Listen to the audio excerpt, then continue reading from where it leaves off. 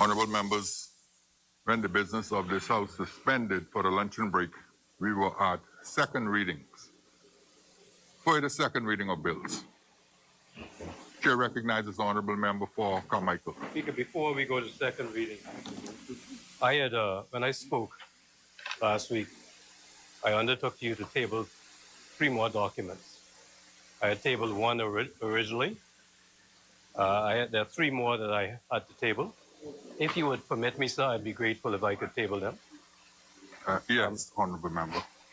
The first document, Mr. Speaker, when I spoke about the effectiveness of the AstraZeneca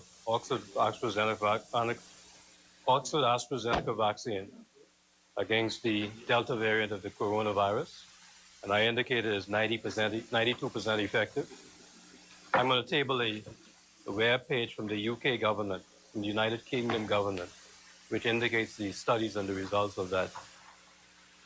Just state the source and the date for me for the record, please. Yes, it's https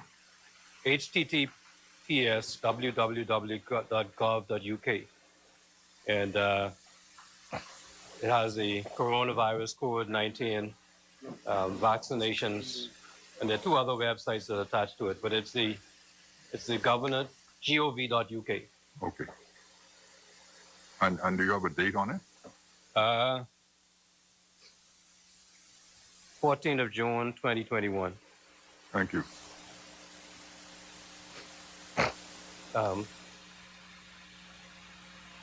Speaker, I also spoke about the roads that have been paved by Bahamix, and I indicated I would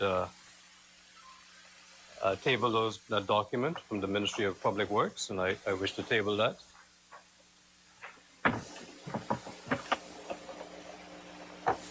And the third document, sir, I spoke about the traffic light intersections that have been upgraded throughout New Providence.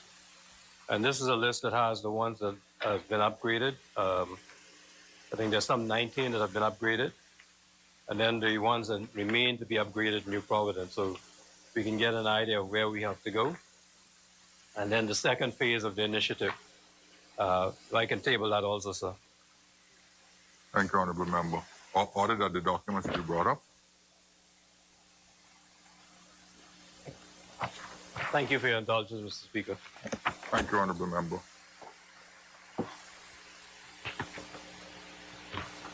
Order that the documents to lie on the table.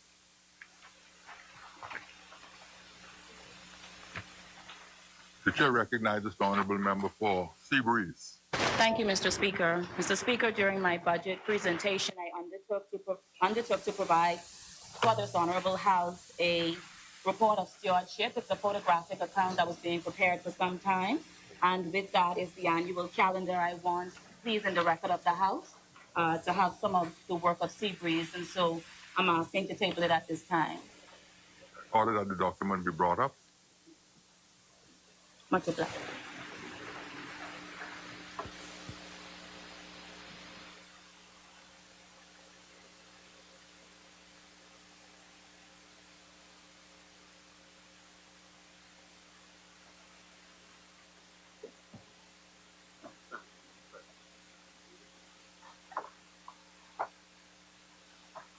Order that the documents to lie on the table.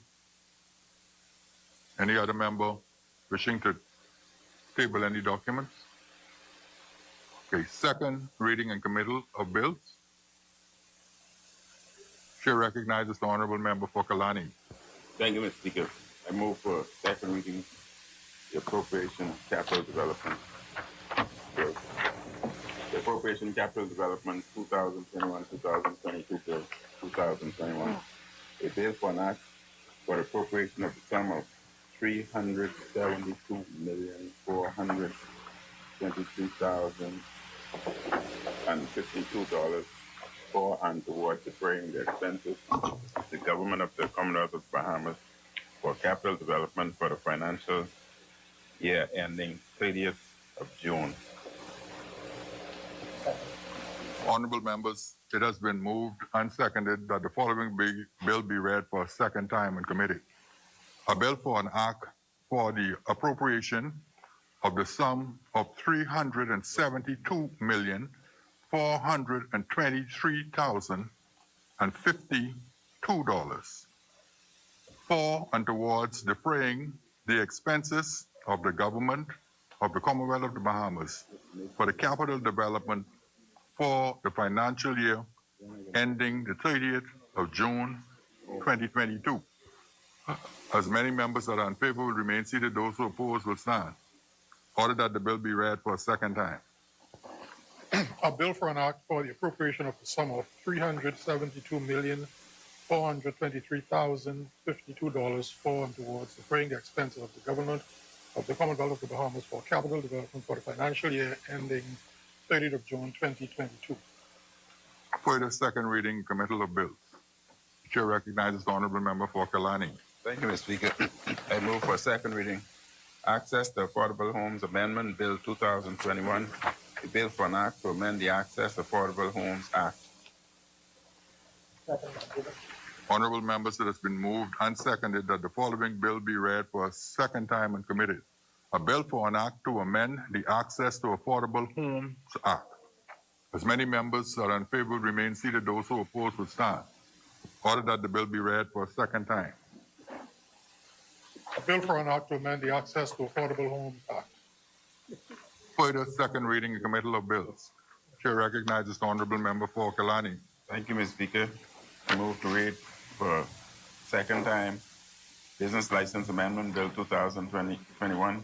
The bill for an act to amend the Business License Act.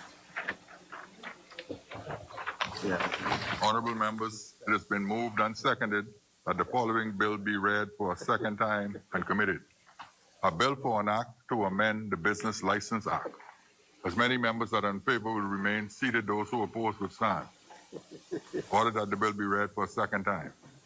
A bill for an act to amend the Business License Act. For the second reading of bills.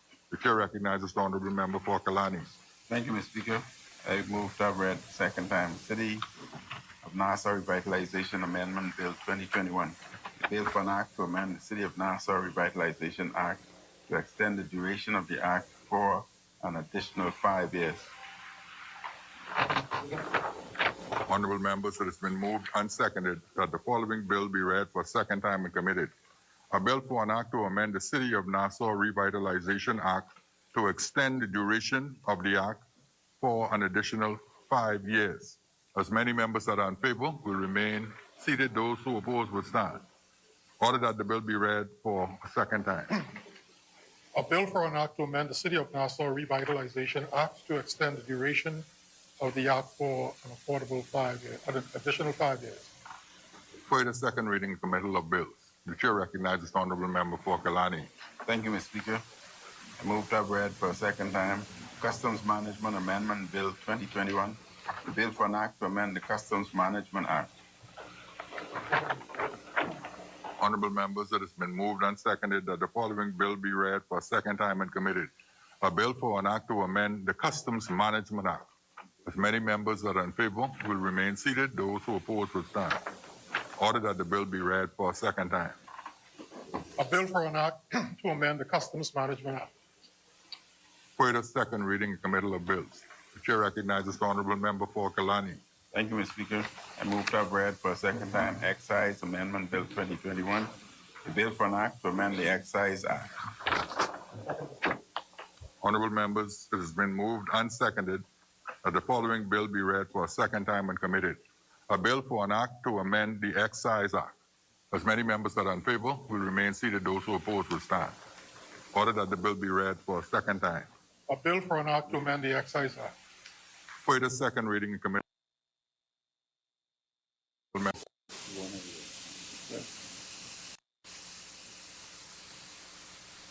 For the second reading, the chair recognizes the Honorable Member for Kalani. My apologies, Mr. Speaker. Thank you. I move to have read for a second time Family Island Development Encouragement Amendment Bill 2021. The bill for an act to amend the Family Islands Development Encouragement Act. Honorable members, it has been moved and seconded that the following bill be read for a second time and committed. A bill for an act to amend the Family Islands Development Encouragement Act. As many members that are in favor remain seated. Those who oppose will stand.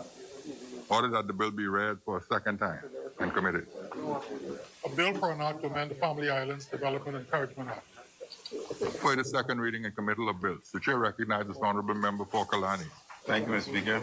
I move to have read for second time Provisional Employment Incentive Program Bill 2021. A bill for an act to authorize the provisional credit of value-added tax and business license tax to enable businesses to increase staff employment levels. Honorable members, it has been moved and seconded that the following bill be read for a second time and committed. A bill for an act to authorize the provisional credit of value-added tax and business license tax to enable businesses to increase staff employment levels. As many members that are in favor will remain seated, those who oppose will stand. Order that the bill be read for a second time. A bill for an act to authorize the provisional credit of value-added tax and business license tax to enable businesses to increase staff employment levels. For the second reading and committal of bills, the chair recognizes the honorable member for Kalani. Thank you, Mr. Speaker. I move to have read second time Real Property Tax Amendment Bill 2021, a bill for an act to amend the Real Property Tax Act. Honorable members, it has been moved and seconded that the following bill be read for a second time and committed. A bill for an act to amend the Real Property Tax Act. As many members that are in favor will remain seated, those who oppose will stand. Order that the bill be read for a second time. A bill for an act to amend the Real Property Tax Act. For the second reading and committal of bills, the chair recognizes the honorable member for Kalani. Thank you, Mr. Speaker. I move to have read for a second time Spirits and Beer Manufacture Amendment Bill 2021, a bill for an act to amend the Spirits and Beer Manufacture Act. Honorable members, it has been moved and seconded that the following bill be read for a second time and committed. A bill for an act to amend the Spirits and Beer Manufacture Act. As many members that are in favor will remain seated, those who oppose will stand. Order that the bill be read for a second time. A bill for an act to amend the Spirits and Beer Manufacture Act. For the second reading and committal of bills, chair recognizes the honorable member for Kalani. Thank you, Mr. Speaker. I move to have read second time Public Finance Management Amendment Bill 2021, a bill for an act to amend the Public Finance Management Act to empower the Financial Secretary to authorize third parties to collect taxes and arrears. Honorable members, it has been moved and seconded that the following bill be read for a second time and committed. A bill for an act to amend the Public Finance Management Act to empower the Financial Secretary to authorize third parties to collect taxes and arrears. As many members that are in favor will remain seated, those who oppose will stand. Order that the bill be read for a second time and committed. A bill for an act to amend the Public Finance Management Act to empower the Financial Secretary to authorize third parties to collect taxes and arrears. For the second reading and committal of bills, chair recognizes the honorable member for Kalani. Thank you, Mr. Speaker. I move to have read for second time Tariff Amendment Bill 2021, a bill for an act to amend the Tariff Act. Honorable members, it has been moved and seconded that the following bill be read for a second time and committed. A bill for an act to amend the Tariff Act. As many members that are in favor will remain seated. Those who oppose will stand. Order that the bill be read for a second time. A bill for an act to amend the Tariff Act. For the second reading and committal of bills, the chair recognizes the honorable member for Kalani. Thank you, Mr. Speaker. Speaker, I move to have read second time Tax Appeal Commission Amendment Bill 2021, a bill for an act to amend the Tax Appeal Commission Act. Honorable members, it has been moved and seconded that the following bill be read for a second time and committed. A bill for an act to amend the Tax Appeal Commission Act. As many members that are in favor will remain seated, those who oppose will stand. Order that the bill be read for a second time and committed. A bill for an act to amend the Tax Appeal Commission Act. For the second reading and committal of bills.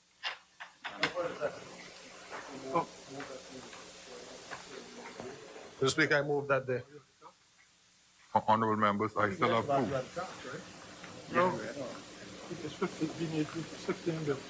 So how much is it now? That's the package you gave me. Honorable members, I need the immigration amendment bill and the value added tax amendment bill. Value added tax. Provide us with copies, And please. provide us with the copies that we have today. Thank you. Thank you, Mr. Speaker. What's the other one, the immigration? Immigration amendment bill.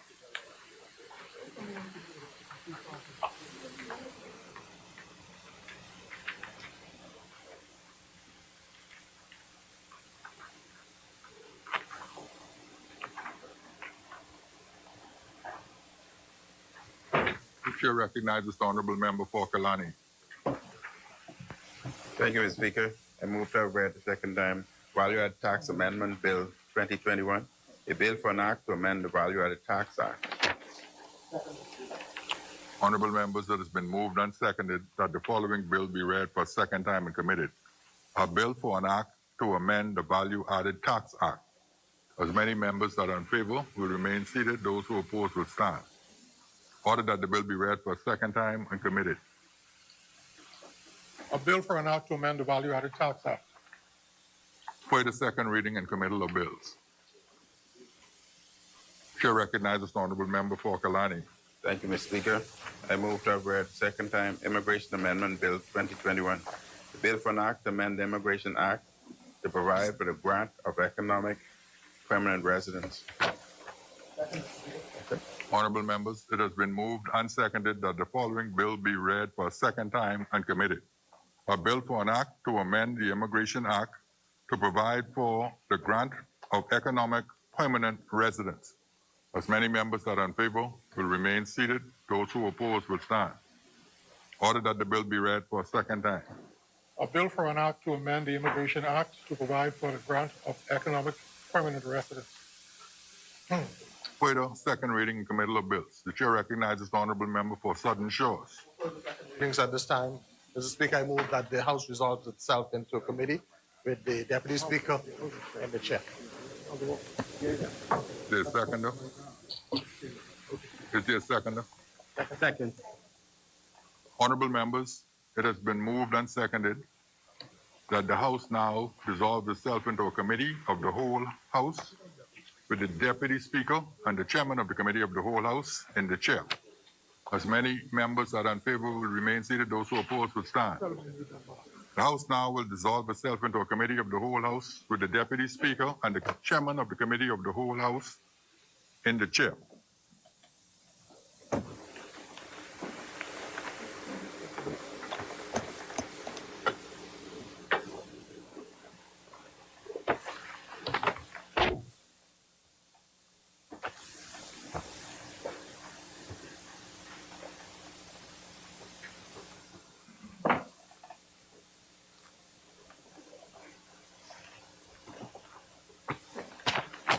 Committee of the whole of many.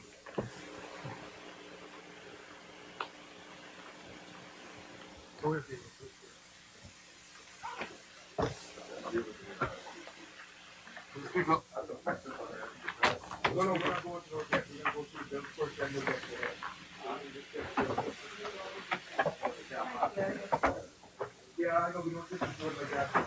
Set your hands up, you go through your hands and yeah, let's go. Members.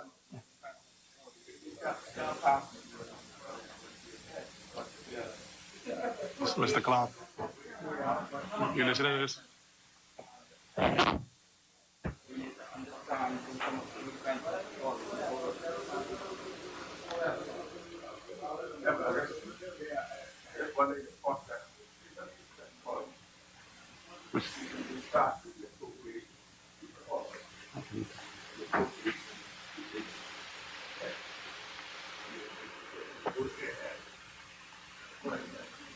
You may find that there may have to be some adjustment, which is rare, but that is the process. Go through the head, because what is here, then if you pass the bill, what are you going to the head for? What's already agreed to? No, I understand that, but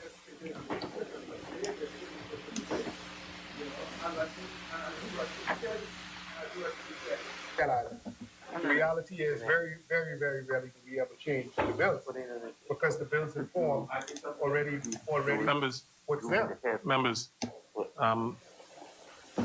as I believe, but I've been advised that it really doesn't make a difference. The process that the government is intended to proceed on, we could proceed. All right, Mr. Speaker, we will then move to the, we'll move to the heads then. We'll move to the appropriation and revenue.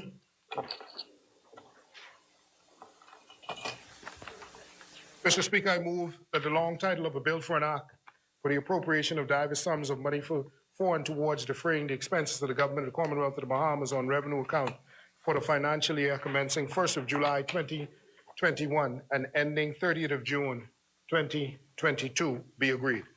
Second. Been moved and seconded that the bill be agreed. We typically The long title just get the first. be agreed. As many members are in favor remain seated. Those opposing will rise. Long title of the bill is agreed. I agree with them. Yeah, very true. Mr. Chairman, I do move that the short title be agreed. Been moved and seconded that the short title of the bill be agreed. As many members that are in favor remain seated. Those opposing will rise. The short title of the bill is agreed. Mr. Chair, I move that clause 2 be agreed. It's been moved and seconded that clause 2 of the bill be agreed. As many members that are in favor remain seated. Those opposing will rise. Clause 2 of the bill is agreed. Mr. Chair, I do now move to the schedule.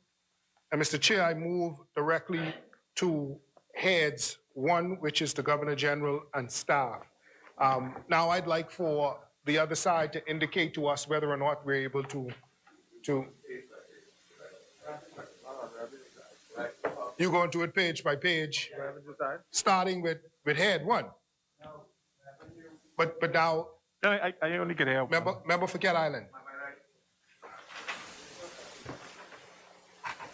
I know that he's going straight to expenditure, right? But revenues to us very relevant and essential process for which inquiries are necessary to determine whether or not the projected revenue could meet, not meet, but to explain some of the expenditures.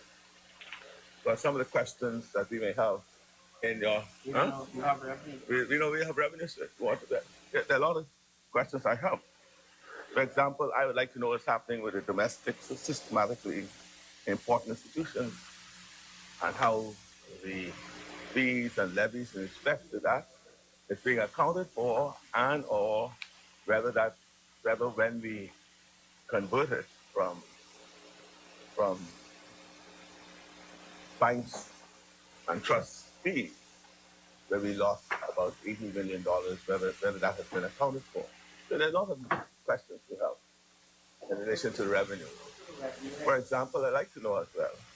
Before you go in there, I got your point though. I got your point. Yeah. The member for Cat Island stood up and requested that we proceed under the normal course of business in this house. The normal course of business we deviated from during the last budget debate.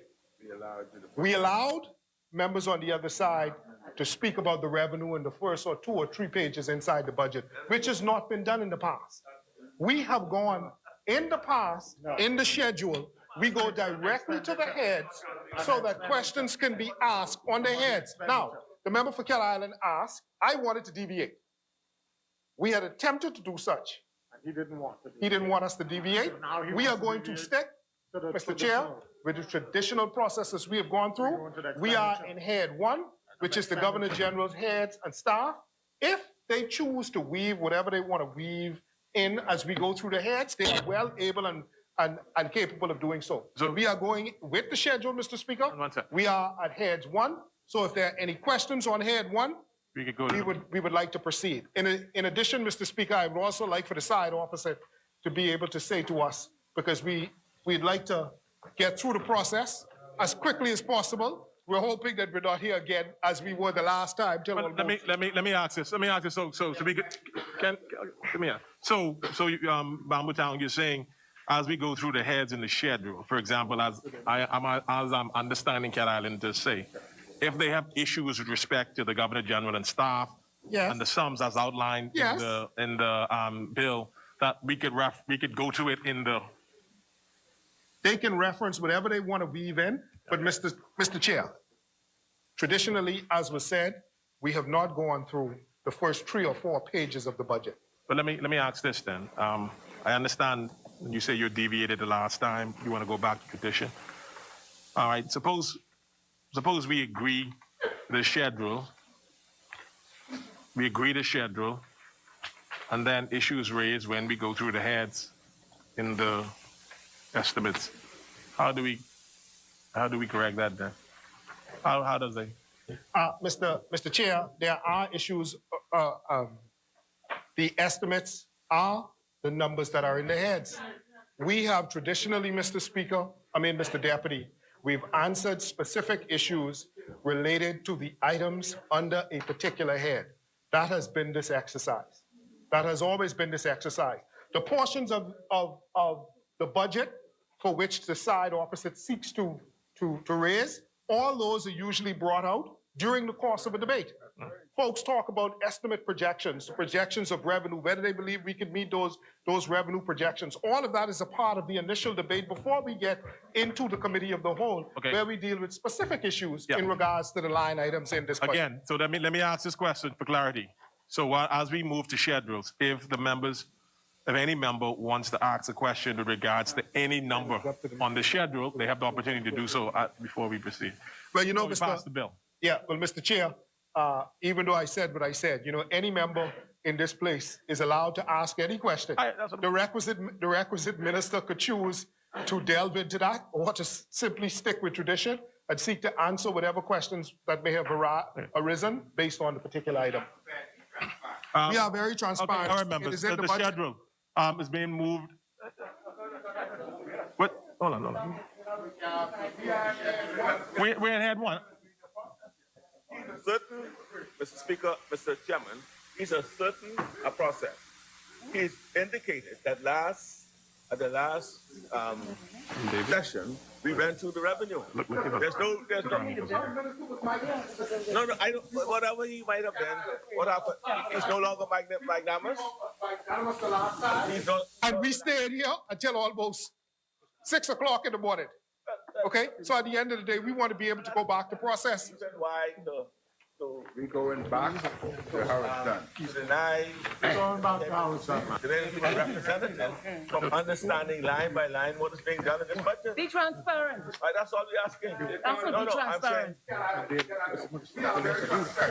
Mr. Chairman, this budget is very transparent. Every Bahamian, it's online. They could take it, they could look at it, they could digest it and decide their views as to what they believe is there. Okay? Cat Island, you asked that we proceed in the normal due course of the traditional budget debate. So that's what we're doing. We're going to head one. So we have moved away from what you call it. Members. But you requested that we do. Members. We're going to proceed as. I move that you be allowed to discuss and under revenue. Second. On the motion? In the interest of. On the motion, it's been seconded on the motion. On the motion, Mr. Chair, Yes. I stood up and sought to deviate from the normal process and course. There it is. The side opposite said we should not do that. We should not do that. We're And so, gonna, Mr. we're gonna, Chair, yes. we are back. We are requesting on the motion that we proceed in the normal course of the process during the budget debate. On the motion, Mr. Speaker. It's being moved, it's been seconded, yes. Deal with the. And the member rose on the, He spoke on the motion. yes. I now respond to him on the motion. All right. Mr. Speaker, Mr. We're gonna Chairman, vote. We're gonna vote. the deviation, which he said he was wanting to do, has nothing to do with how we deal with the heads. He wanted a short circuit and go and deal with the bills, passing what I call the underpinning documents of the estimate and the various amendments to the very money bills that we have, Money Act we have. That's what he wanted to do. And we said that will be an anomaly because you should go through the heads there first before you do that. Now, that's the deviation. We are not deviating. Last year, we went to the revenue. This year, we wish to do so again. As a matter of fact, the side opposite just completely blew away their own argument. Because the revenue that he speaks about is what these bills are all about. The value-added tax, all of the amendments that we have made to these requisite bills that speaks to our revenue projections. Now, had the member wanted to proceed, what the member should have done was agree to what we have agreed to do. Then we would have been speaking about all of the projections in the first or two or three pages of this budget. The member asked that we proceed in the normal course of business. The House, the chair is gonna, the chair, you counted, being moved and seconded, it's being moved and seconded. I'm listening, let's not, I'm allowing, they just stood up. Need you. You say what? I said, I'm listening. What you want me to call you then, I'm listening? You're telling me what the... I'm trying to... hold on, no. I'm trying to... We don't want any more incidents, and we don't want any more, nothing else in this house. I guess if we could just...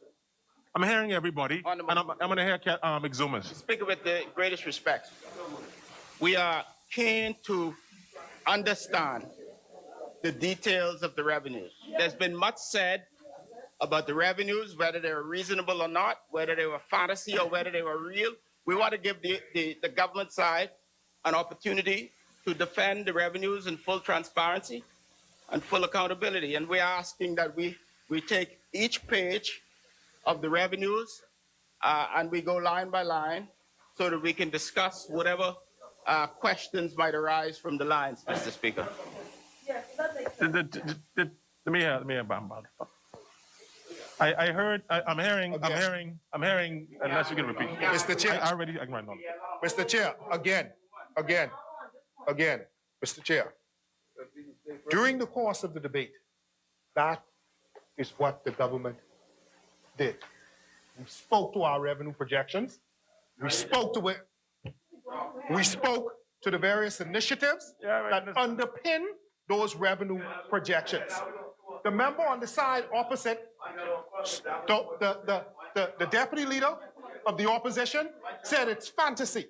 He called it Alice in Wonderland. We've already had that discussion, Mr. Speaker. But he asked no question. Mr. Deputy, we've already been down that road. They asked that we proceed the normal course. Mr. Chair, I'm asking that we proceed the normal course. We're truly taking up a lot of time. Listen. I'm gonna let me hear Centerville. Thank you very much. You mind me calling you Centerville, right? Yeah, no, that's fine. Okay. I represent Centerville. I am from Centerville, and we are Centerville. Sorry, joke. Thank you. Now, Mr. Speaker, I was not informed of a decision as to whether we would follow some traditional approach to going through the budget.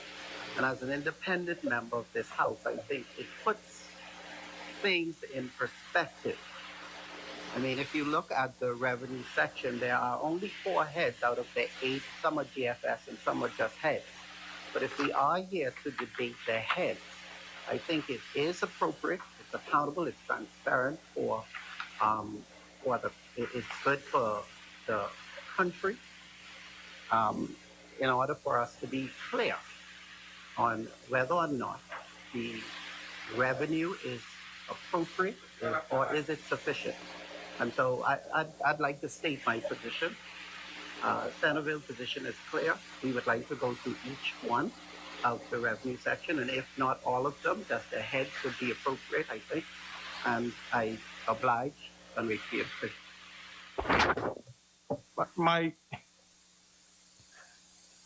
My understanding is this, and I spoke. I know the member for Bamboo Town said that we might have deviated from the traditions last year, and we allowed certain things to happen last year. But my understanding, and that's why I asked the member for Bamboo Town, if as we go through these various heads, whether or not members will have an opportunity to specifically direct the chair and other members to heads in the estimates. My understanding, and I stand to be corrected, Bamboo Town, is that members would be able to direct the chair.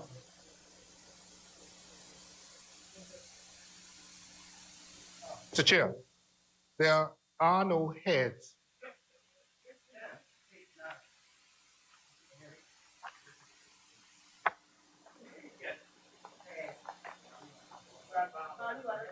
We're not going there. Mr. Chair. Mr. Chair. That's what I mean. Mr. Chair. The reason why I said Bamboo Town is Mr. this, Chair. because I mean last year we were hold on a minute, because last year and the following year we were able to go through each, and members were able to question the government on any subheadings under these heads. My understanding is that was the intent of this whole process.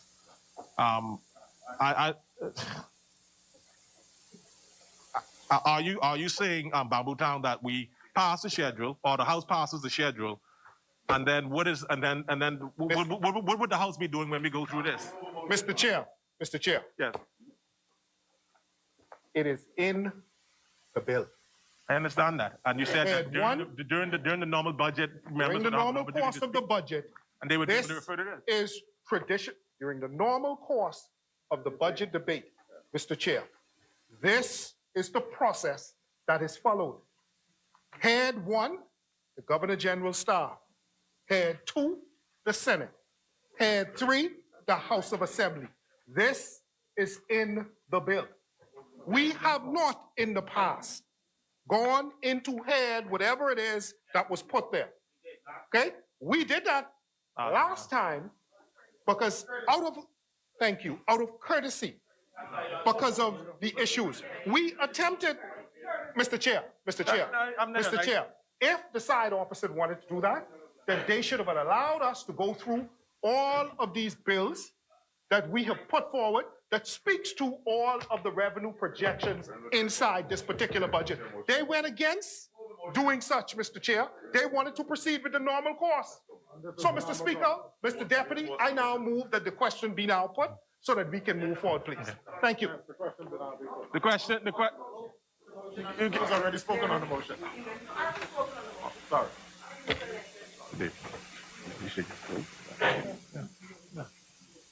Let me listen first. Then we go on the motion. Thank you, Mr. I Deputy. asked that the think question point be that's now being put. made- Oh, the question is being put. You can't. I have The question is being requested put. that the question be now put. Yeah. Okay? I'm what else is Anglison. The point is that the question is being put. We can't have a debate on the question. The question is being put. What's the question, Bamboo Town? Sorry. That head number 1, Yes. that head 1 be agreed.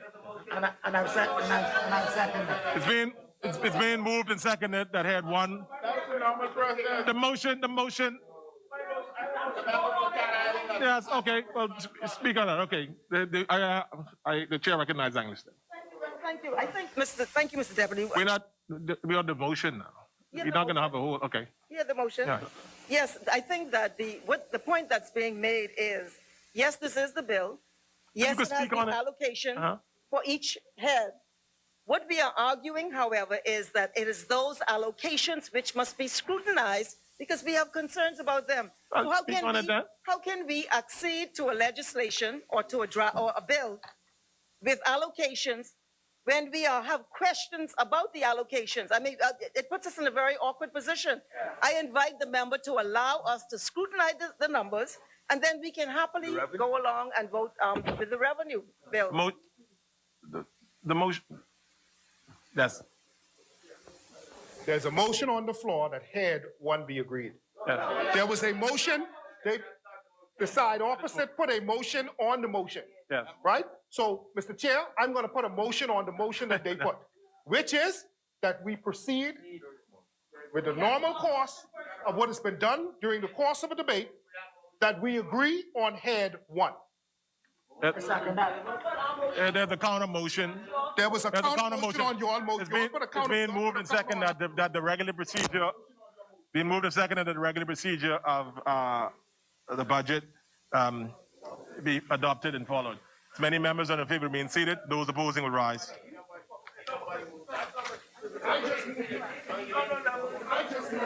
The motion is carried. The motion is carried. The motion is carried. Bamboo Town.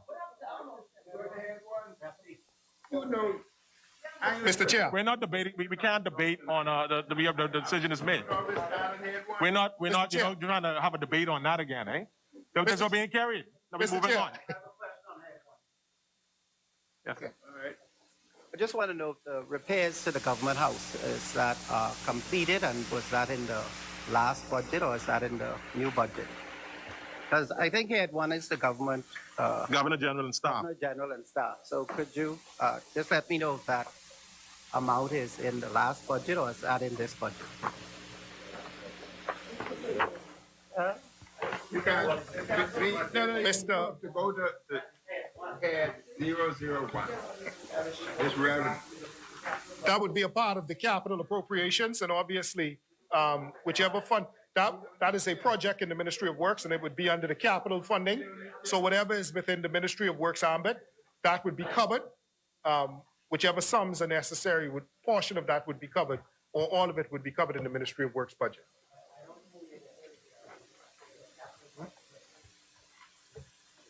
We don't. Are you speaking from your feet, or you? One second, Michael. The member for Stantonville was saying, but he was on it. He was on it. When you look at the capital expenditure, excuse me, I'm just referencing, right? Okay. When you look at the capital expenditure in on page 195, it speaks to the various heads, and so the heads, if it's head one, then I would think that we're discussing head one, right? Or you're discussing head one of the recurrent expenditures. That's it. Okay, but there is no Governor General's head in the capital expenditure. Mr. Chair. Yes. There's two portions to this budget, two bills that has to be passed. There's the revenue account, and then there's the capital at the back of the budget. We will get to that point. the capital heads. The chair recognizes Cat Island. You heard the question. Cat Island. Mr. Chairman, I invite who is to respond, the Minister of Finance. If you look at, there are several items. If you look under allowances, page 43, allowances.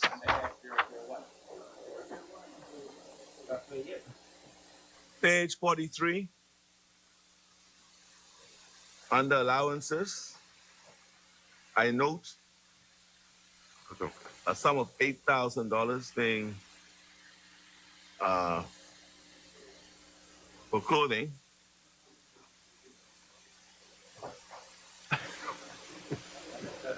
You know, Cat Island, you don't have to respond to everything. it adds up, right? Your daddy will tell you the pennies adds up. You know, the little tokens and those washing machines, they add up. And when one don't go in, okay. He was nickel and diamond customer. See, that's the Cat Island. Carry on, Cat Island. Which reference that was again? Numbers. See, 2112. Yes. 122. I can never learn. 122. Yeah, clothing allowance. Okay. Yeah, the actual expenditure. We spent $3,055 in 2019, 2020. We allocated $8,000 for 2020, 21, but we only spent $1,800 for the year. Now, the reason why that comes out at me, when you go to the next line, 211, 2199, it has other allowances.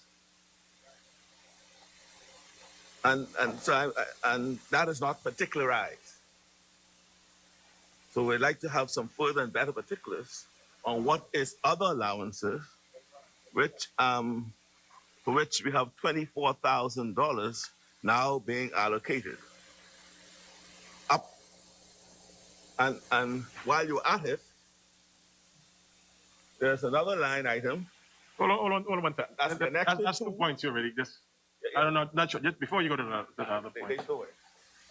I know Kalani seems to be looking.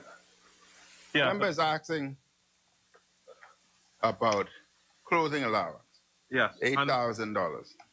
Mr. Speaker, that clothing allowance are public officers who are assigned to the Governor General's facility.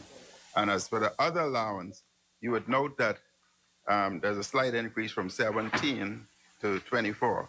And this is for the police and other individuals assigned to the Governor General's facility. And you know that the Governor General facility had subsequently moved from Governor's House out to Westridge. That's yeah, but what's the allowance for? I mean, you're saying, Yes. I mean, what these other people are doing to entitle them to an allowance. You see what I'm saying? And then if you go down, while you're at it, before you get back up, if you go to 224-1213, there you have clothing again and clothing supplies. So, you know, it seems to be duplicated. Let me explain it again. Chair. Where the member is talking about 224-1213, clothing and clothing supplies, that is given to the house personnel, house staff. That's the maid, kitchen staff, etc.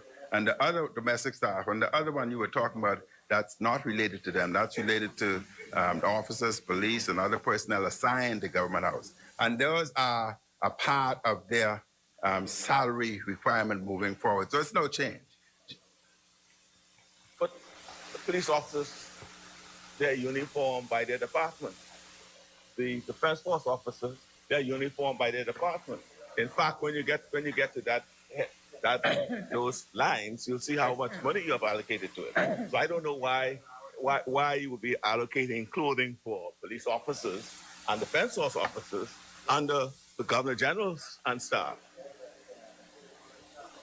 Yeah. Sorry, before we proceed, Carmichael, I'm sorry, sir. Sorry, Carmichael. I don't know if you passed that. You don't need to. If it ain't. Mr. Chairman, I communicated with the member of Senate bill without having to speak on the. Very well. Great. Sorry, I didn't want to think that I was overpassing. Osmani.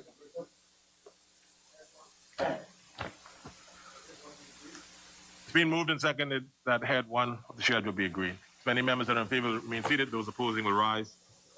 Head one of the schedule is agreed. Mr. Chair, I move that heads 2 and 3 be agreed. Second. Well, just go through. It's 2 and You 3. can ask the question. The chair recognizes Senator. Just a question. The salaried persons at the Senate, it's showing here that they've moved from permanent and pensionable. The category is head 2. You've moved from permanent and pensionable to contract workers. Is that page 45? So that means all of the staff were now moved from permanent and pensionable to contract workers?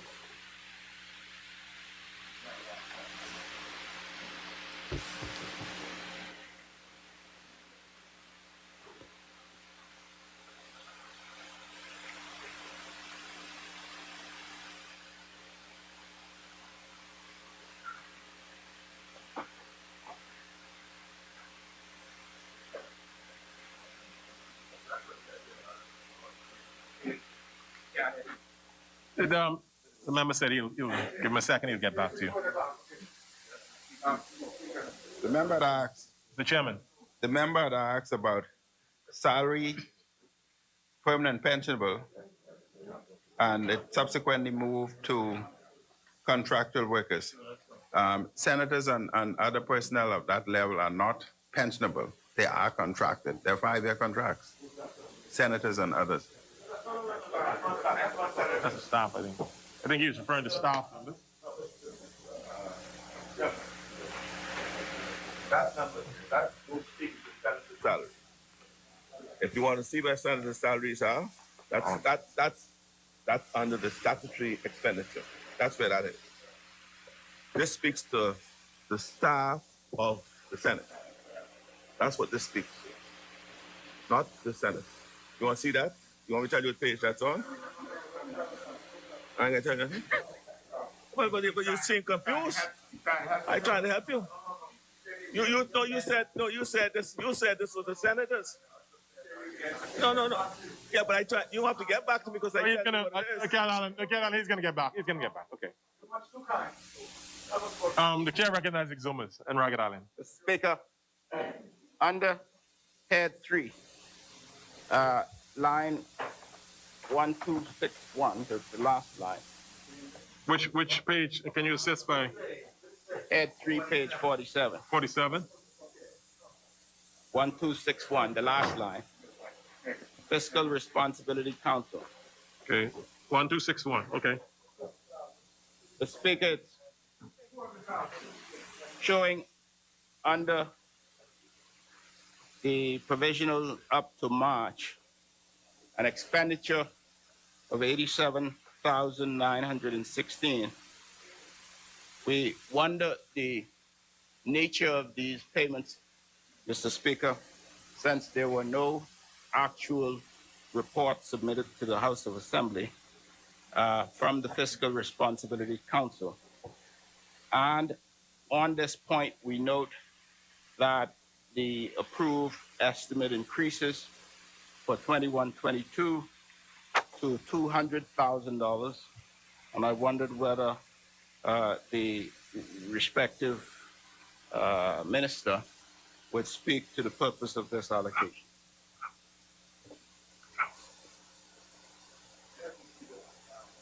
Budget would have moved from 87,000 to 250,000, and that's to cover operational expenses, including salary. Speaker, salaries of the Fiscal Responsibility Council? Yes. As far as stipend. Yes. Stipend, yeah. Mr.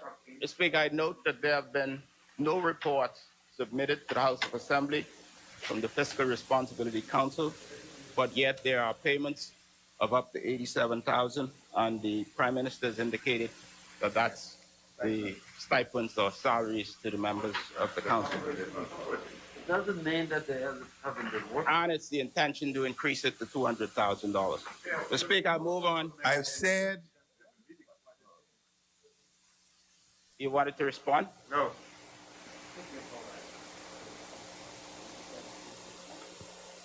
Mr. Speaker, I would like to understand the increase in this line, the justification for such increase. Stand up, we can't hear you. Speaker. We can't hear you. Mr. Speaker, allow me to That's Kalani, please. Allow me to repeat. The $250,000 is for operating expenses, including the stipend that those from the council receive. And the stipends vary according to individuals. Speaker, I wonder Now, whether... if you want a breakdown of the stipend, I'd get that for you. Speaker, I wonder whether the minister would lay on the table the terms of reference for the Fiscal Responsibility Council, in addition to any agreed compensation, because this is not laid out in the Fiscal Responsibility Act. He can undertake to bring it, or he can speak to it now if he wishes, Mr. Speaker. But these are relevant details related to the Fiscal Responsibility Council that's not particularized in the Fiscal Responsibility Act. Chanaville. Deputy. Breakdown of how the stipend is paid. I thought I had the document here with me. I don't. I will have that information provided for you. So you'd have a complete breakdown. So the member for Kalani is undertaken to provide it to the House. We note and we are keeping a close record, Mr. Speaker, because at the last budget there were many undertakings to come back with answers that have not been forthcoming, Mr. Speaker. In relation to line 1302 under head 3 on page 47, building maintenance, 1302, we note an allocation of 7,600 for the year 2021. However, we note to the end of March, zero has been spent, and it is patently obvious. Page 47. We're on head 3. Speaker, I recommend that the government side take the heads one at a time so that it could be less confusing. But on page 47, head 3, line 1302, building maintenance, 7,600 allocated, zero spent. Speaker, I'm concerned about this line because the Speaker has bemoaned often the condition of this Parliament. The speakers don't work. Mr. Speaker, we see cards laid all over the place rather than getting a big screen to put them on. I wonder when the needed maintenance of the House of Assembly will be undertaken. Kalani. In case the members are unaware of budgeting, the 7,600 are for incidentals that can be done immediately. However, major repair works would fall under Capital and the Ministry of Works. Speaker, as was pointed out previously, there is no head on the Capital Works for Governor General or the House Assembly, Mr. Speaker. There is a line, though, for building maintenance right here. So I'm wondering if the Prime Minister would simply focus on the question, and the question is, when will the requisite maintenance be done to the House of Assembly building? The chair recognizes Carmichael. Speaker, I thank the honorable member for Exuma for asking that question. Building maintenance for any structure that is essentially owned by the government, when we're speaking about capital maintenance, which I believe is the thrust of this question, comes out of the building maintenance provision in the Ministry of Public Works. And so the honorable member would have seen that there have been some works that occurred at this honorable house, in the Senate building and other structures. The funding for those works, funding for lighting and other things that he has seen would have come out of the Ministry of Public Works budget, capital budget. So this figure here is not related to capital works. As the Minister of Finance. Much obliged, Mr. Deputy. We told you that earlier. Senator. Yeah, just two quick questions, Mr. Deputy.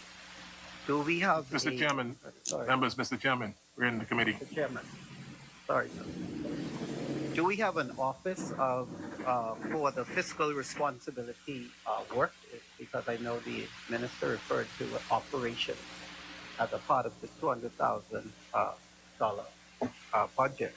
Also, I'd like to ask. I mean, I see as far as the Senate and the House of Assembly is concerned, we have quite a number of people that are contract workers versus permanent and pension workers. Is there any view to ensuring that these persons move into a permanent and pensionable position at some point, or this is just something temporary?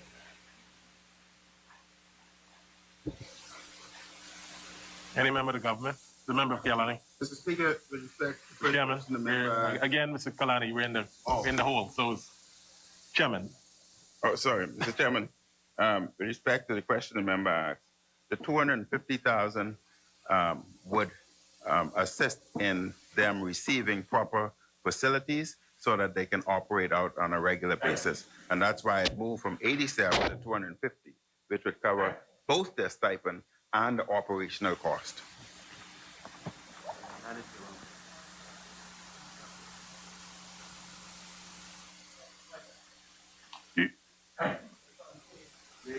That's a different question that you asked. Yeah, I did too. I just asked. I'm saying that question, the second question, that's the same question as you asked before, right? The $25,000. No, the 200,000. I was asking about operations. Sorry, the 250,000. No. Yeah, on page 46, I was asking the member that I was letting him know that we have quite a huge amount here for contract workers and versus permanent and pensionable. And is there any view to making these permanent and pensionable persons, these contract persons, permanent or pensionable at some sooner point in time instead of temporary? Public service has spoken about that. It has always been the government intention to move as many individuals permanent pensionable as possible. As you know, there have been some individuals in the past. We have instituted a program because some individuals would have been contracted 5 years, some 10, some 15. And we've instituted a program in the past so as not to appear biased, that those who were on for 15 years would be dealt with first, then 10 years, then 5 years, and so on and so forth. Ken Island Ram Keynes to start it off. You know, we all occupy this thing, and we note, for example, for the year ending March fiscal year, $450,000 plus was paid to permanent and pensionable staff. Huh? 450. Yeah, 450. Yeah. For its top line. And then for salary contract workers, we have 838,000. I think that is what has raised the query from the member from Centerville. And we know that's a lot of money for the amount of persons we see around here. I don't think we have more than 6 or 7 employees that I see. Plus of course, the Hansard and the Parliamentary channel. But it appears to be either over budgeted and or persons are on being paid from this head and they are assigned to other ministries. We just need to have an understanding of that. And then the one thing that concerns me as well is that we know that the members, the staff members here, work excessive overtime. And I know $25,000 has been allocated under that head. Yep. And that's probably going to be eaten up by this one session today. Yeah. I think there's arrears. Aren't there arrears? Huh? The speaker has spoken to arrears. Yeah. And they have arrears too? I thought the speaker said there were arrears. Yeah. So could we just look at how we are treating this ancient assembly? That ought to be independent. Right, that ought to be independent. You have to keep coming to your And because I want to have an understanding of how these salaries, the salary and contract workers and pensionable staff are $1,340,000 allocated the next fiscal year, 2021 to 2022, for contract workers. That's a lot of money for 1 year for what we're seeing around here. And so it just, I know at times persons may be paid from one ministry to the next, and I just wondered whether that's the case. I don't know what's happening. I need an answer. So just tell us. Tell Kalani. I speak. And of every personnel, and we would get that answer for him. And as for the member for Centerville who wanted a breakdown of the payment, I mentioned earlier that the Fiscal Council receives a stipend. The chairman receives $25,000, and each other member receives $15,000. The council is answerable. As many? It's being moved and seconded that clause 2 and 3 of the schedule be agreed. If any members are in favor of remain seated, those opposing will rise. Clause 2 and 3 of the schedule is agreed. Bamboo Town. Head 4 be agreed. I said you want a breakdown of each name, and I'll get the names for you. But I also raised the query on the allocation for overtime. $5,000. They don't wait. No, but let me finish here today. The line and gone. If they were doing. Anyhow, Mr. Speaker, just we've moved on, but I would still respond to the member in spite of us moving on. All right. It is felt that the 5,000 is adequate to deal with what we have to deal with moving forward. Bambutang, Spent $120. sorry, Bambutang, sorry. Mr. Chairman, I think we've moved on to this. I only, the Kalani only responded. Bambutang. thank you, Mr. Chair. Mr. Chair, again, I ask that head 4 be agreed. Second. Been moved and seconded that clause 4. The chair recognizes Exuma, Morgan Island. Mr. Speaker, when we look at page 49, line 1138, external audits, we noted that 221,000 spent in 1920, and there is a $100,000 budget for 21-22 for external audit. And I wonder whether the Minister of Finance would give us an indication as to what this external audit matter relate to, given that the Auditor General has its own staff, Mr. Speaker.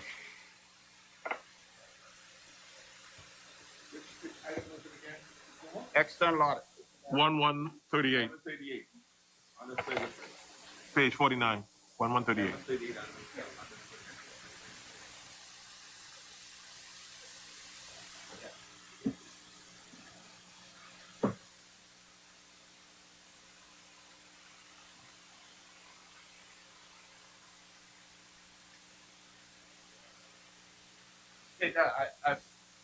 I've overheard that the minister will get back to me, but perhaps while he is researching that matter, he might also advise the Parliament whether any of this amount is related to forensic audits, firstly, and secondly, I would be grateful if he would advise the House how much has been spent on forensic audits since his government took office in 2017, because I recall that when they took office, Mr. Speaker, they went on quite a frolic as it relates to forensic audits.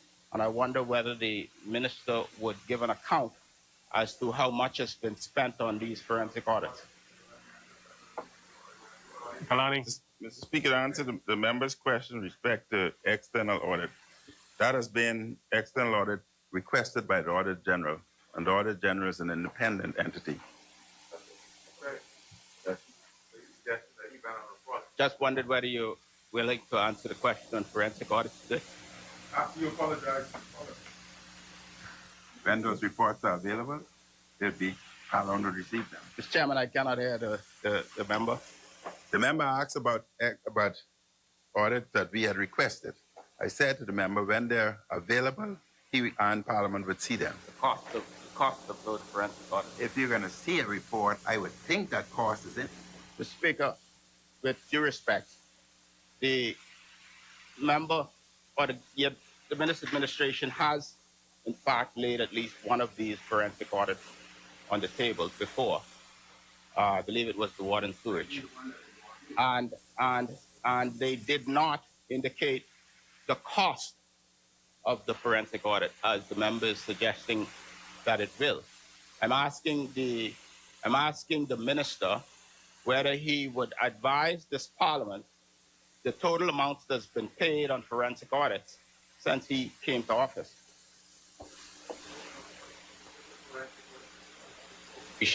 Be embedded in the water and sewage corporation. Yeah, but some of them dealt with agencies and would be embedded within those agencies. There were multiple audits engaged by the Office of the Prime Minister, as I understand it, Mr. Speaker. And if he doesn't have the answer today, I'll accept an undertaking to get the answer when he has it, Mr. Speaker. Mr. Speaker, it's quite obvious that the members are asking about the cost of the audit for water and sewage. No, all of the forensic audits, Mr. Speaker. Then the various departments would release those. Those audits that are under the office of the Prime Minister, once they're completed, you would receive. The audit for the water and sewage, you know very well, that was tabled and the cost was likewise known. I think you were involved in the audit, you were in the report also. I would be grateful if the member for Kalani would present the requested information without deflection to the Parliament when it becomes available, Mr. Speaker. Angliston. I'm wondering if I recall that in the speech from the throne, this government promised an independent Auditor General's office in the promotion of transparency. As we see today, the budget is still coming from the government, and it's not an independent Auditor General's office. And I'm wondering whether the government can say, in pursuance of its oft-declared policy of transparency and accountability, when we can expect the legislation to be brought so that the budget of the Auditor General does not have to continue to be brought to the Parliament in this way. Sorry? In this way. No, this is as a department. You would have, just as you have separate entities, they would have an independent budget. This is now a department under the Ministry of Finance. And so I'm asking, let's not get defensive. This was what y'all said in the speech from the throne. I'm only repeating it.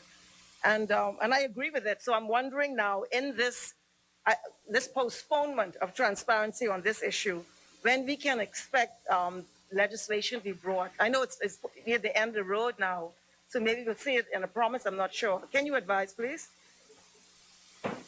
Kalani.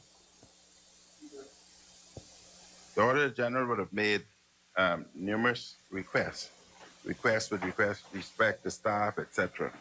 And under the budget allocation, we provide as much as possible. And the Auditor General is independent. Senator. Mr. Chairman, on the contrary, I wanted to ask why was there a reduction actually? Because I was wondering if the government was going into direction of if you had undertaken that this department would be capable of doing what it has to do and therefore might have reduced the external audit. So I just wanted to, my question then was just why was it reduced? If you're looking at more accountability and transparency, what maybe we needed that. I thought that the department would need some more external audit facilities. So I just wanted to know if that was the trajectory you're going on or not. Okay. The question is why was it reduced? Right. For the Auditor General's office. Why was external audit? Sorry, external audit. External audit. Okay. The Auditor General would request for external audits to be done, and those are provided. So the monies are based on their request. Chairman. I'm Angliston. I'm just wondering, I don't think the member answered the question, because I'm looking at the speech from the throne. It spoke about establishing and strengthening independence of the Office of the Auditor General. And so I'm just wondering, obviously you didn't think, you say it's independent, but you thought it needed strengthening. And so I'm wondering when we can see legislation to strengthen the Office of the Auditor General. That's what I was asking. It was promised in the speech from the throne 4 years ago. And I'm just wondering if we're going to see that, because it's transparent and you're accountable. So I'm wondering if you can let us know, please.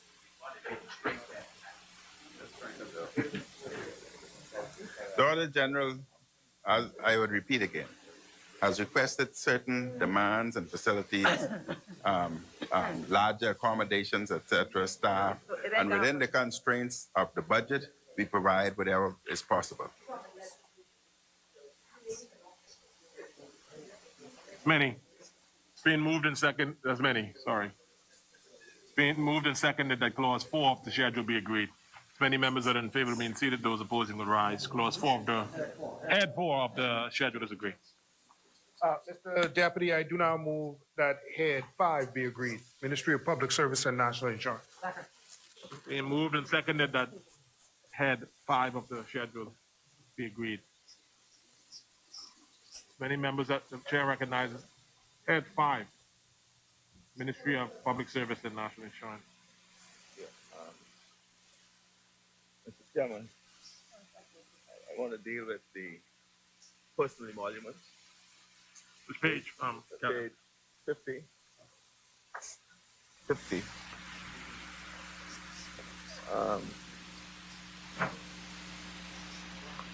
I start from the last item on personal emoluments and then I'll work my way up. Special Employment Project, 204. It's a member from Anderson. No, North Anderson. No, right here. North Anderson here? He's right here. Okay. The Special Employment Project.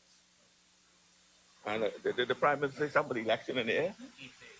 Did the Prime Minister say election in the air? Mr. Speaker, I note that in 2019, 2020, $12 million, 12 million plus was actually expended in respect to special employment projects. For the year, for 2020, 2021, 4.8 was spent when 12 million was allocated for that same head. That's 4 million in 9 months. We see that in 2021, the 12 million is allocated again. I'm just wondering, I wonder if I could borrow the language from the member from North Abaco, North Andros, on the special employment. Yeah, could you dispel any reasonable inference? The member for, what's the member from Carmichael? I see special employment projects. I just wonder, could any reasonable inference could be drawn that we being an election year, that this $12 million is for the purpose of which North Andros has said the check for the employment project in BAMS is the same. Not everything, but 20%. But I do my best. I didn't say it. I didn't say anything, I didn't say anything. North Andros plant I just want. That was a bouncy seed. I would ask. He planted I'll ask the seed. minister to explain what special projects, special employment projects means, please. Let us know, and how we can get some of that. I also note that in the last budget, again now, you see, Speaker, I'm raising these questions. I might have asked these questions today, but for the intercourse we had the other day in respect to the the interchange. No, the exchange, same thing. Exchange, I have. All right, members. Okay. Get on it. North Andros. He's suggesting. No, we had that exchange. Members. Let's just get on it. So we note that no appointments for college recruits were provided for in 2019, 20, 2021, right? But 21, 22. In an election year, 1.5 million is being allocated for that. And then we note salary adjustments. What number is that now? This is right on. That's 104. Okay. Salary adjustments. You have $2 million of salary adjustments. Wow. Right? That wasn't there before. We note that global. No, we're trying to understand. You see, there are some follow-up questions to these, you know. So don't just believe it ends there. And your answer is being listened to. But this deals with the public service and employment in the public service. And the commentary that's been made about the public service. Yeah, then I go up. Yeah. Then we go up to global provisions. Right? Global provisions, that's 103. No, but they all related. That's why he said personal emoluments. Yeah, it's personal emoluments. Yeah, it's just all part of this apparent slush fund. You go up $2 million. You add $2 more million this year for global provision. Right? No, salary adjustment is different from. It's different from the global new appointments. You intend to appoint new employees on a monthly basis to a tune of an additional $2 million from what you had allocated from last year. When in 2020, you only spent $1 million plus, and now you're up to $5 million. So you're going from 1 million. That's what you actually, well, that's only 9 months. All right? But now you're up to 5 million. Well, you know, an election year. There is no answer. What answer? You said something over there. And so, I would ask, I'll ask that the minister, I'll ask that the minister just respond to those inquiries and those various, because what is happening, Mr. Chairman, we want to understand what is the government's underpinning policy and vision on these matters, where it appears that you're going to go on a hiring binge this year. Any response from the government? In regard to the state of our economy. All right. The chair recognizes God Mills. Mr. Chairman, the member of Cat Island made a number of statements and he gave me a number of questions. I can't remember all of them. I'll try to respond to them as quickly as I can. And if I miss one, I'm sure he'll come back to me and ask me about it. Let me begin with the one that he began with first, Mr. Chairman, and that is he was talking about the special employment program offered by the government of the Bahamas, for which he played an active role. He had selected 27 members in Cat Island to work on this government. Cat Island, Mr. Speaker, the member is saying that I participated and the impression is I caused, how many persons you say I caused to be hired? 27? Not a day like it, Mr. Speaker. And I have the names of the persons who they hired. You all even sent people from Nassau to work down there. You and the member from Yamacraw. You all identified persons to work down there and didn't hire a number of persons. I begged you to hire one person. She's still not hired. You sent report to Cat Island. God Mills. Let's hear God Mills, members. Members, let's hear God Mills, please. Mr. Chairman, I have the list. I have the list of all of the family islands, all of the islands of the Bahamas that selected members to be a part of the special employment exercise. You said this. Sorry, you said all of the. You want to answer? Yeah. I did not interrupt the member for Cat Island, and I heard from his seat that he said I called him and asked him for some names. So God knows that. Members, can we hear God knows? You're saying that members of Parliament contributed to the list. Every single member of Parliament. Every single member of Parliament provided me the names for individuals to work on the special employment program.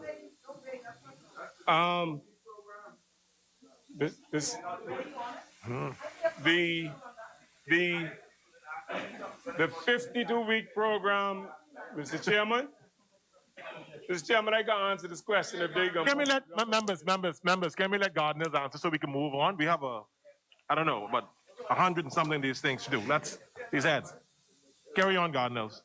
Mr. Chairman, every single member of Parliament provided the Ministry of Public Service with lists of names for individuals to participate in this national program. We took the carefully considered position, Mr. Speaker, that the 1,102 workers on this program that accounts for the $12 million last year will be on the program. And, Mr. Speaker, we went further. Many of these individuals said to us, and it's true, that they couldn't go to the bank, they couldn't earn a living because they were on a program. They couldn't buy a car, they couldn't participate in government program to buy a lot. So we took the determination that we're going to make them permanent. All of them on the program, Mr. Chairman. And so, yes, the question may be, and is asked by Cat Island, having spent $12 million on a program last year, and you're making these individuals permanent this year, why do you need $12 million again? And so I answered Cat Island this way. The same way we engage individuals on this program before, we'll continue that program. But we also know that the number of persons that we are making permanent on the program, because of the delays in some government agencies, some individuals may not get onto the permanent establishment today. And so we have to keep those funds available to them and to our ministries. And so, Mr. Chairman, the 52 weeks program will continue. It's going to transition those individuals who are on the program today. As they become permanent, they will move from the 52-week program onto the permanent establishment of the government. And so the same numbers of persons that were nominated last year, those numbers will be reduced because the salary will be used by these individuals. The second issue raised by the member for Cat Island was he saw a salary adjustment. I think he was talking about item salary, yes. 1104. Mr. Chairman, all of us who work in the public service know that during the year, individual salaries have to be adjusted because they get promoted, they get reclassified, they are in transition all the time. What we also know that in addition to that, in addition to this salary adjustment exercise in this particular block, Mr. Chairman, that the Ministry of Finance from time to time have to advise us where we have to make adjustments, and so that the funding there is stipulated there. There's also an adjustment. He was referring to the $5.5 million initially in salary to the public officers, and I paused there because I haven't reached new appointment yet. I paused there because, Mr. Speaker, every single person in the Bahamas knows that we took the decision last year that because of the pandemic, that we would put a hold on increments, reclassifications, and those things in the service. Well, we made a commitment to public officers that beginning July of this year, we will have to pay them. And so hence the adjustment is made in our budget to accommodate our commitment to the public officers that we made last year when we said to them there would be no increments, There'd be no reclassification because of the pandemic. And we believe that's going to cost us approximately $5 million. On that point, let me finish. All right, let's. What, on which point? The point he gets raised? Or this? He's talking about salary adjustment. You asked for salary adjustments. Yeah, salary and adjustments. You talk, which is $2 million. Only $2 million. He's talking about $5 million. You asked that question as well. You talked about salary in item number 01. That's the first thing, second thing you asked. No, please. Might I make myself clear then, please? May I make myself clear? May I make myself clear? All right, Gandhi, let's let them be specific. Let me make clear. Be specific and very clear. I'm speaking, if you go to, you're talking about salary adjustments, and you're saying that there are commitments to the public service, for promotional exercise, salary adjustments have to be made. I accept that. And that amount, that's the response I understand. That's the answer to my question for 211-104. Right? And that speaks to 2 million. Yeah? That's the salary adjustment. Yeah? Right. Now you're also saying the global provision, you see global provisions, 103? Yes. Now, that's new appointment. Yeah. And that's 5 million. I didn't reach the new appointment. So where you get the 5 million from for the adjustment then? Salary adjustment. Talking about salary, salaries and adjustments globally. So this is the wrong number. You have allocated the wrong sum then. I say 2 million. I heard him say 5 million. That's why I caught up. I said 2 million in adjustment. You're talking about 5 million in new appointments. And I began by saying to you that persons, you asked a critical question earlier. You talk about contract workers transitioning to public offices. That's a new appointment. You talk about persons, your characterization of new appointment, in this case, you're suggesting that new appointment only means appointment of persons who are entering the system for the first time. But new appointments include persons who are on contract, persons who are working on programs, persons who are working for all manner of categories outside the government that are not recognized as public officers. And so that $5 million is to capture all of those individuals who will come inside the public service and be formalized in the service. Thank you, Mahmoud. Sorry, Garden Angleston. I heard a representation from the member for Garden Hills that every member was asked to assist with. This member was not. And I've been asked over and over by constituents, and I don't want my constituents to be misled by that comment, because the only people I know were the ones who were in the program, and I beg that they not be let go. But in terms of having an opportunity to give new opportunity to new people, never happened, never asked, never offered. Just wanted to put on the record. Mr. Chairman, can I let the governors respond first? I'll hear you, Ken. I did make the representation that every single member in this House participated in that process. Just like Angleston said, which is true to her word, she did hire somebody some individuals in the program, and we took the position not to fire, dismiss, or get rid of any person. We said that if they were performing and doing their job, we did just that. Ken Allen. But why did you let all the people who are on the 50-week program in Kerala and Rumpkins and Salvador, you let all them went, all them gone? Right? And then you rehired the speaker because he made a representation that I participated. But my participation was about criticizing him for what they were doing. And then I made one representation to him, the lady out of Old Bite. No, more than one. One.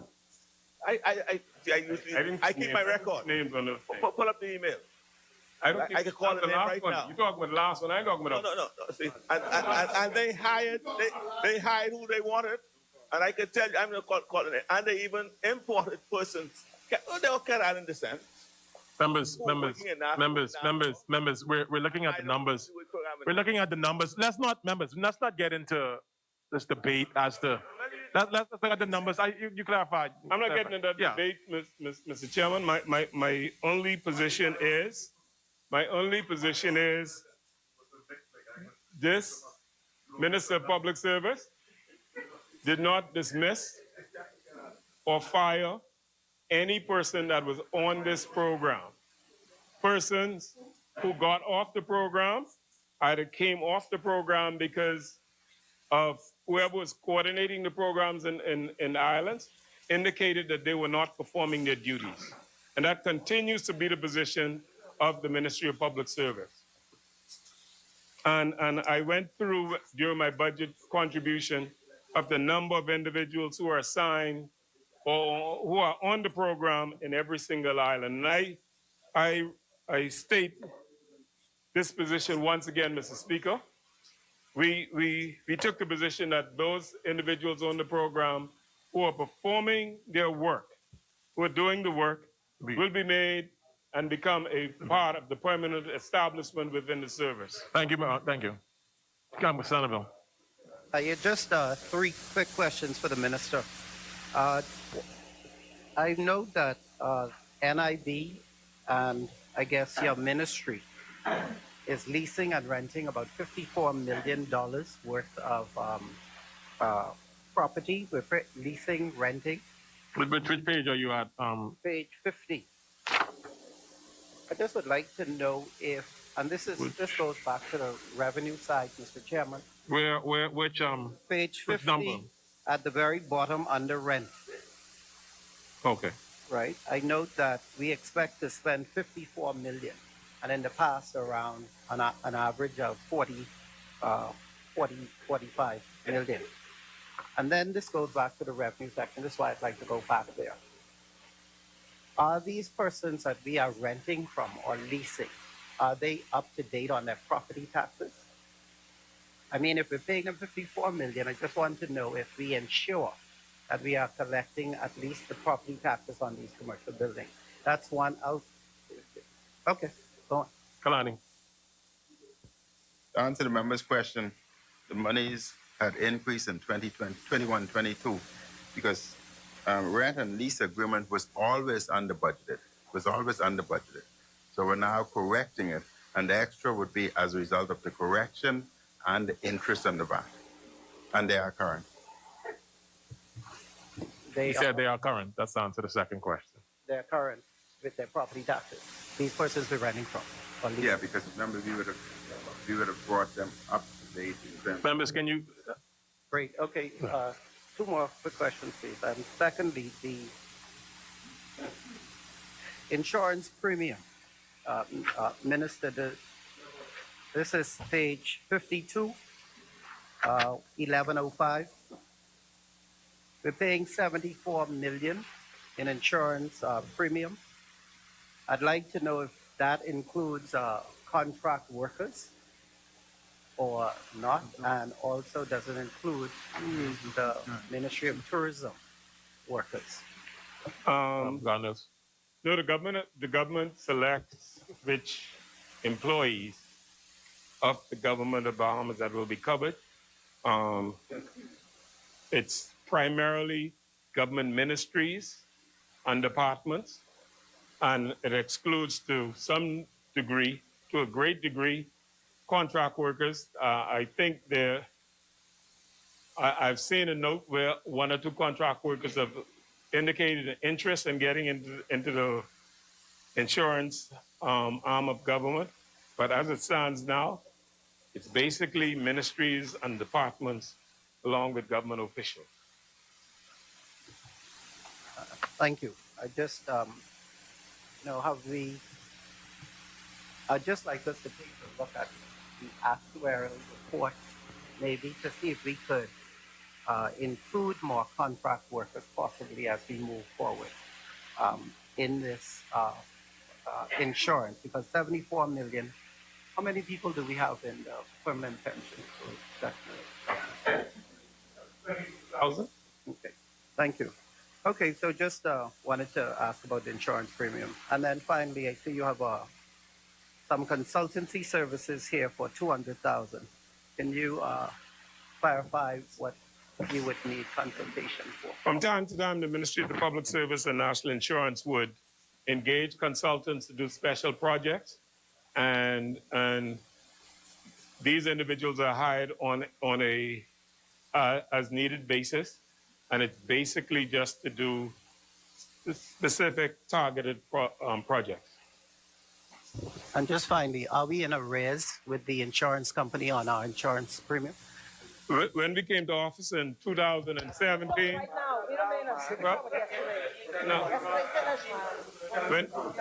Can you let members let Gardner answer the question? when we came to office in 2017, the arrears was $56 million. That's in addition to the fact that the government had committed to the teachers that they were going to be covered and didn't pay a dime for them to be covered. So yes, the insurance is behind, but we have a reasonable agreement with Clean Insurance, and we are trying to work out a way in which we could pay them on a timely basis, but we have not been able to do that.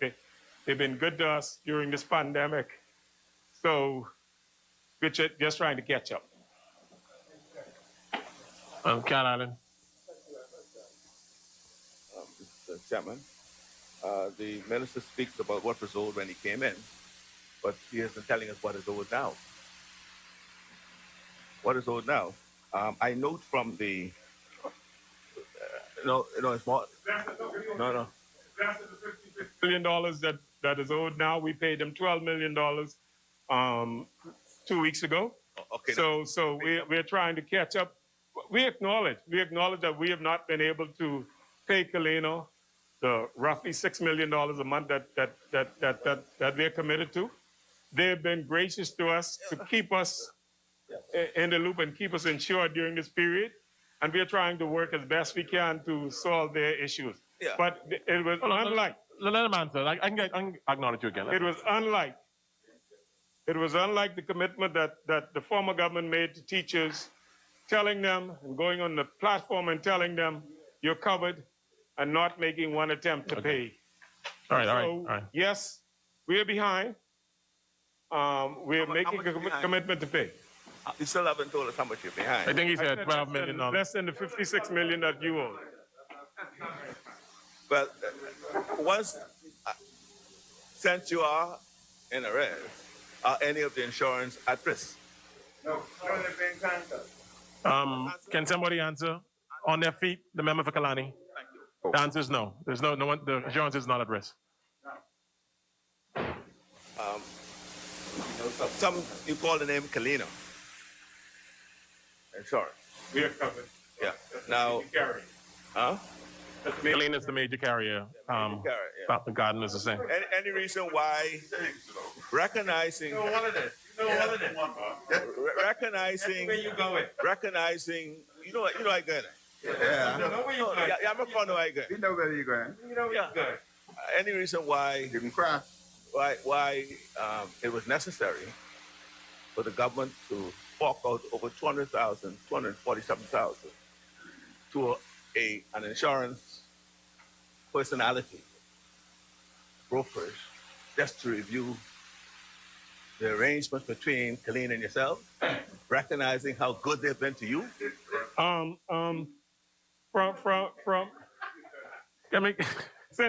God knows.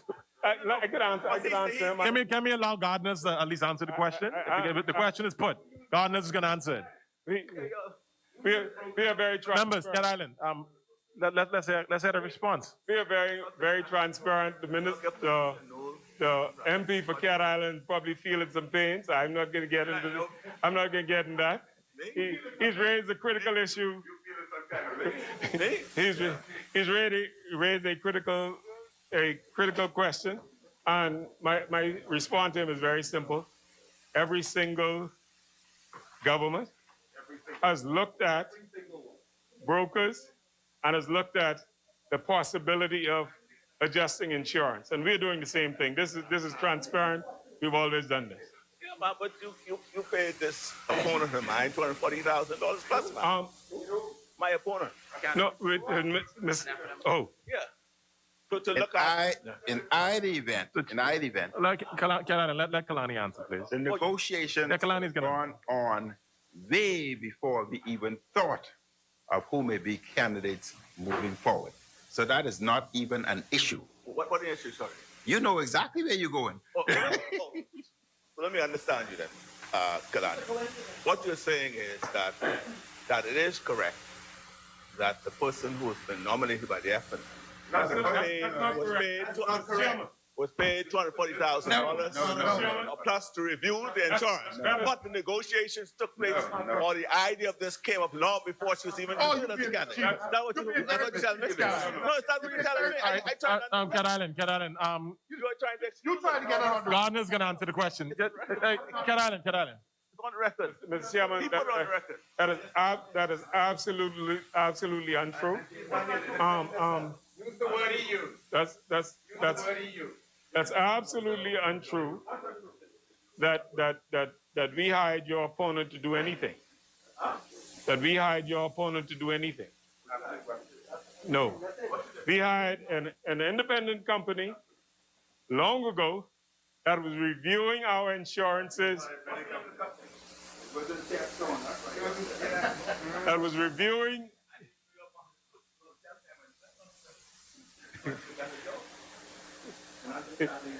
I'm not going to. Mr. Chairman, all I say is the assertion made by Cat Island is incorrect. We have been very transparent and professional in our duties and our obligation.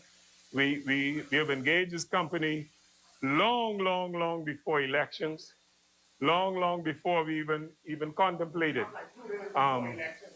election would have been called. Members, Cat Island. Hold on. Members, Cat Island, one second. We're dealing, can somebody, the order of the day, we're dealing with the head. I think we have, yes, but Spending the public money. the public money and insurance, the member for Garden Hills addressed the issue on insurance, the member for Kalani addressed the issue on insurance. You've raised the point. I'm asking, is there a new point you're going to raise, Cat Island? Yes. In keeping with what the member has said, Garden Hills, that whatever they did was above board and transparent. Yeah. I'll invite him to lay the arrangement that was entered into for that purpose on the table. Bring it. I'd be. You can answer, then we can proceed. Okay. I'll be delighted to do that, Mr. Chairman. Thank you. I'll also invite the member of Cat Island to lay in this house the same time I lay. The contracts issued to members who served in his government, in the house, in this house. So whenever he's prepared to lay that, I'll do the same, Mr. Chairman. This is not no tit for tat. No, it's not. And this is not child's play either. We're talking about the public purse. Yes. The issue of the insurance was arisen, and he has admitted that they're in arrears. He introduced Kalina. He's the one who spoke about owing Kalina. He's the one who spoke about having just paid them over the last 2 weeks, $12 million. That's what they and all of this. And I said, and I asked whether the insurance was at risk. Yes, and he answered. He said no. Yes, I then said, well, having regard to how well Kalina has been treating them, right? How well he's been treating them. Why would they have this audit done to determine whether or not? Yes, and he said, he then raised it. I then mentioned it. And I told him what it was. And there was an answer given. And there was. So I asked him to lay it on the table. And the members. I'm possessing no documents. They're all in government's possession. Any contract issued by government are in your possession. If you want them, you lay them. Cat Island has been undertaking that be played. It's being moved and seconded that clause 5 of the head 5 of the schedule be agreed. As many members that are in favor remain seated. Mr. Chairman, you can't. Someone's name in this house and they're not here to defend themselves. what I'll say about that person, because I know them very well, like I know Cat Island. He's a young, black, independent. But you said it from your seat. Yes, and where he needs to take this, Mr. Speaker, where he needs to take this is out there on the road and in the byways. Thank you. It's been moved and seconded. Clause 5 of the schedule be agreed. As many members that are in favor of being seated, those opposing will rise. Clause head 5 of the schedule is agreed. Mr. Chair, I do now move that head 6 be agreed. Can I have a seconder? Second. Being moved and seconded that the chair recognizes Centerville. Just a quick question, Mr. Chairman. Page 53, 2119. The aids to the Prime Minister, former Prime Minister, Governor General, and spouses. And it was allocated, they were allocated $90,000. I just want to ask if that is sufficient. What number you said again, please? This is 2119, page 53. The aids to the Prime Minister, former Prime Minister, Governor General, and spouses. I just wanted to ask if that is sufficient because it seems pretty low based on the work that I have seen these persons doing. I got you. And secondly, That we moved from 72,000 to 90,000. And it was always in the ballpark of 72,000. History would have shown that it was inadequate, and based on the expenditure, the 90,000 is bringing it up to what one would expect. But it was inadequate in the past. Second point, second question, Senator. Page 54. Number. 1250, the very last item. Bahamas National Trust. We are page 54. 1250. We're funding or giving a grant of 1.5 million. And I just wanted to know because I think they would have produced or tabled one set of audited financial statements to the House. And I wanted to know if they would be forthcoming at some point because once we are giving subventions, I would think that the reporting requirements of these organizations would be forthcoming. Anybody want to answer if it's forthcoming before we proceed? You said there's a question. As many. It's being moved and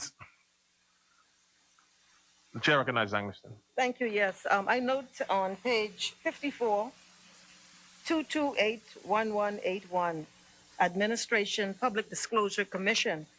And I noted in the speech from the throne that it was promised that legislation would be brought to broaden the scope of the current legislation to include finance reform, election finance reform. And I know this government has committed to transparency and accountability, even brought a couple of prosecutions and did all kinds of things. And I'm wondering whether the member for Kalani can advise whether before the next general election and to include the next general election, we will see legislation brought to this parliament that will deal with finance, election finance, or campaign reform. You working on it? No, I asked a specific question. To answer a question, we had drafted a bill and there were still lots of concerns and debate moving back and forth. It's still in its drafted form. Thank you, but what I was asking is, because I know you're committed to it because it came from the speech from the throne, whether we will see in the next general election to include the next general election. Bear in mind, Mr. Chairman, the OAS has spoken about this. The OAS has spoken about campaign reform in this country, and they know why. And I'm asking the member, because I got a question on the agenda about certain things. And so I'm asking the member for Kalani, I understand you're working on it, and that's good. Can we expect that legislation to be brought to force before the next general election and to have relevance for the next general election and will deal with all of us as we go forward in general elections for the sake of the Bahamian people. I'm just wondering if you would answer the question. No, hold on. I don't want this session to turn into question time for ministers. Can we refer to the? Oh no, I know what it's. I know what extent of what I'm talking about. It's right I here. understand. I understand. Right here. Yes, I understand. Okay, right It's in their heads. I understand it's in their heads. It's right here. I understand it's in their heads. Okay, well, that's what I'm asking. This is not going to turn into question time for ministers. You have to refer to the particular head, let me refer the dollars and cents, ask the government to answer as it relates. This is going to turn into a question and answer for any and every piece Right. of. Okay, let me ask this. Yes, then. yes, yes, Okay, to go with what you said, and I already did that. I already Yes, sir. referred Yes, to the ma'am. page. It's page 54. It's item 228181, Administration Public Disclosure Commission, and there's an allocation of 100,000, and I'm asking whether that allocation is sufficient, or will it apply to the administration of a new regime that will incorporate campaign finance reform as promised from the speech from the throne? Good question, Council. The answer again. I understood. I'll answer again in case the member did not hear. What I said is that we had drafted up the bill. There were some concerns. Even the opposition had concerns with the bill that was drafted. Yeah, but public disclosure. We had drafted that also. There were concerns. There were concerns about what had been drafted and what was supposed to have been brought forward. As soon as that is completed, whenever it's completed, it'll be brought forward. Thank you. The member for Cat Island. Kalani suggested I may have some concerns with some bill that we're drafting. No one has consulted me about any bill related to finance, campaign financing, and or public disclosure. It's still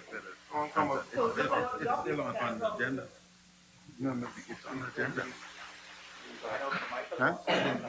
No. I'll read it. It's on the agenda. It's still on the agenda. Yeah, it's still on the agenda. It's the agenda. No. You know the Integrity Commission bill is on. Yeah. No, you don't talk about it. That's different. That's something different. That's something different. That doesn't cover campaign financing. It doesn't cover that. No. It's been moved and seconded that clause 6, head 6 of the schedule be agreed. As many members are in favor remain seated. Those opposing will rise.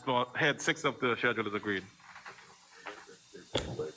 Mr. Chairman, I move that heads 7, 8, 9, 10 be agreed. Heads 7, 8, 9, and 10 be agreed. You can do it however you want to do it. Being moved to second, the chair recognizes Exumas and Ragged Island. Wish to deal with head 7 first. Yes. And I draw reference to services on page 56. Number, please. Line 1115, consultancy services. Wonder whether the minister would advise the nature of the consultancy in this year's budget and as projected. 2.15 million current period, 1.5 million in 2021, 2022.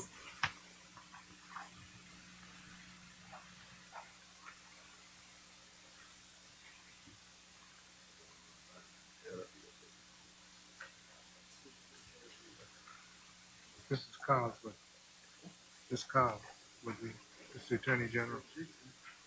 Yeah. 1115.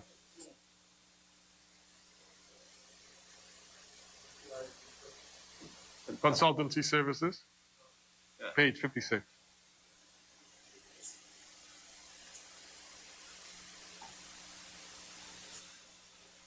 Page 56. Page 56. Kalani. Services. Mr. Speaker, Kalani knows the answer. Those funds are necessary to effect payments for international and local legal consultation services. Consultants include Hogan Lovells LLP, Charles Russell LLD, and PricewaterhouseCoopers. Provisions for legal orders were transferred to newly created items. Thank you, Kalani. Yeah, Exhumus and Ragged Island.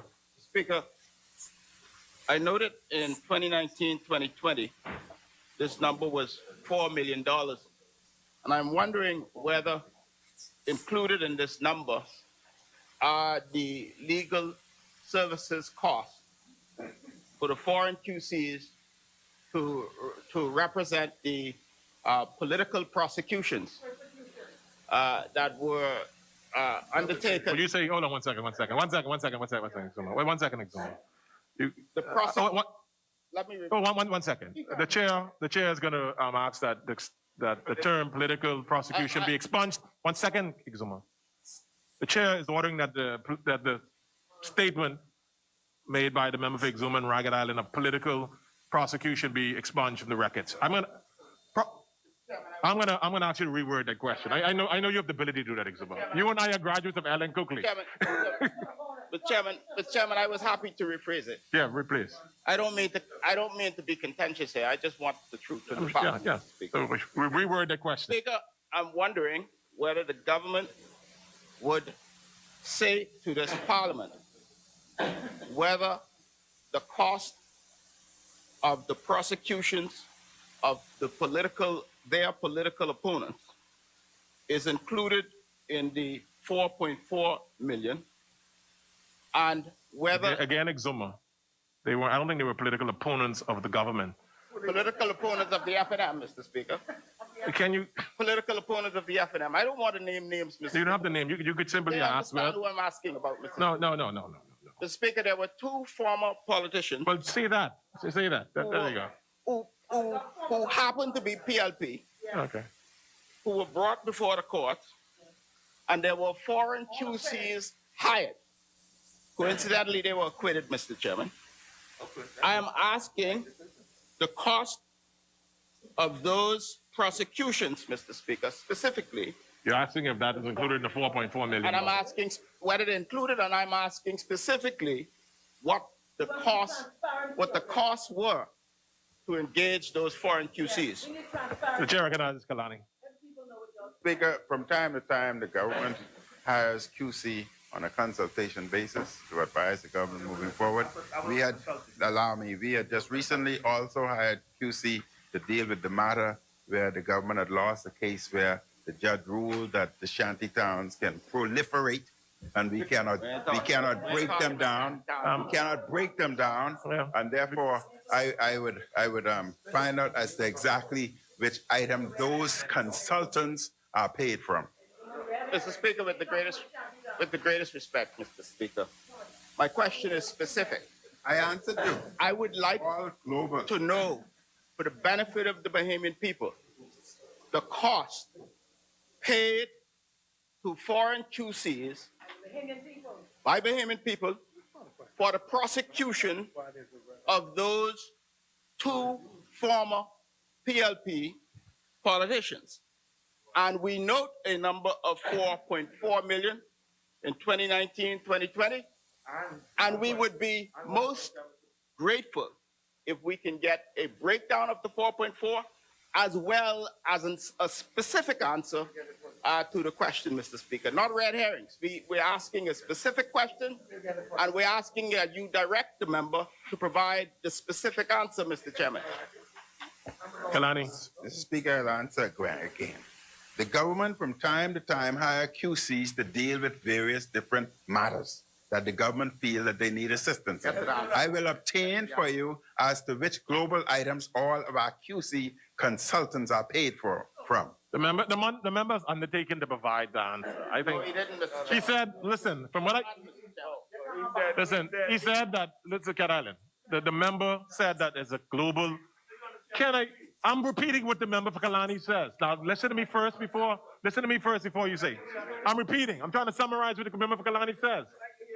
Yeah, but I'm speaking. Let me speak. Yes, I know you can hear Kalani. I mean, Cat Island. From my humble hearing and understanding of Kalani, he is saying that is a global amount. He is undertaking to provide the answer, the specific answer that Exuma has requested. That is what he said.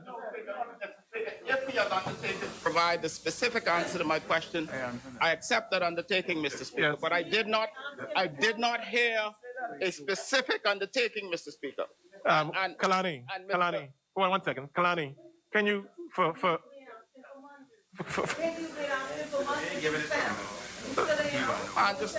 just answer the question. Kalani, can you repeat what you Yes, said? Mr. Speaker, the answer to the member, the answer is no. All consultation legal orders are under a new item, line item 2821631. 2821631 legal orders.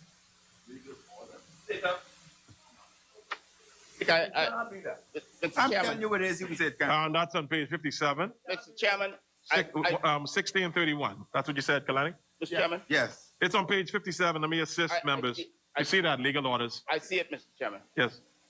But I do not find it acceptable, Mr. Speaker. That's the answer the member Kalani gave. Mr. Chairman, find it acceptable or Mr. not? Chairman, I'm rephrasing the question, Mr. Chairman. Because I do not find the initial answer acceptable. Mr. Speaker, under 2021-2022, there's 3.5 million. Yes. Under the former years, it's zero. It cannot be the answer to the question posed, Mr. Speaker, because it's demonstrating zero.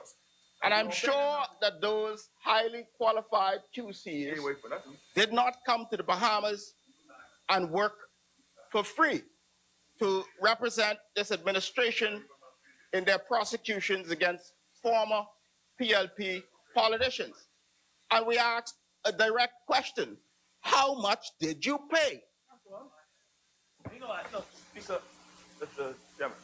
Can you before you question? I think Kalani is he's looking. I don't want what you are leaving on the record. $4 million.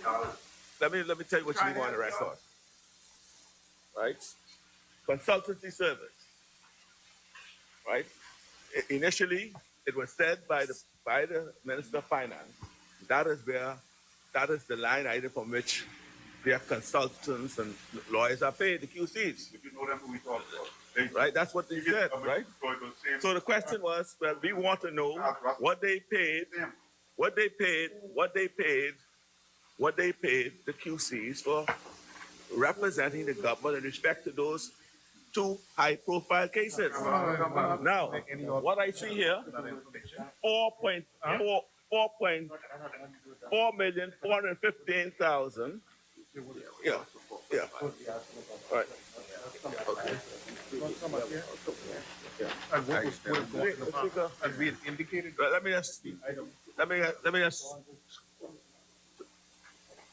In 2018, 2019, right, under the same line item, you all wouldn't have it there. You need to go to get your 2020, 2021 budget book. Right? In 2018, 2019, 4,521,861,000 was paid in consultancy services. Again, that's lawyers. Right? And then in 2019 to 20, the next year, it's another 4 million. So that's $8 million paid in those 2 years for those two QCs. Is that the question? Is that what is paid? Right? And then in 2020, 2021, 1.7 million has already been paid. And these QCs are still, as I understand it, they're still engaged for the purposes of another case. So I want to know, so from what we can see, over close to $9 million has been paid in the last 2 years. Sorry, close to $10 million. It appears to be over $10 million. I'm adding it up. Over $10 million has been paid over 3 years. Is that what the two QCs got? Tell us. Tell us what it was. Tell us. Yeah. Kalani. Kalani. Mr. Speaker, in adhering to the dictum of the budget, going through line item, the members are asking in 2019 what will the $4.4 million paid for versus in 2021 $1.5 million.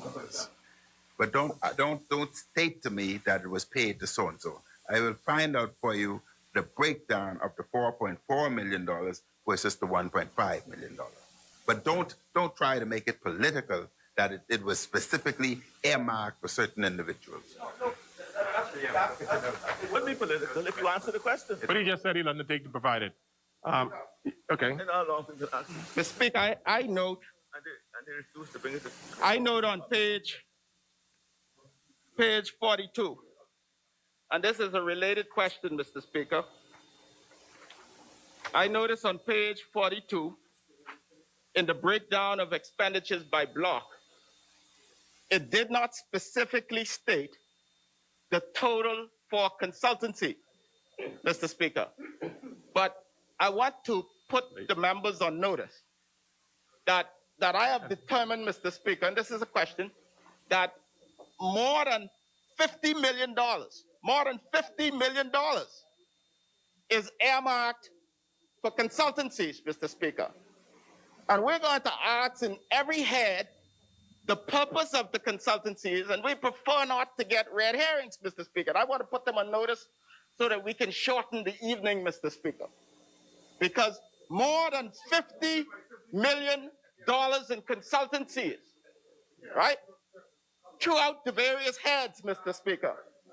And there has to be some explanation for these consultancies, especially in an election year, Mr. Speaker. This is an election year, and this government is spending more than $50 million in consultancies.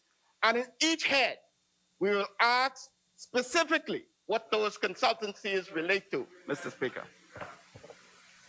Yeah, Mr. Speaker. The chair recognizes Sandoval first. Sorry, let me let Sandoval get in. He's been jumping up and down. Sandoval. He's an independent member, I believe. Page 56, subsidies, 2531001. Just want to know what subsidies are we referring to from the Office of the Attorney General? And that's 2.3 million. Kalani. Yes, Mr. Speaker, those funds are necessary to facilitate the daily operations of the Eugene DePuch Law School, including salaries and groups and health insurance. Eugene DePuch. Thank you. Exumas and Ragged Island. The Speaker, we're still on the same page 56.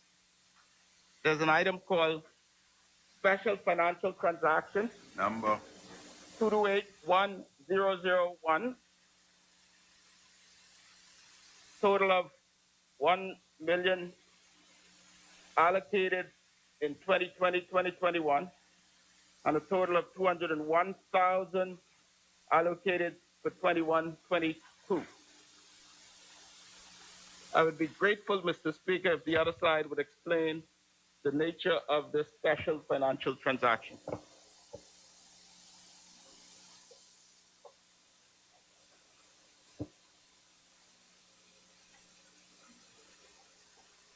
$1,001. I'm asking you what you spend. I know what you spend. I'm asking you what your budget. Kalani. And what it represents. Those funds are necessary to facilitate the daily operational expenses of the Freedom of Information Unit, including the purchase of office furniture and equipment necessary for the proper functioning of the unit. Salaries were transferred to the salary contract workers line item for the Commissioner and Assistant Commissioner. Exuma. Mr. Speaker, Mr. Chairman, I noted that in the current period, July to March, only $4,000 was spent on this line. And I recall an undertaking by this administration, I believe also in the speech from the throne, to fully bring the Freedom of Information Act into force. The member now indicated that there is some budget for it, and I wonder whether he would give an undertaking as to whether the Freedom of Information Act, which he marched for with March, whether it will be fully enforced before the next general election. Mr. Speaker, the member would know that we've just appointed a commissioner who's now in place, and he's putting both his staff and office in place now. And I can only be advised by the commissioner.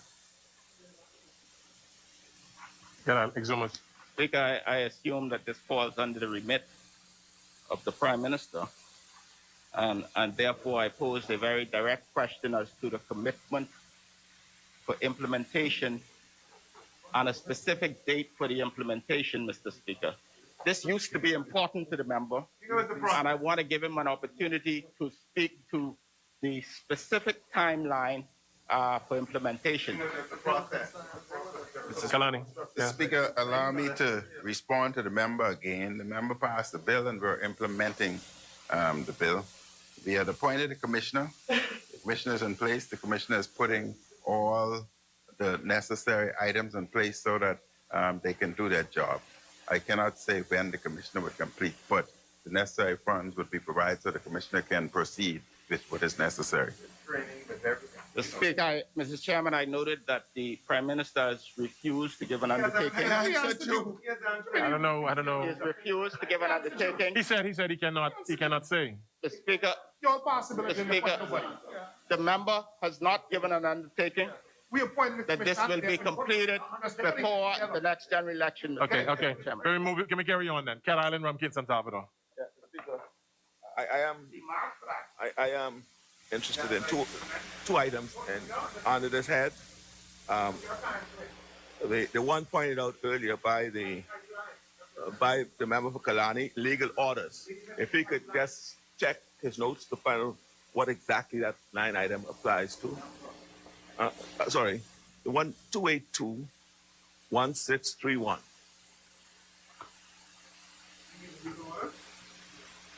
Not what the AG sent you. What is in your notes? Yeah. What the legal order mean? That the court making an order against a government or a ministry or whatever. Yeah. Kalani. Allow me to answer again. Under legal orders 2821631, funding allocated to facilitate judgment settlements on behalf of the government previously funded under line item so and so consultancy service in the amount of $1 million. Yeah. So that's what I understand. Yeah. Okay. So that's why I told you to read the notice for what the AG sent you. Housing allowance. Line number? That's number 211-2103. 150,000 is now being allocated. And I just go back to 2019-2020 when it was only 63,000. Who's obtaining housing allowance in the Office of the Attorney General? Could you assist us with that? Speaker, I would think as in every head under housing allowance, our allowances are allotted to individuals according to contracts.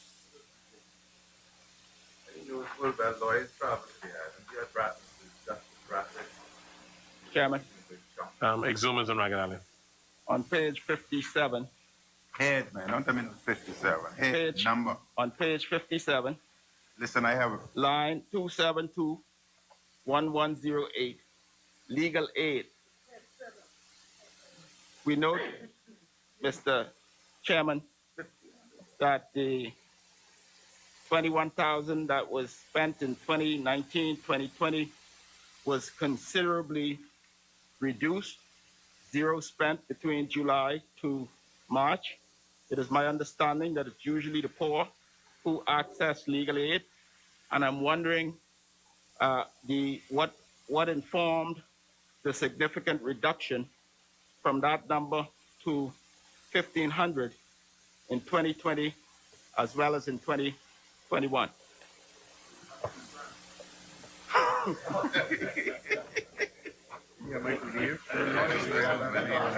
Maybe I'm a grow and take this.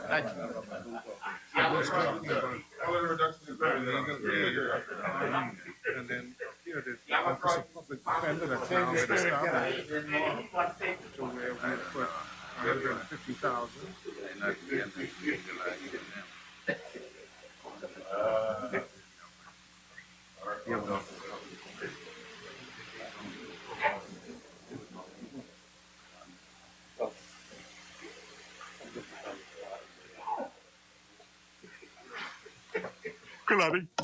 Yeah, Mr. Speaker, member would note that there's an Office of Public Defender which would be allotted 150,000, and those are funds necessary to facilitate the daily operations of the Office of Public Defender, and funds will also be used to effect payment honorarium to the board members.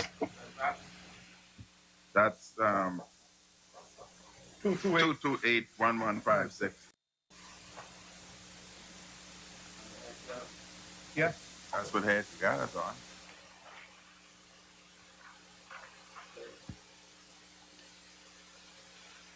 Being moved and seconded that clause 8, 9, and 10. 8, 9, and 10 be accepted.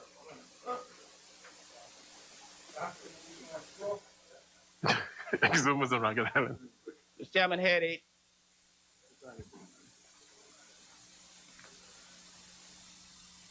Mr. Chairman, under services, there's a line 225-1134, special projects. There's $1 million allocated. And I wonder. Page again, sorry, which page again, Exumas? Page 59, Mr. Chairman. Oh, sorry about that. The $1 million allocated. I don't recall this being spoken to, so I wonder whether the Minister of Finance would speak to it.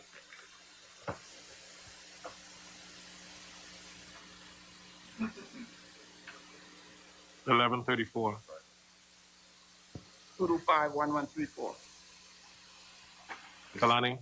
Mr. Speaker, special projects 225-1134. Provisions was transferred from the Attorney General's Office and Ministry of Legal Affairs to the Office of Chief Justice. All right. Actually, Council. These are expensive. The member for Centerville. He can tell you what I said. The minister just clarified for us what a scarcity allowance and responsibility allowance. That's item 2104, scarcity allowance, and 2115, responsibility allowance. Just for clarification, please. Mr. Speaker, without referring to the number, the item number, scarcity allowance and responsibility allowance are given the individual according to their place of work and identification. All right.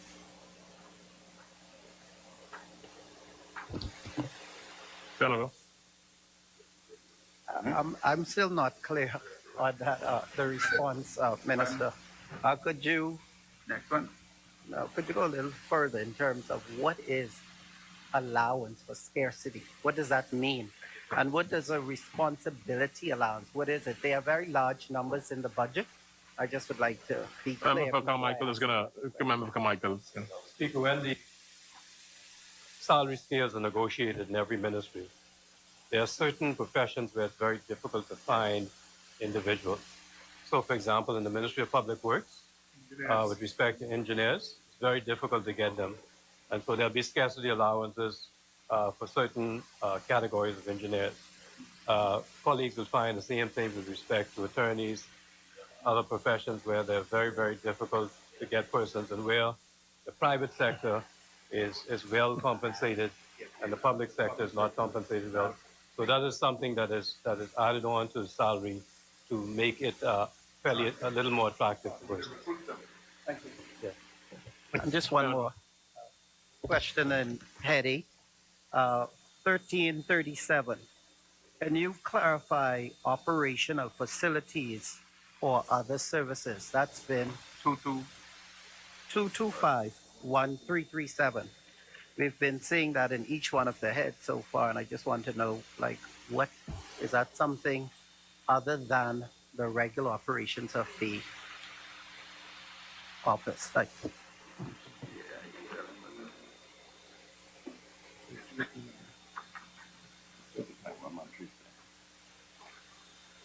Provisions are to facilitate the establishment of the bail management system and to provide for minor contracts for departments' operations such as web development and maintenance, air conditioning, information technology, consultation, landscaping, extermination services, easy clocking, canoe.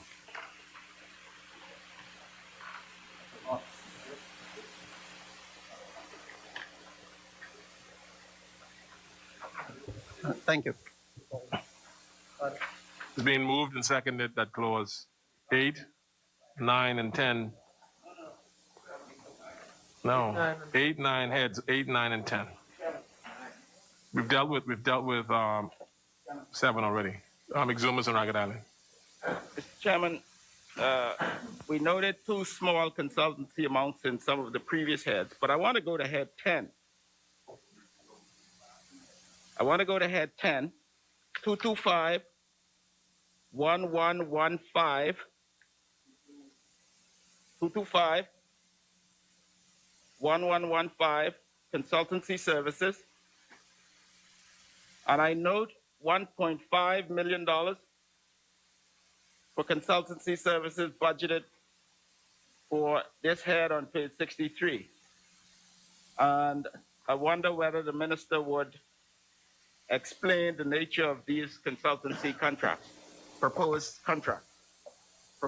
or existing, because we note in the current period, there's also $770,000 allocated for these consultancies.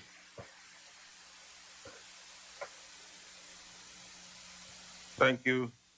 Member referring to 225-1115, consultancy service, and the increase provides for BRAC Information Center online registry, an ongoing project. Island, Rumkey, San Salvador.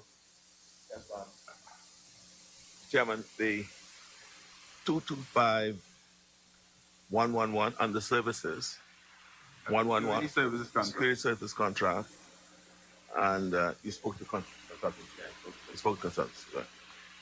I draw attention to the fact that in 2019, 2020, $86,000 thereabouts was spent on security services contract. To date, we seem to be consistent with that same amount. $57,411 has been spent after the 9 months, which is generally will probably relate to the same number of 86,000. But I note that there's a jump of 180,000. What new contracts are being considered to be issued in this election year, and to whom? Yeah, Jump to 180. yeah, it went to 180,000 from 86,000 to 180,000. Kalani. Speaker, the member referring to item 225-1111, and the increase provides for additional security service contracts for both Nassau and Freeport.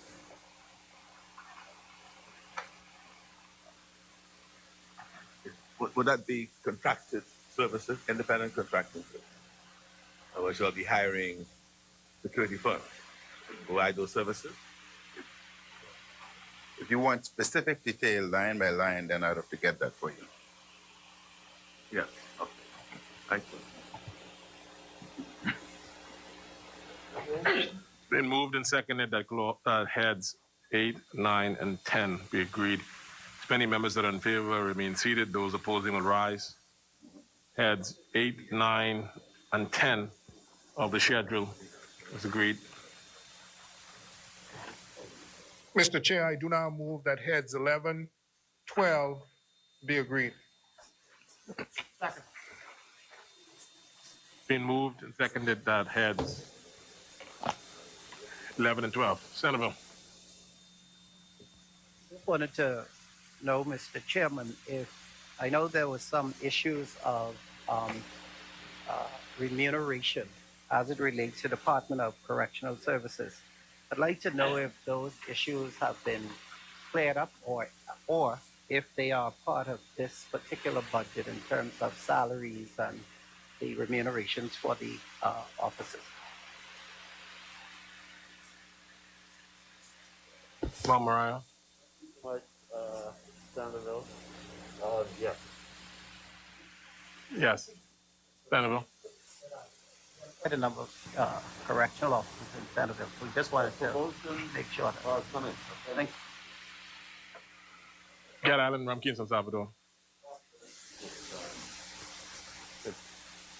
Could explain the,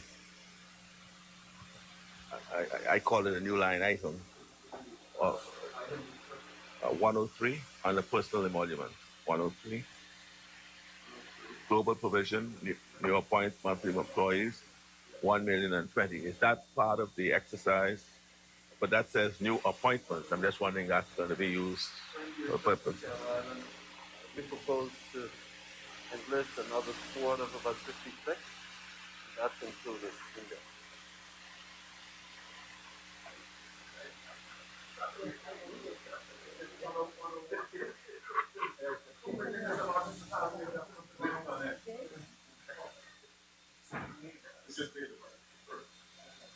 $2 million, Preston.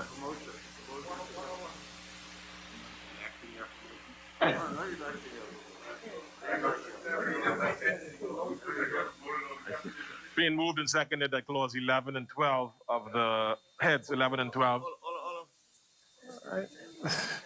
I'm pausing for some time to allow. Sandoval. No, Sandoval is up first, Cat Island. Just on 11, I just want to know what is the difference? I see you have uniform allowances, 2.1 million, and then uniform supplies, 300,000. Those are two different categories of uniform, and what does that relate to? It is. Mama. And you know, we're taking on a new staff now, and so every time you take on a new intake, that moves the uniform allowance, and the supplies would obviously increase as well. Thank you, Judge. I listening. Yes, I wanted to ask, I heard the member, and I thank him for his answer, Mr. Chairman, about the 2018 squad that were awaiting their confirmation letters from 2019 and salary increase. And I think they've been told that it will come in the end of July. And I'm wondering if it's in this budget or if it's in the public service budget, the funds for the back pay for these individuals.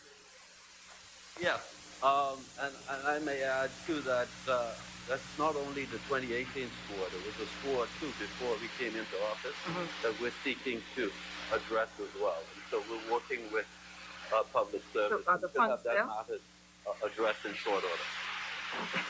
I like that answer, but I was just trying to figure out if they're going to get there.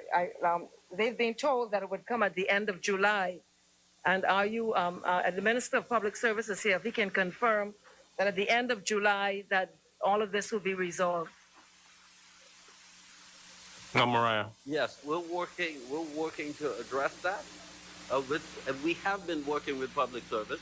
As I said before, we're not only talking about the 2018 squad. Right. There was a squad too before You we said that, got right. into office. Right. That we're seeking to address. Any number of anomalies that we're working to kind of regularize, and hopefully we should have that addressed in this fiscal period.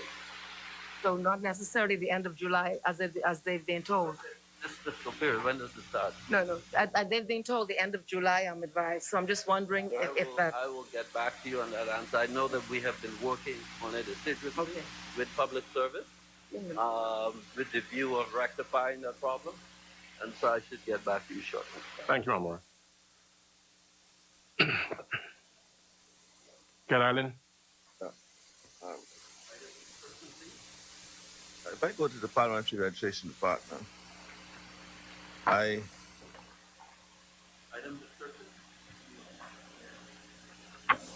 Head 12. Head 12. Speaker, I go I look at the salary. I look at salary contract workers, personal emoluments, 102. And I also look at this is the election year. And I'm concerned that whether or not 50,000 is sufficient for the number of persons that you may need for the purposes of the conduct of an election. And I'll tell you, may I just give a scenario?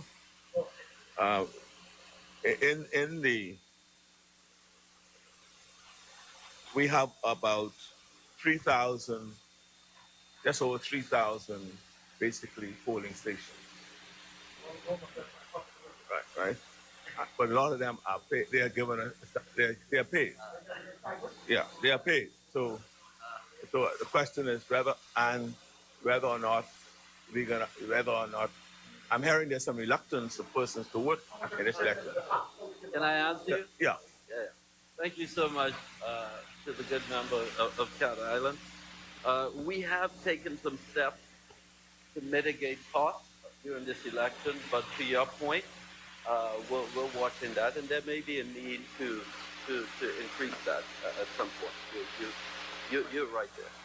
And also the question of Kalani. Expand on that. There is an item 2251118 election charges. And that election charges that would cover provisions to fund upcoming general elections. For all of the moving parts, you have overseas voting. If I just do a quick back of the envelope, That's 3.1 million. As the member for you have to travel. As the member for Kalani said, we have that covered. We have taken careful measures to mitigate costs. And some of the changes in the election, some of the changes in the act would have assisted us in that regard, but we have accounted in the overall election expenses. All of that would have been considered. Until there's need for additional support, I know that. Senator. Thank you. Okay. I'd like to know if the minister can say whether the consultants over at the Parliamentary Registration Department, are they also included in this election expense category? What head is that, Senator? That's head 12, 2251118. I just wanted to know if the consultants that are there, or the acting consultants or what have you, are they included in that election expense of $4 million?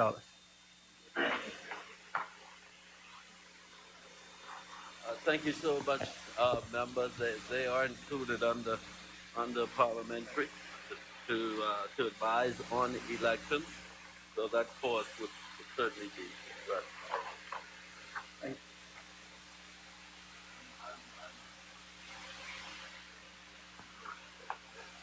Speak. Senator.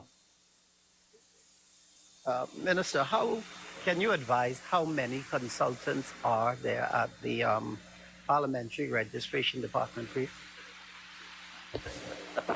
Thank you, Senator. We have two very experienced public servants who have brought immeasurable experience to parliamentary, and they are working very well with the acting parliamentary commissioner and providing tremendous insight. And we're glad that they're there. It's been moved and seconded. English. I was trying to find the recommendations of OAS as the minister may recall or may not recall. They were observers in the last general election, and I do recall they made a recommendation to the effect that we should move away from the practice of parachuting in people at the last minute to perform the duties of commissioner or similar functions. And I'm wondering if you if you've reviewed that, and if you have, are you concerned that someone is coming in so late in terms of proximity to a general election, having regard to the recommendations of the OAS? I'm sure you're not.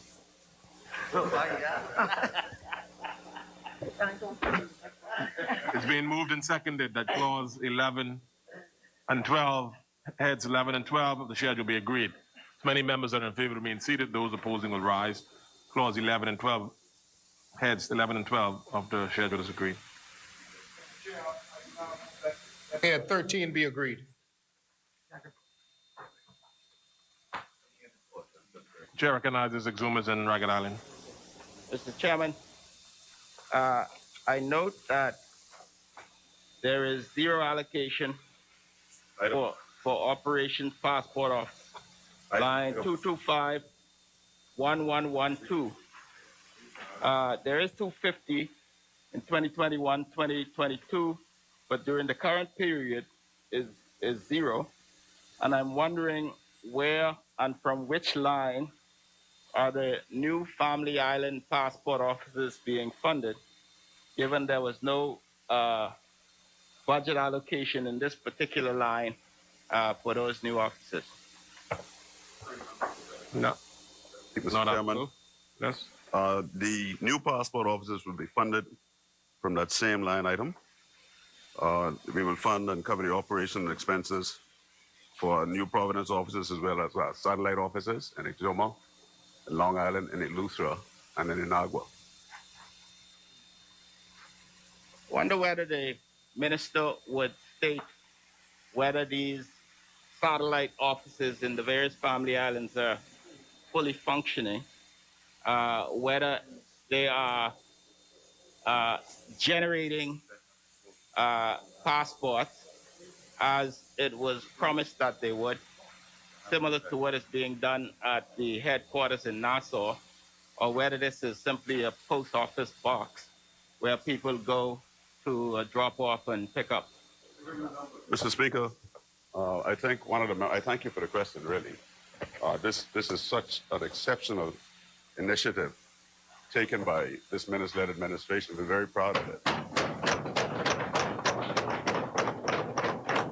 We're very pleased that Bahamians now in Inagua, in Matthewtown, in Exuma, in Georgetown, can walk into, and other places, Long Island, can walk into an administrator's office where we have a kiosk, a small kiosk, with employees and apply for their passports. For security reasons, those books are produced in one central location in New Providence. And they are sent directly to be distributed, just like every other country does it. Every country does that.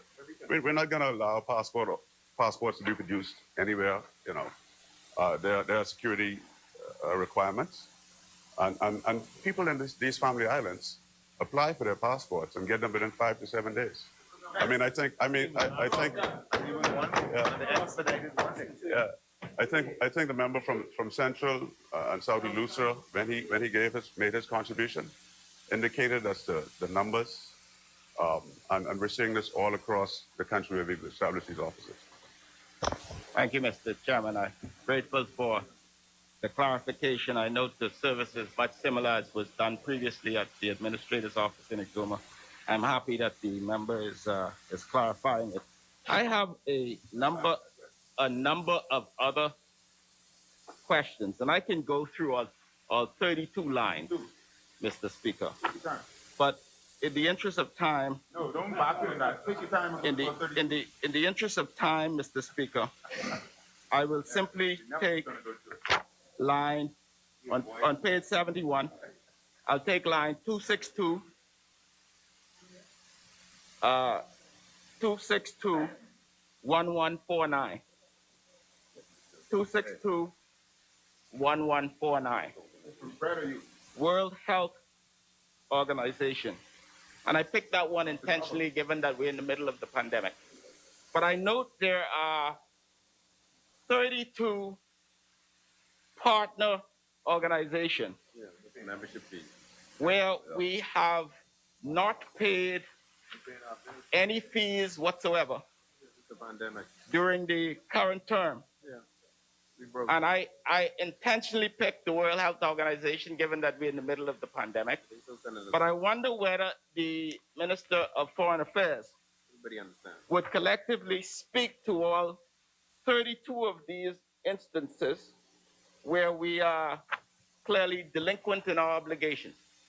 Mr. Speaker, if there's one thing we do in the Bahamas is we pride ourselves on our contributions to the organizations of which we are a part.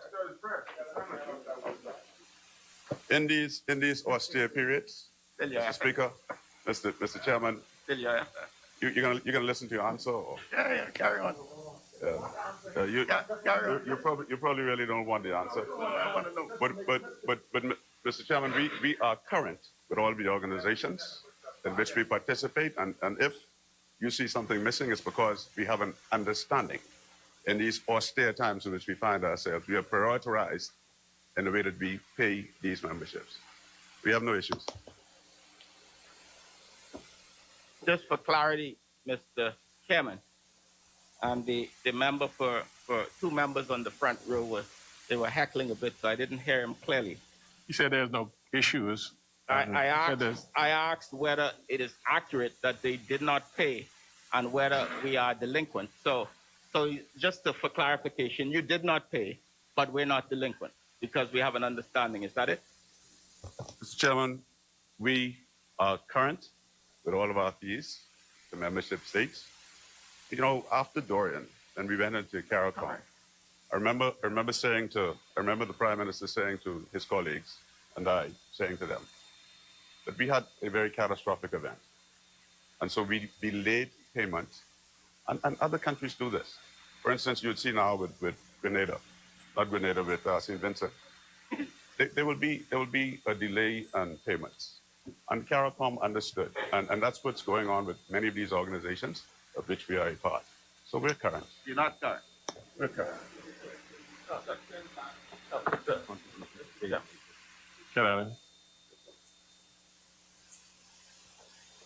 The member for Oklahoma has pointed out that there were no disbursements in respect to 32 international organizations that we are a member of. We're not concerned with other countries. We're happy to hear that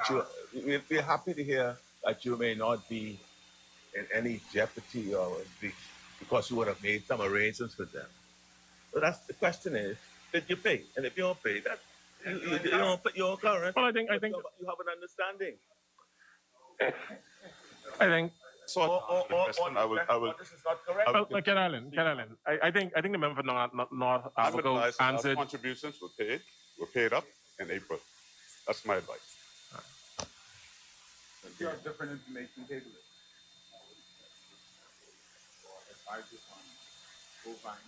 All contributions listed are time sensitive and are paid when due. Been moved and seconded that head 13 of the schedule be agreed. If any members are in favor of being seated, those opposing will rise. Head 13 of the schedule is agreed. Mr. Chair, I do now move that heads 14, 16, 17, 18, 19, and 20 be agreed. I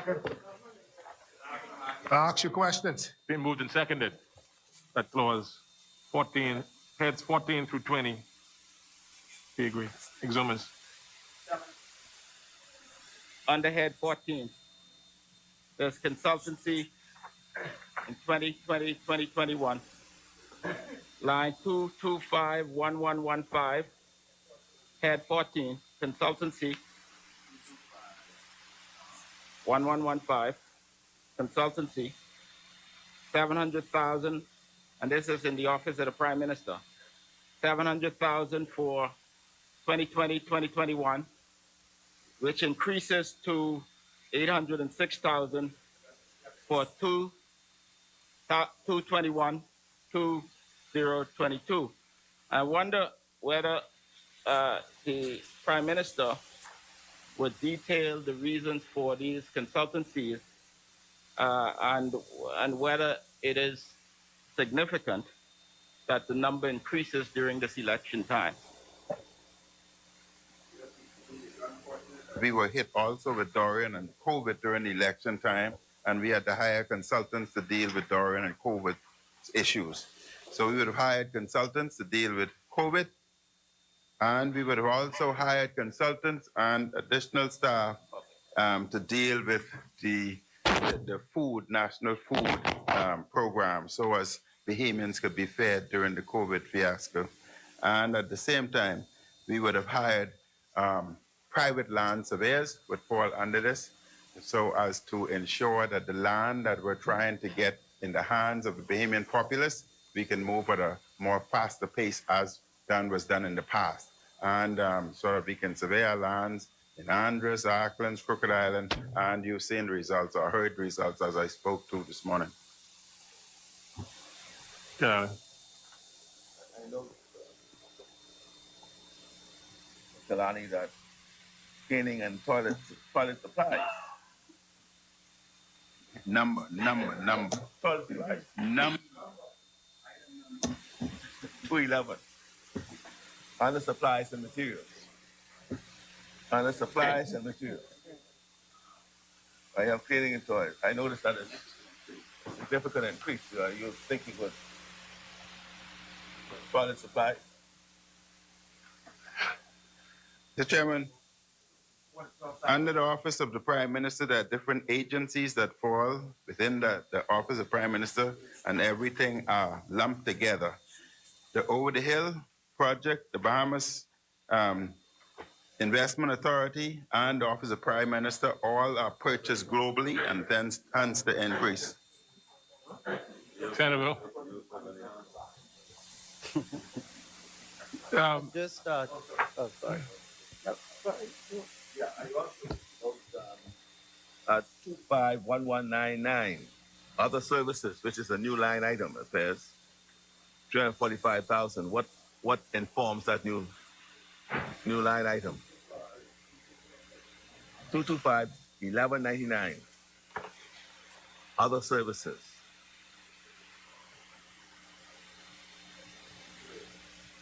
Chairman, again, we've been hit with COVID, and it was essential for us to have the necessary facility to ensure that our populace are vaccinated properly.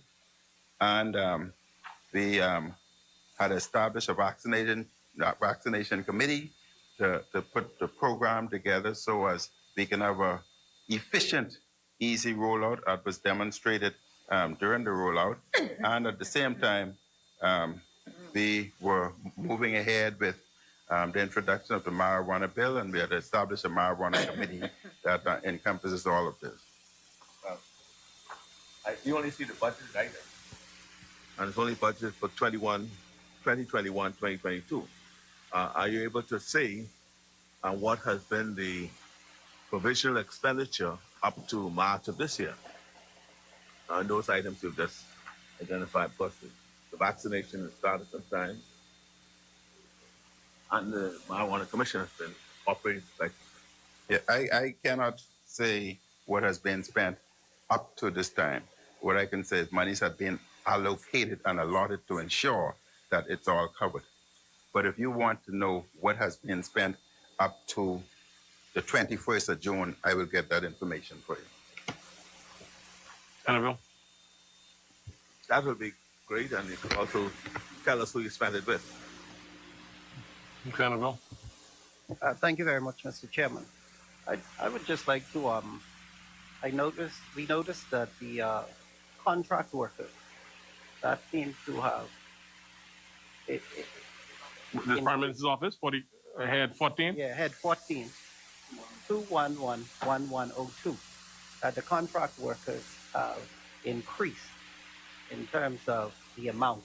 So much so it's more than your permanent and pensionable staff. So I just want to know what is the, for me, I would like to see more permanent and pensionable persons, but you seem to have a lot more contract workers, and I just want to know what's the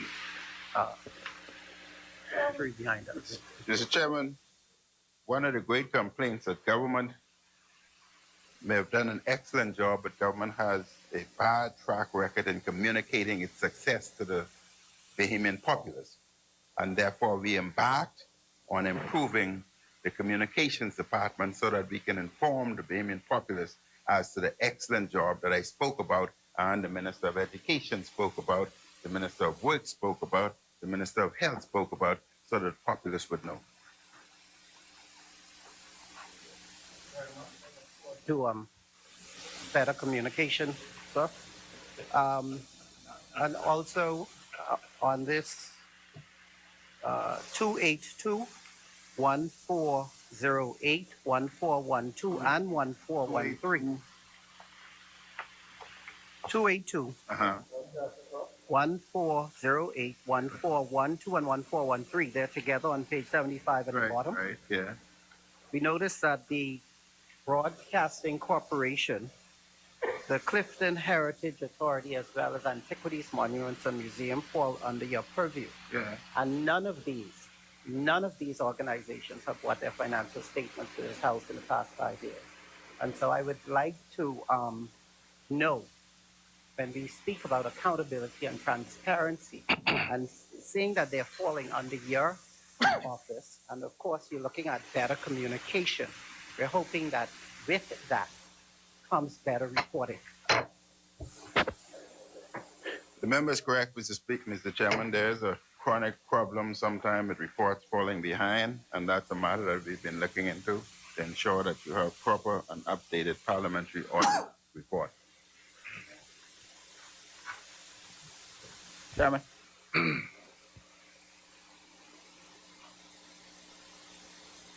The chairman, under line 227-1002, under head 14. We note that in 2019-2020, 1.4 million was allocated under the Office of the Prime Minister for the Ministry of Disaster Preparedness, Management, and Reconstruction. During my budget presentation, I indicated my grave concern that this ministry was cut by almost $5 million. I'd like to apologize to the Bahamian people because I now realize that the cut is closer to $6.4 million when we factor in this line 227-1002. As we approach another hurricane season, having seen Hurricane Dorian, one of the most significant natural disaster events, we see this number reduced to 0. And I wonder whether the Prime Minister would detail what informs the decision to cut this budget by such significant number, firstly.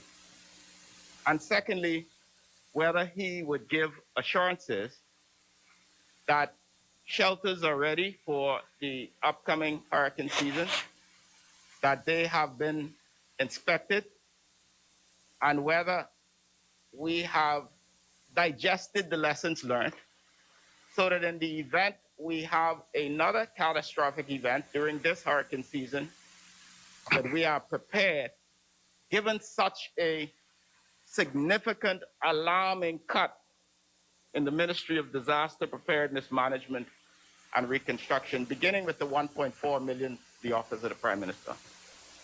Prime Minister, Kalani.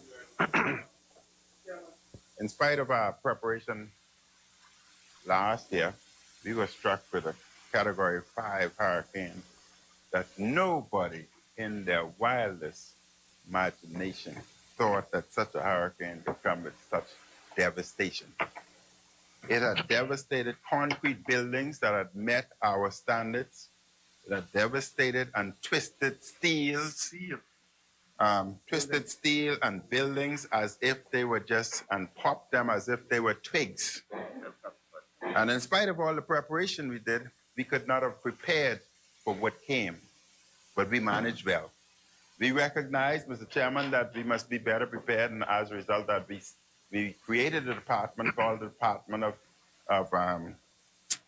Disaster Management and Reconstruction. And the member would note that I mentioned today that we are in the process of constructing 5 homes that would be given to Abaconians who would have had their homes destroyed. But the item that he refers to, moving from 1.4 million now to 0, that has now been moved to head 25, which is, and when you get there, you get there. So it no longer falls within the office of Prime Minister. It's a new ministry and it falls under head 25. Speaker, just to wrap that up, I would just for emphasis, I reflected on that new ministry, and I note the total that has been reduced from the Ministry of Disaster Preparedness and Management is 6.4 million. I'm alarmed by it, given that we are facing another hurricane season, Mr. Speaker, and although the Prime Minister has the concern, he didn't exactly express why he feels so confident that having cut the 6.4 million, that we are still ready to face the catastrophic season, Mr. Speaker. Chairman. Mr. Chairman, we are a government of organization and discipline. We are now on head 14. That side has always behaved as if they were conch salad all over the place. We are not on head 25. We are on head 14. And I answer this question. Chairman, with the greatest respect, this is a. I answered this as an item on 14. This is a very serious process, Mr. Speaker. The member said he's going to answer you in full. No, Mr. Speaker, this I want to take it now, because in this line, Mr. Speaker, in the line 227-1002, it's been reduced, and I know, Mr. Speaker, in the other ministry, it's also been reduced by 5 million. So we're here now. It was in the office of the Prime Minister. It's now been eliminated, 1.4 million, and I know he's not prepared to speak to it at this time, and that's fine. But let's not be flippant about this process. It's a serious issue, Mr. Speaker. The member said he'll address it when it comes up. Cat Allen, Rumkey, San Salvador. Speaker, sorry. Just as a matter of concern, a correction. I had mentioned head 25. It's head 75. My apology. So the member is way ahead of us. We are now on head 14. Yes, Cat Allen. Speaker, 227-1002 is the Ministry of Disaster Preparedness, Management and Reconstruction, and there's an actual expenditure of 1.418. So it's an appropriate question. It's an appropriate question. He asked the question, the member answered it, and we got the chair, Cat Allen, the chair, the question was answered. Kalani gave an answer. I might not like his answer. Your member for example might not like the answer, but he said he would come back to it. So let's just, if he doesn't come back to it, then you could probably raise the point. Let's just move on. 282-1413. The Antiquities, Monuments and Museum Corporation. I note that the allocation is 1.9 million, which was the same amount that was last year. I'm advised that a private arrangement has now been made by the Antiquities, Monuments and Museum Corporation to either lease, give management to, or in any event divest itself of the responsibility of what I call the cultural heritage elements. The water tower, the fort, and to an entity that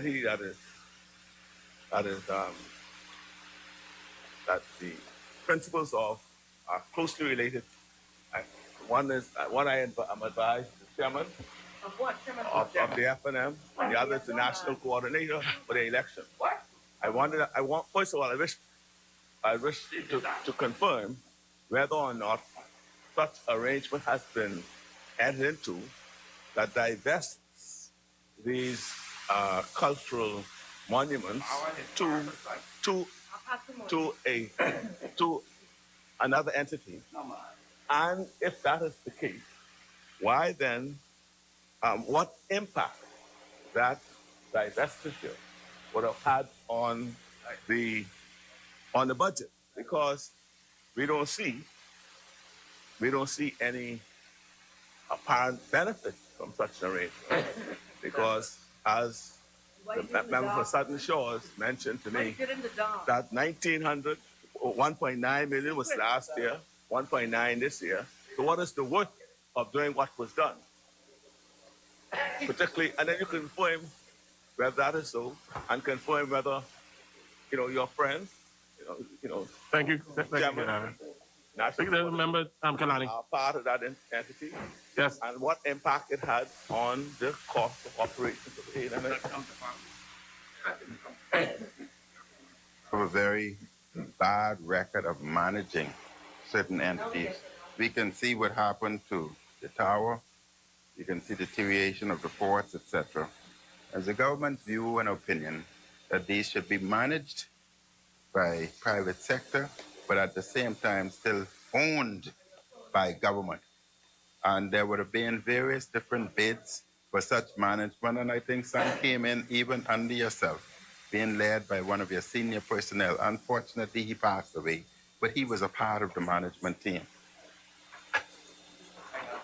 We don't need an election on it. I mean, I accept that proposals were made for the management of these what I call assets, right? But we never went along with managing it. We never went along with outsourcing the management, right? But since you have taken the decision to do so, and since you have done so, when are you going to make it public? And when are you going to? You haven't confirmed whether the chairman of the FNM is a part of that grouping to which you have ceded management, and you have not confirmed whether or not your national coordinator for your election is one of those members to whom you have ceded the management. And thirdly, and more importantly for me, I want to understand how that arrangement has impacted the cost of operations to the government when I note from your allocation, there's no difference from last year than this year. Thank you, Mr. Chairman. Mr. Chairman, the legal proceedings with this particular entity is not completed, and therefore all forts and monuments at this point in time still stands in the hands of the government. But once the legal terms are completed and agreed to, yes, you will know.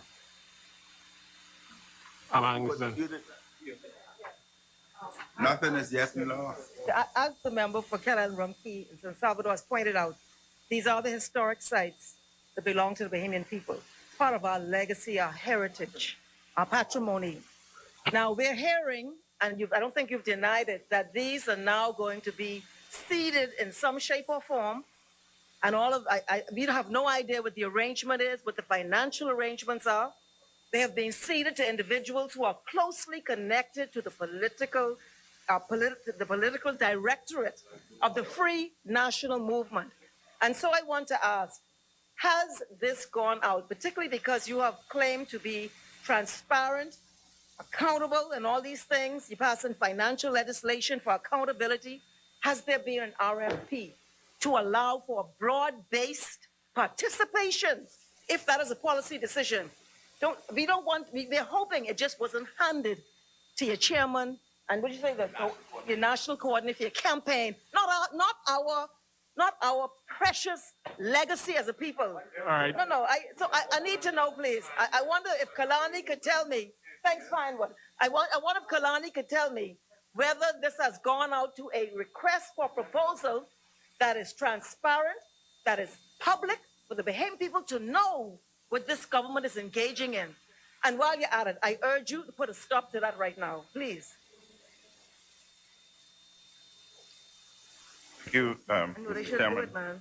They shouldn't do it. Mr. Chairman, I repeat, there would have been a number of proposals. Pull that And back. up to today, there has been nothing signed off on. The government is still in negotiation. The government is still of the opinion that the government cannot manage efficiently the fort, the towers, etc. These are touristic attraction, and we have allowed them to deteriorate. We must make a decision whether we continue to allow them to deteriorate or put them in adequate and responsible hands so that the government and the people of the Bahamas can benefit from it.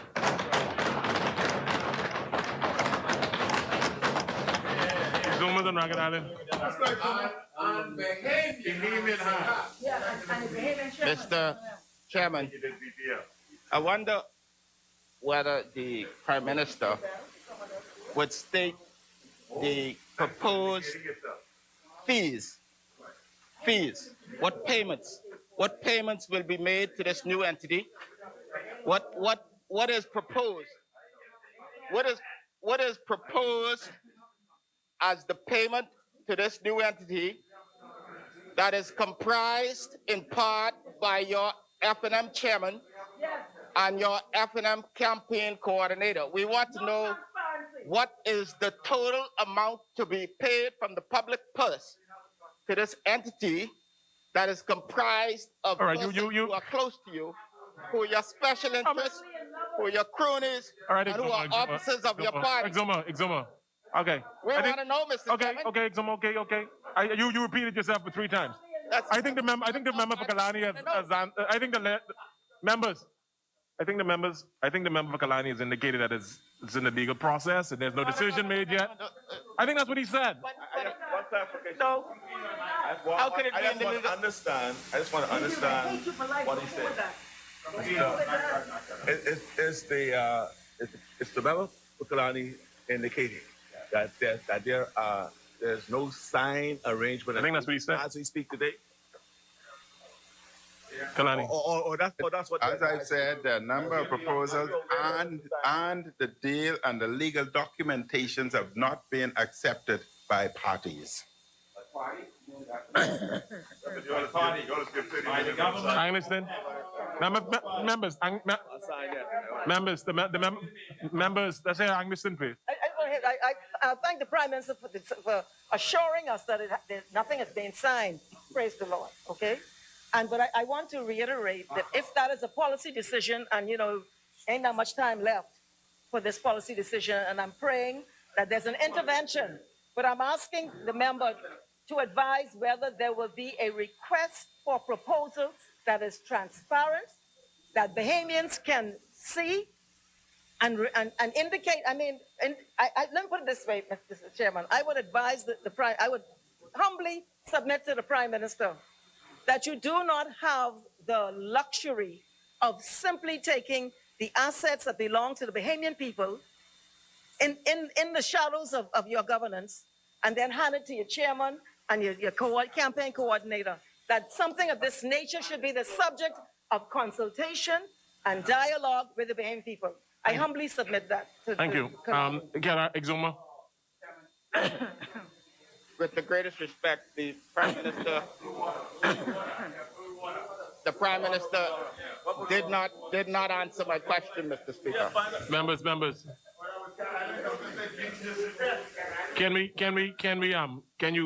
You said the Prime Minister did not answer your question? Mr. Chairman, I asked a direct question. I think he answered it twice. No, he did not, Mr. Chairman. Can we? Will the Prime Minister indicated that there is a deal, his word, and he said it's now being vetted by legal. Mr. Speaker, since there is a deal, I'm asking the Prime Minister to disclose the details, specifically what would be the amounts paid to this entity. The entity, Mr. Speaker, comprised of its chairman and the F&M National Coordinator. All right, Exuma. I want to know what is the annual fee to be paid to this entity, Mr. Okay, thank you, Mr. Exuma. Chairman. Thank you, If he's Exuma. drafting an agreement, he knows the answer. But he answered, I think that. All right, thanks. And Kalani, answer this, and we're gonna move on, please. Yes, thank you, Mr. Chairman. We must What's the value of the contract? Can you let Kalani answer this so we can move on? Mr. Chairman, I was as a physician, As a physician, I got a bit frightened for the member from Exuma. I thought he was gonna explode or have a heart attack. Don't worry about me. But I say again, our legal documentation has not been resolved. The legal documentation has not been resolved. I mean, that's his answer. I can't. What you want? But he's not prepared to say the value of the contract. He said that it's not. It's going. There's a deal. There's no. It's been members. It's being moved. Members, it's being moved and seconded. It's being moved and seconded that heads 14, 16, 17, 18, 19, and 20. As many. The chair recognizes Angliston. You know. I don't know if this is the correct head. Bring the T-shirt. You will clean our car with that T-shirt. Mr. Chairman, I'm not sure. I believe it's Office of the Prime Minister. I don't know. I know that when we were last here, a year ago, I had asked whether the government, the Prime Minister, had created new executive chairman posts from this parliamentary caucus. And I think he said, well, you know, we know what happened there, but he indicated that he would inform the Parliament which new executive chairman posts were created at public cost and without notice to vain people. I'm wondering if the member can now tell us, under his watch, how many new, never before ever had executive chairman posts have been created, and the cost of those positions, the global cost of those positions. Connie. Thank you, Mr. Chairman. I would have to get back to the member, but I can say that the member would know very well that Water and Sewage was the executive chair, was the chairman of the Progressive Liberal Party, and it's now the member for Long Island. But as for other information, I would get to you. Exuma, no. Angliston. I just want to understand, the chairman. You will get back to me last year. It's a year later. Mr. Chairman, shouldn't the Prime Minister tell the Bahamian people how the public resources have been used to create executive chairman posts? Not the executive chairman for water and sewage. We've seen executive chairman before. I'm asking him about new posts that never existed before, ever in the history of this country. If he can advise the Parliament what those posts are and what the global cost of these new posts. I'm talking about, and if you could tell us what some of these executive posts entail, and the necessity for appointing executive chairman to those positions. Can you tell us? I think Kalani, I think this is the same question. The second time, if you're interested in answering, he says his answer is the same. Senator. He would get back to it. At 16. Was that at 16? At 16, 1102. That's just 1102 salary contract workers. But just before I go on that, I just wanted to 1102, yes. Say how Yes. I'm very glad to hear that the Prime Minister has indicated that there's no legal arrangement with Antiquity Fund and his incorporation. But You said that, but you said he said? I say that because we have not seen any financial information from that corporation in the past 5 years. So I just want to put that on record. But I want to go to salary contract workers. Isn't the Bahamas Information Services a part of the communication arms of government? Because you said you increase your contract workers at OPM for communication purposes. And so we also increased it at BIS for communication purposes? This is on 1102. What about BIS? Head 16, Contract 1102. workers were increased? Yeah. I wasn't sure of the question. Mr. Speaker, the member for Centerville is asking about item number 211102, salary contract worker, and that had increased from 429 to 509, and that's for a particular manager in Grand Bahama, so that BIS would be covered efficiently in Grand Bahama. Exumus Angliston. Page 75, the Antiquities, Monuments and Museums Corporation. They do them together. Is it a new question? Is it a new question, Angliston? I think so.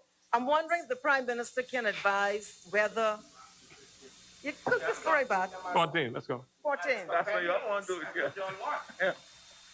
Yes, I was wondering whether the Prime Minister can advise whether any license has been given out of this for underwater exploration, and if he can advise the value of that license, who received that license, and I have to ask whether there's any connection to the government, because after the last thing we just heard about, the connection in terms of how these things are happening, I'm asking whether there's any connection of anyone, if there was a license given. This is on the agenda, but as we're here, so the question is, Kalani, is whether any license has been granted for underwater exploration, and if so, the value of that license and the terms of reference, if you're able to say at this time. Kalani. Mr. Chairman, I can say that there are numerous entities that apply with regularity to the Office of the Prime Minister for underwater exploration. And yes, I can say that I've signed off on one, and there are others to be signed off. There are no connection. Are you able to identify who that individual is and whether it's an international person, not a local person? Are you able to advise that?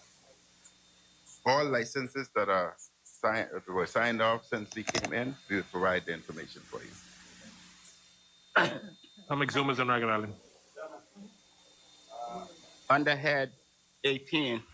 Now, what about 17? Because you're moving us back and under head 18. So there's no 17. The government printing up the department. Utilities and Communications Department, local government, head 18. It's 17. Government printing. Oh, I have Department of Local Government, head 18. You're 18 or 17? Page 81. 18. Page 81. Yeah. Speaker, Mr. Chairman, line 223, 1202. 223, 1202. Street lighting. There is a...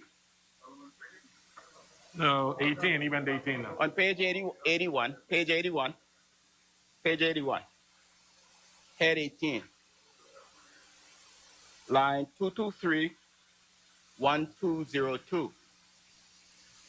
I noticed a small allocation for streetlights to the tune of 60,000 that reduces actually to 58,000. And I want to make representation that many of the settlements, particularly the island of Exuma, are facing severe darkness as a result of street lights that's not working. This has been a constant complaint, and I'm wondering whether this is the extent of the allocation for street lights, and whether I can get some assurance from the Minister of Public Works who's usually forthcoming, as to when these street lights, particularly on the island of Exuma Keys, and Ragged Island, when this most perplexing issue is going to be addressed. Michael. Raising the question, and he is correct when he says it's perplexing. It's been a challenge. The government is seeking to get $14 to $15 million because there is a challenge throughout the country with respect to street lighting. And I spoke briefly about it in my contribution. The challenge is also going to be changing the street lighting that we have, because the lights that we have are not the type of lights that meet our needs now. We are going into LED, and the member is going to see in the next year tremendous difference in visibility on the streets as a result of the funding that's going to be provided. Most grateful, Mr. Chairman. I now turn my attention to page 82. And there are numerous examples like this one, but I want to look at gasoline, 224-1102,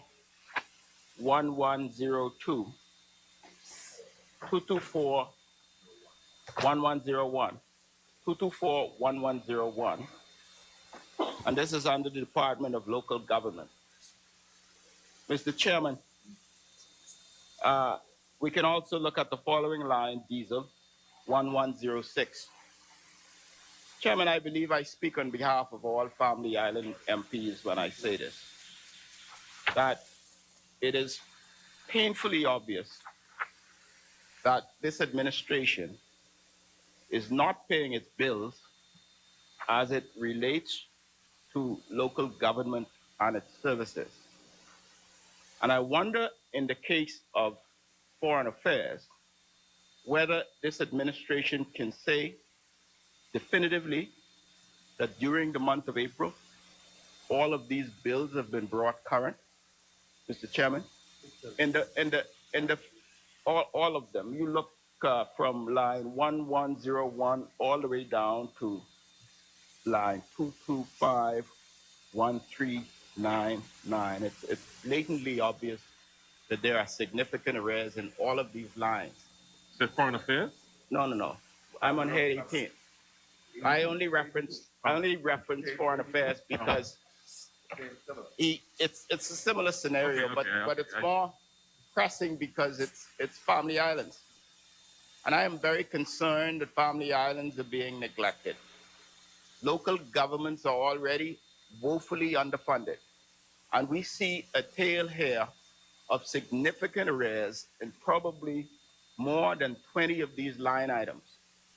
And I want some assurances that if these have not been paid up to date in April, that it is something on the sites of this administration for this to be rectified. Mr. Speaker, I'm unable to speak to the arrears that may exist at this time. However, my information, I'm advised that the sum that is posted here is supposed to be adequate to fund for the fiscal year. That's the advice that I'm being given, and it is based on that advice that I say to the House that the assumption is that that sum is sufficient to provide the gasoline and the diesel for the fiscal year. Please. Question. If we look at the line for gasoline, 224-1101, yes. Allocated for the year is 1.65 million. Yes. Paid for a 9-month period is only 400,000, right? Yes. I would have expected at this point that number would have been close to 1.2 million. So either there's underutilization or there's significant arrears. I would like to suggest that there are significant arrears because local government is always underfunded and there hasn't been any significant changes in the operations. And I'm therefore asking you if you would speak with the minister responsible and ensure that would appear to be arrears in these various lines related to local government if they would be addressed forthwith, Mr. Chairman. What I would say to that is there could be a number of reasons why there are arrears. Some Family Island vendors wait until they have a bulk of a hefty bill to send in. I can speak because as the Minister of Social Services, I have that similar situation where people are sending bills from last year because they were thinking that the bill is not big enough to send. But I'm saying to you, if you look at the figures, that sufficient funds are budgeted. But you're not paying your bill. No. Sufficient funds here to pay the bill. That's the important thing. Sufficient funds here to pay the bill. We're making sure that there's enough money to pay the bill. There's no question as to whether or not what is here is sufficient. So we will pay the bill. But I appreciate the point you're making. Prime Minister, who heads BIS in Grand Bahama, and also how many staff persons are in BIS, in the office of BIS?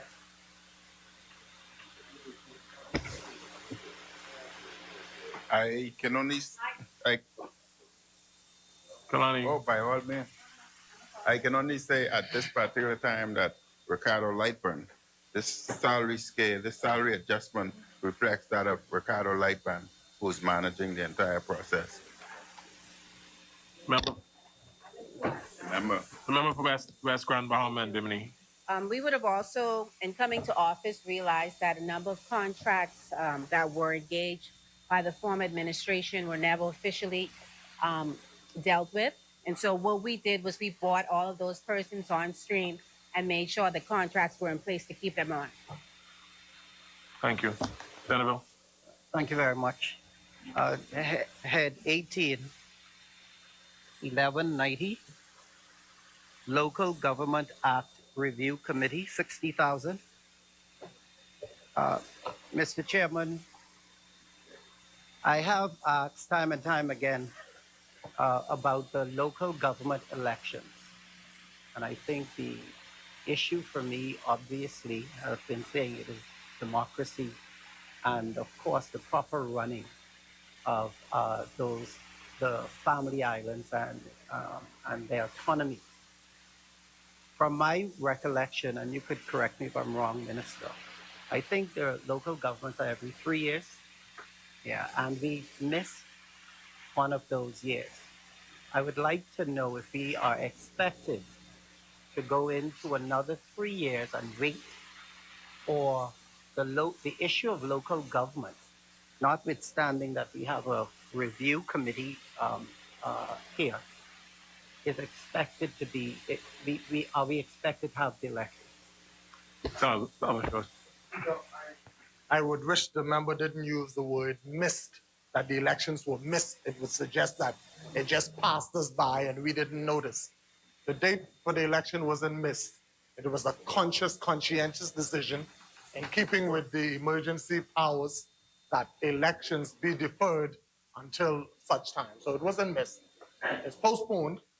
That was part of the emergency orders.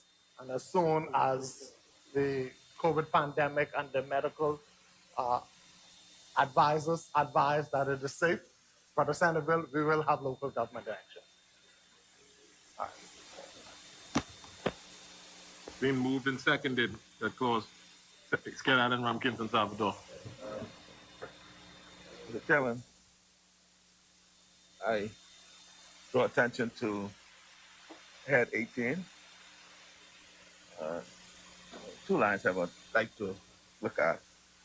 What page is it? Page 82, miscellaneous family island capital projects. 226, 1199. 1199.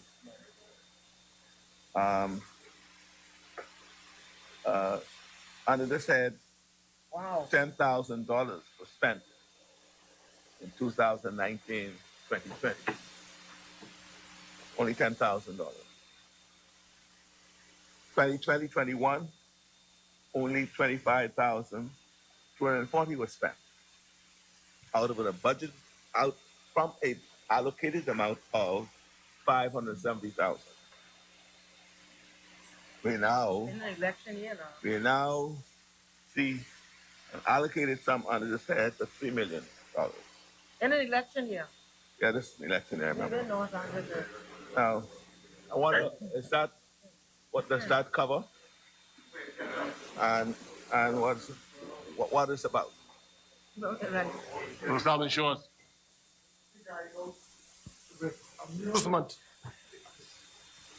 The different positions taken in such short space of time. On the one hand, and the answer is coming, Angliston, you've taught me to take my time. Good St. Matthew's parishioner, I'm going to take my time. So I note with amusement, Mr. Speaker, on the one hand, it's underfunded. It's always underfunded. Never had enough. Now, Mr. Speaker, oh my, it's too much. It overfunded. Well, Cat Island, Rumpke and San Salvador, a good family island representative that you are, will be happy to know that additional funding was provided for various repairs and maintenance works scheduled for this fiscal year in various family islands. I believe they will include Cat Island, Rumpke and Salvador. By the district council. Yes. So this budgeting is based on the budget sent by various councils, each of the councils, and this is the combined budget. Cat Island. Answer, Southern Shores. Local government expenses. That's 2294001. I see the numbers now. Does that include? That include the garbage collections and all that, right? Is that included? 13 million? Yeah. 2294001.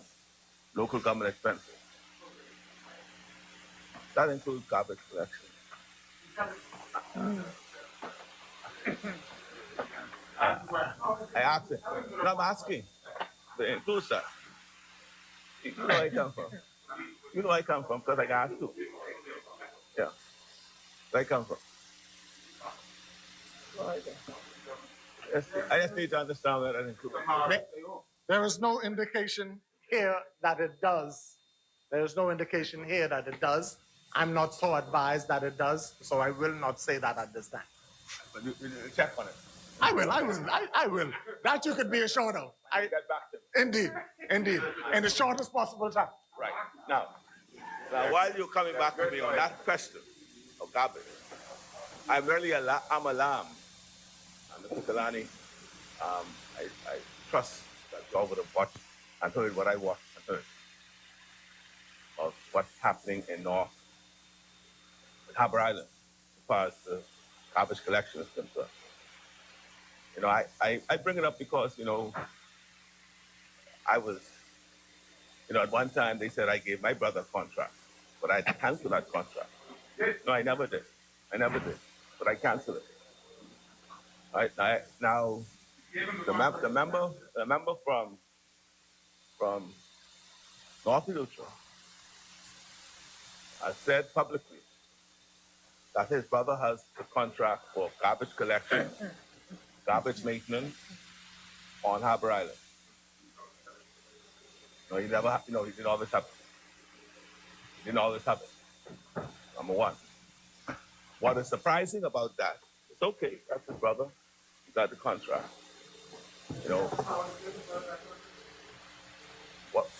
What is surprising about it, Mr. Kalani, is that he has helped, it's on record, that one, his brother has no equipment, and the equipment that he's using belongs to the member from North Lutra. One. Two, that the barge that is used, there's no allegation, it's from his mouth, on record, spoken to,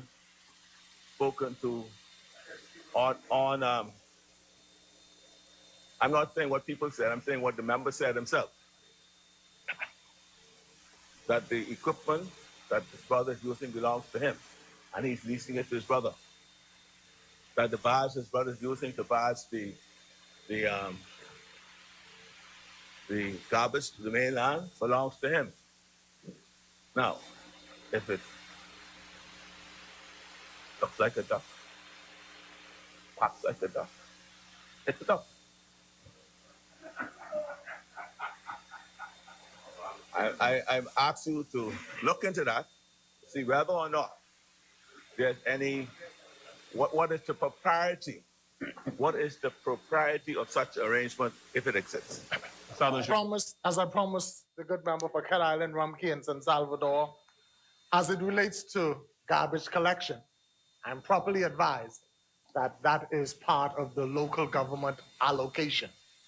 As for the other matter that you're asking me to look into, as I did previously with my track record, I give you the assurance I'll be back.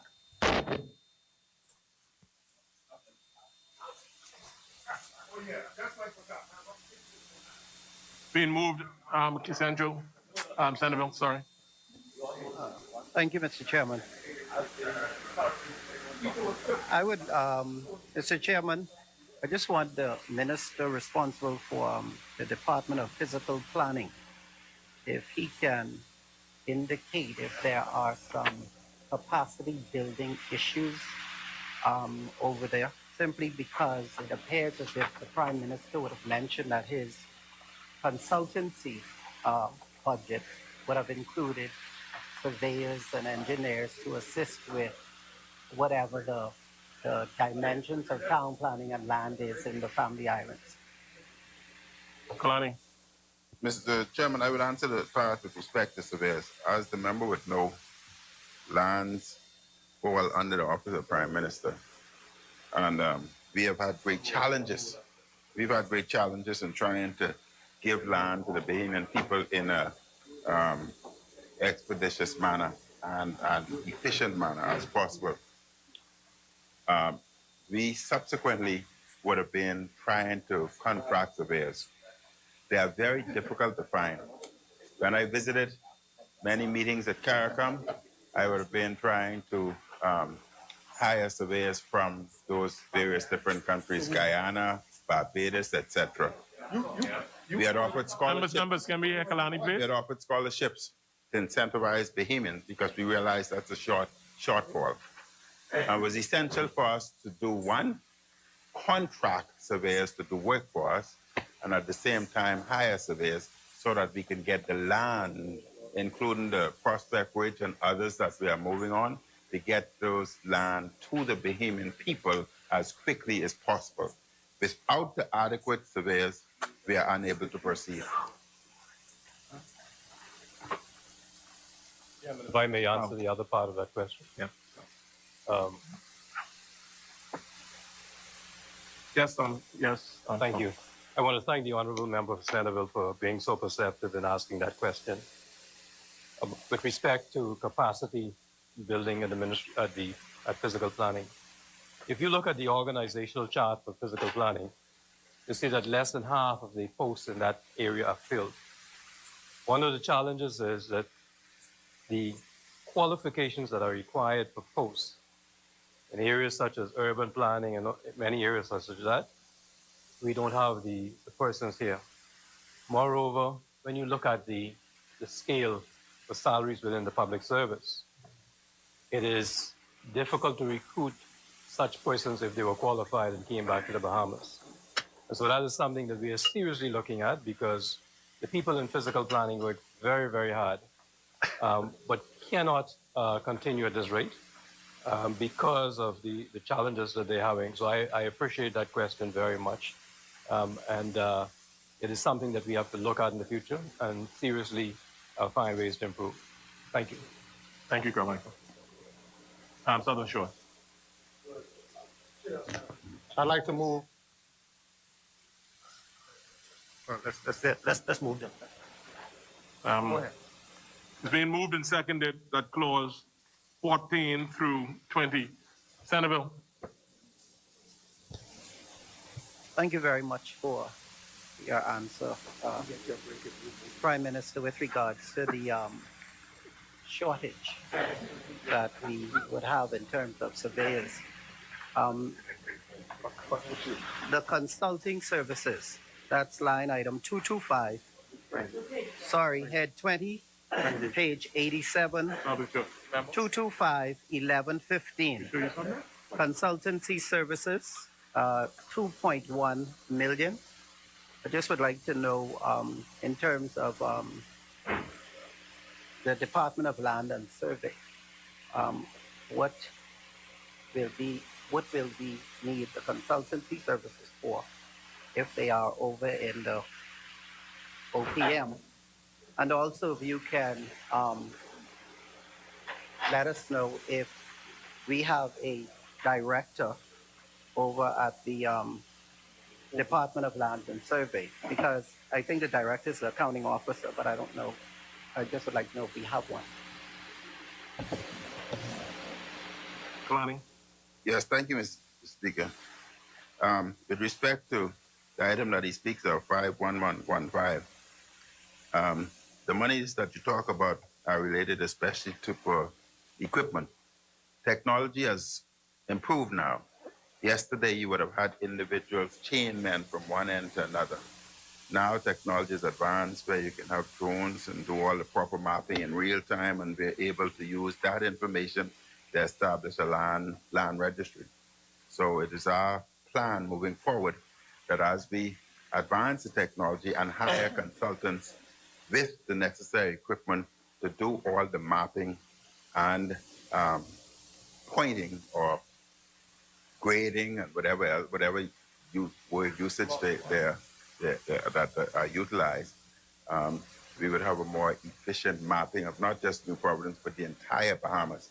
And it is our hope that we would proceed with all government lands, and we can now move all government lands into a land registry and move forward. Angliston? Thank you. Oh, directors. On the issue of Crown land and the registry and all of that, and this is an issue that the issue of Crown land is one that there's a lot of talk and buzz about it in the Bahamas right now, about giving it to foreigners and on and on and on. But I note that the Prime Minister has a policy. He's responsible for Crown lands. Has a policy which he advises is to expand access of individuals to Crown land. And what I was wondering, in the interest of transparency and accountability, if the Prime Minister could advise, how is this land being distributed? Is it friends and family? And I'm not saying it is, and I'm not trying to be facetious, but people would say these things. Is there criteria? Are you moving from island to island? And in each island, is there some terms of reference that is embracing everyone in that island? Or is it just like how you did the housing thing for young professionals? Is there a category? We would like to know, because the Crown land is our patrimony, belongs to for children yet unborn. And I'm wondering what criteria is being applied for the distribution of Crown land during this term of office. Chairman, I'm glad the member for Angliston asked that question. Mr. Speaker, when we came to office, we had discovered that a lot of Bahamians had applied for land and were allowed to commence their project. Homes, individuals would have built homes for as long as 20 years. And we had instituted a program where we looked at various different islands throughout where Bahamians would have built their homes. And we wanted to regularize them, to give those groups of individuals the land so that can now be used as equity. They've had challenges in the past. Who they are, I don't have a clue. All I know is they are Bahamians who are built on government land, who are promised, and we are only giving them the grant to regularize it. What we had discovered, though, is individuals who are built beyond the marking or the boundaries.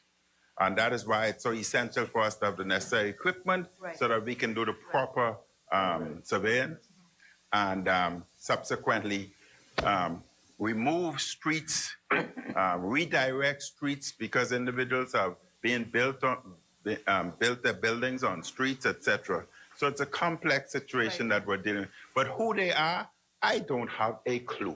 All I know is they are Bahamians that were allowed to build and were promised for 20 odd years, and we are regularizing them. Okay? Yes, I understand. 1 second. I'm going to allow you to continue. Southern Shore. Mr. Chairman, I move that the business of the House extends beyond 7 p.m. Second. It's been moved and seconded that the business of this House continues beyond 7 p.m. hour. As many members that are in favor remain seated, those opposing will rise. Business of this House shall continue beyond the 7 p.m. hour. You want me to do it, or are you going to do it? I'm going to do it. Thank you. I move that the business of the House suspends for 10 minutes for humanitarian reasons. Being moved and seconded that the business of the House suspends for 10 minutes. It's been moved and seconded. The business of the House suspends for 10 minutes. As many members that are in favor remain seated, those opposing will rise. Business of this House is hereby suspended for 10 minutes. Thank you, members. Before the brief suspension, we were at heads 14 through 20. It's been moved and seconded that clause 14 through 20 be agreed. As many members that are in favor remain seated, those opposing will rise. Clause 14 through 20 is agreed. Head 14 through 20, sorry. Mr. Chair, I do now move that heads 21, 22, 23, 28 be agreed. Second, Mr. Chair. You have 26? There is no 20. There's no 26. There is no. Chairman. The chair recognizes Exuma. Chairman, I refer to head 21, and I note a similar question as raised by the leader of the opposition under the area of public service.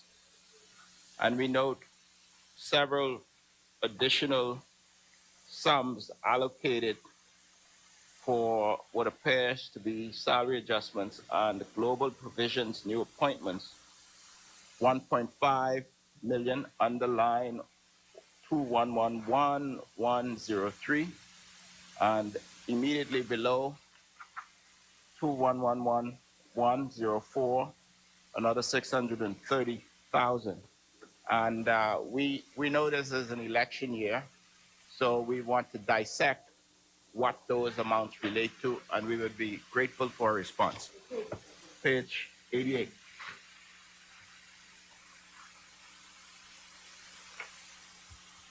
Kalani? Mr. Chairman, with respect to global summer employment, we've always had a program for summer students, and that has not changed. Yeah. It's always. Each ministry is allotted a certain amount. Each ministry is allotted a certain amount. Mr. Chairman. Yeah, I'm going through each one. Mr. Chairman, there. He asks about all in that. He asks about global provisions, which I haven't reached yet. That's what I He asked also asks about salary adjustments, which I have not reached yet. No. So with respect to global provisions and new appointment, the member would know that there are a number of new acts that we brought in, and the procurement bill would be in law as of the 1st of September. That would require a number of staffing, and the other new acts would require a number of new staffing also. With respect to salary adjustments, that's promotion and reclassification. And global summer program, I've mentioned that to you. Thank you, Mr. Chairman. I didn't really ask about the summer employment, but I'm grateful for the explanation. I'm happily moving on to the question of consultancy services on number 89 at line 225 1115. 225 1115. I note in this election year, the consultancy number has increased by more than 100%. 200%. More than 200%. Thank you, Senator. consultancies have increased in the Ministry of Finance by more than 200%, 4.1 million this year, increased by $5 million, 5.2 million to $9.3 million. And I would be most grateful if the minister responsible would explain why consultancies have increased by more than 200% during this election year. 9 million. What we paying for? Speaker, member would know that we are in an era of technology, and that requires cyber technology. That is covered there. And the provisions also provide for all ongoing and new consultancy service for the upcoming budget year. And the amount includes expenses for IT consultancy service as well as cyber technology. And IT, that includes all of the various... Digitization?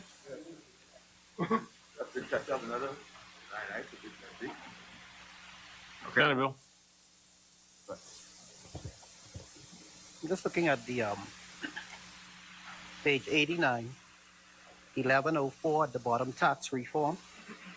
So we're going to spend 1104 professional service audit. no Yeah, tax, tax reform. 1104 tax reform. Page 89. Yeah, we're spending $5.4 million on tax reform. I just wanted to know what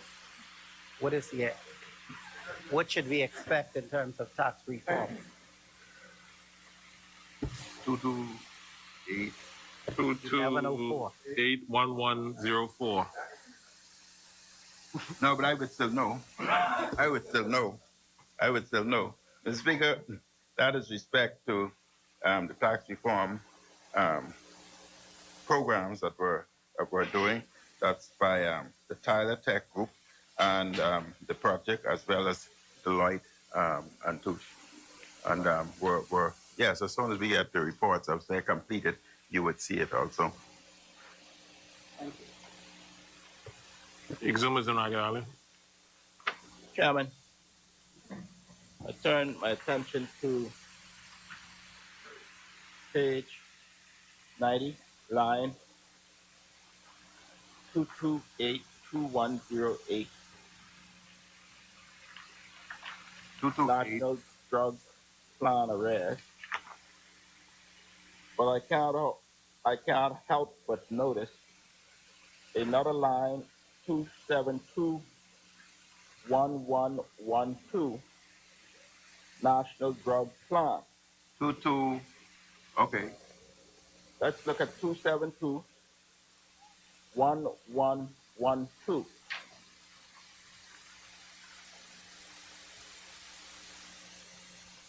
It seemed clear to me from the payment of 7 million versus the budget of 18 million that there is a significant arrears in this line. And there is an additional line up top, 2282108, that seems to be also related. We would be grateful if the Prime Minister would indicate to us the total that's in arrears in relation to the National Drug Plan. You see, this government, this administration has spent a lot of time talking about arrears.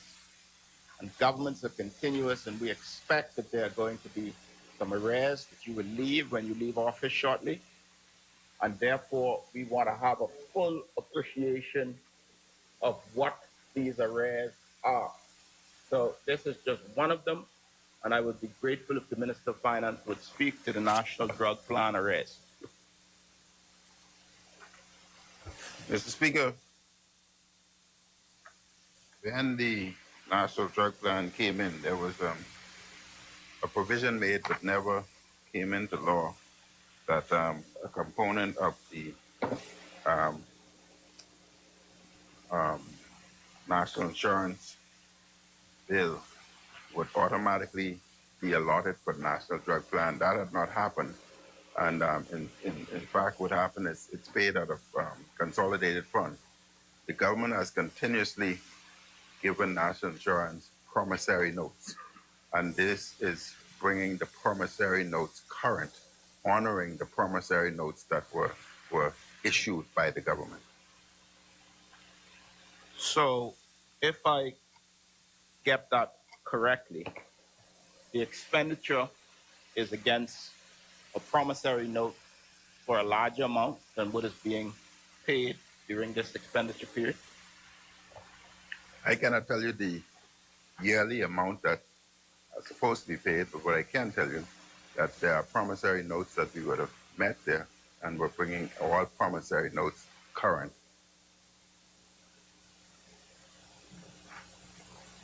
Grateful for the response. Just as a recap of that, from my estimate, and Senator can bear this out, I observe perhaps a $20 million arrears as a budgeted expenditure for this period. When I compare against what was paid and what was budgeted, there's $20 million in arrears that I know for this period, Mr. Chairman.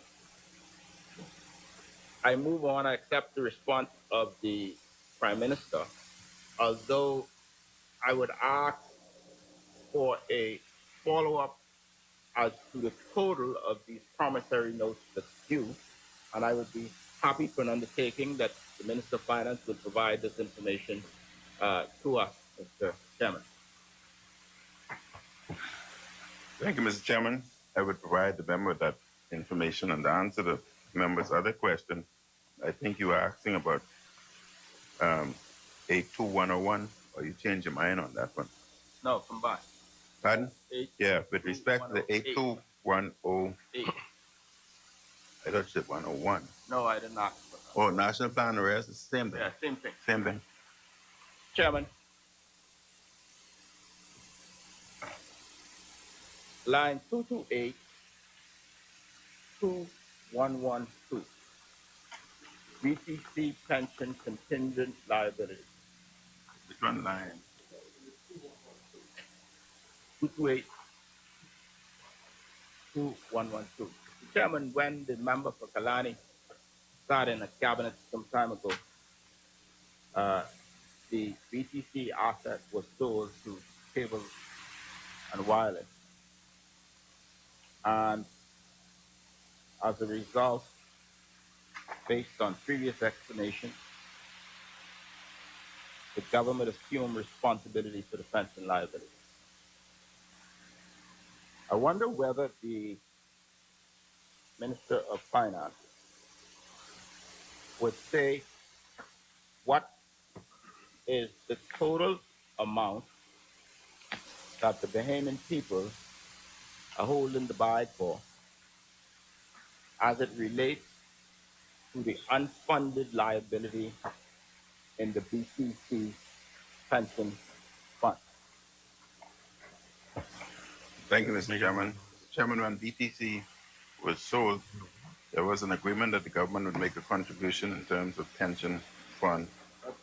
This was never done, and this is bringing everything current and keeping everything current.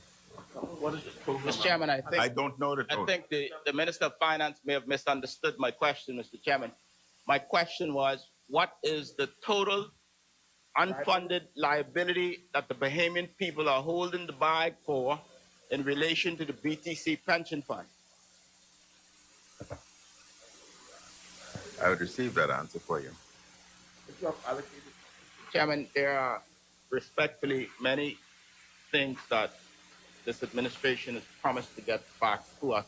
You needed to be here with the last government. And I know the whole night. I'll get back. I know the public servants are particularly diligent, and I know many of them are working overtime tonight. So, if we can get some of these answers before we leave tonight, Mr. Chairman, that would be most helpful.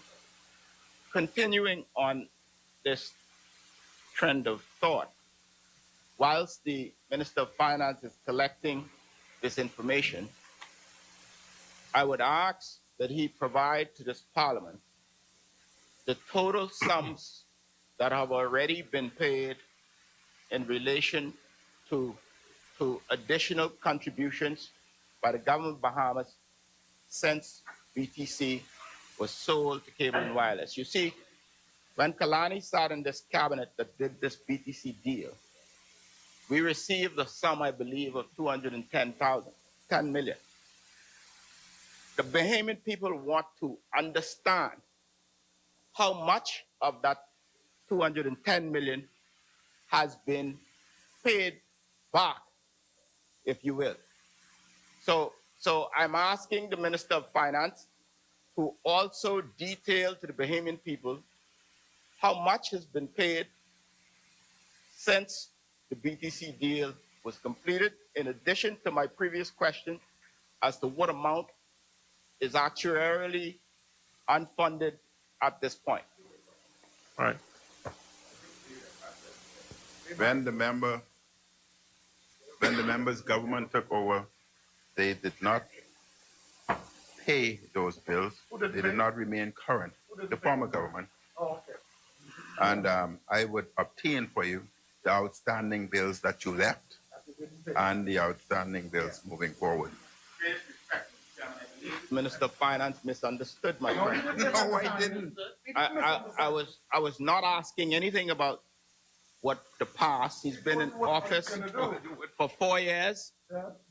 He was a part of the cabinet that struck this bad deal. And I want to know how much money we paid back from the money we received. And I want to know the total actuarially unfunded amount to date. That's my question, Mr. Chairman. Mr. Chairman, again, to provide the answer, I must look at the contract to see what was not paid up until we arrived, and we so we would bring it all. We would bring it all so that they can see what they left and what we paid, bringing it current. Thank you, Kalani. No, I want the total. The member for Kid Island, Ramkins and Salvador. Grandstanding? 210 million. We received and we paid back significant sums. And the members I think the Bahamian people don't consider this trivial. This is a significant issue. Bahamian people are holding the bag for it. A bad deal was done. The actual liabilities are significant. We'll continue to pay back sums to $220 million a year. And they criminalize it. The chair recognizes the member for. The chair recognizes Alder Short. Mr. Speaker, it's disingenuous for the member for Exuma to say that we're trivializing when there's evidence that we're actually attempting to pay. For 5 complete years, that side opposite paid nothing on it. That's how come it ended up being what it is. They did renegotiate the 2%, but they did nothing to pay the bill. That's why it is where it is. We're seeking to find answers for you. So those who didn't pay are those who actually trivialized it. Thank you. The chair recognizes it's being moved and seconded. That the chair recognizes Kid Island. Okay, I got Kid Island. I just want to get him off his feet. I guess if I said that, he would get him. I'll get back on the question of whether any funds was paid on this pension liability. But what we do know is that when the deal was closed with the BD sale, it was in the neighborhood of 39 million. That's what it was. Right? It has grown now, I think, in the neighborhood of 170 million. If in 5 years you about paid that 39, it wouldn't have been there. If you understand the actuarial assessment as how you arrive at it, you'll then appreciate how it got where it is. But I'm saying, Mr. Chairman,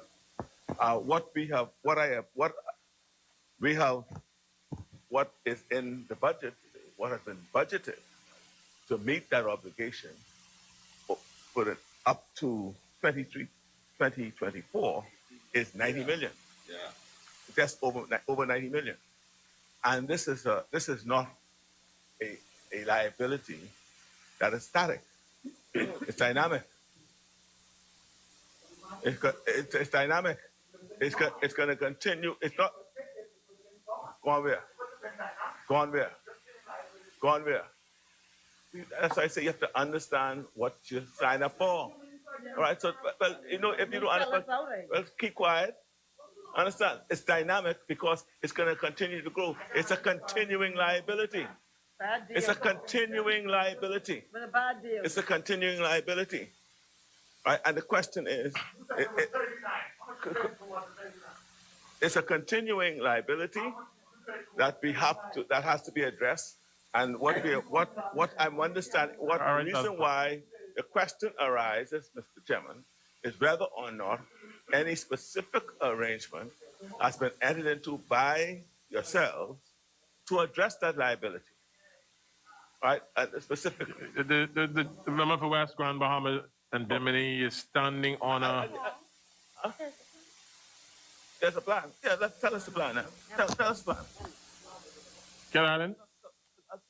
So yeah. Let's sum that up. I think. No, sum it up because we've been on this for some time. You're repeating yourself a couple of times. Man. I know, but saying it in 5 different languages to saying the same thing is the same thing. I understand it's important. I'm just saying, can the members sum it up? We've been on this for some time. Growing. Carry on, Cat Island, Rum Cape, and Salvador. It's a growing. This is a liability of the government. Yes. That has to be accounted for. Yes. And it's not being accounted for. The member said he's gonna get back to us. Yeah, and so what the question is when are we going to, when they are going to address it in a way that will bring some finality to it, as opposed to allowing it to continue to grow. And that's the question. I understand there is a plan, but they don't want the person who knows about the plan to tell us. It's a bad deal, man. Right? Well, no, there's no doubt about it.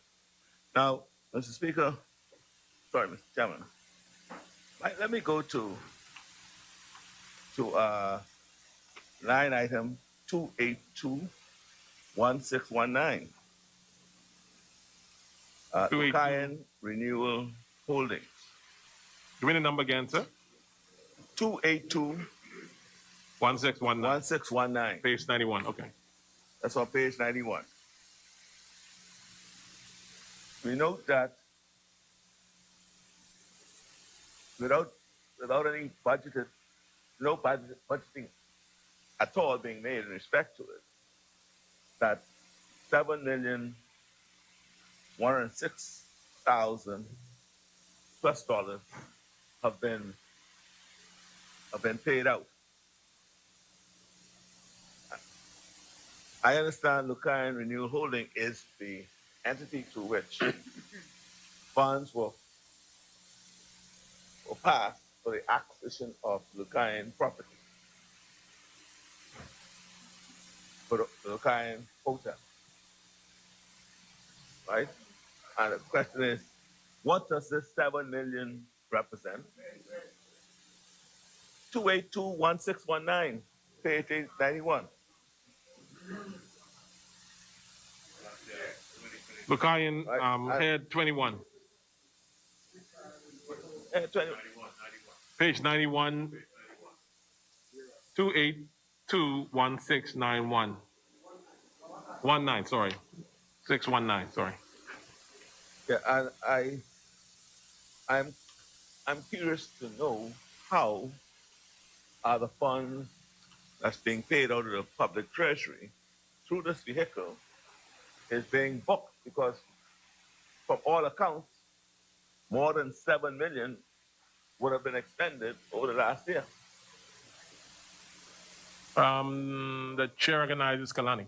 Mr. Speaker, monies are placed in the budget for the operational costs.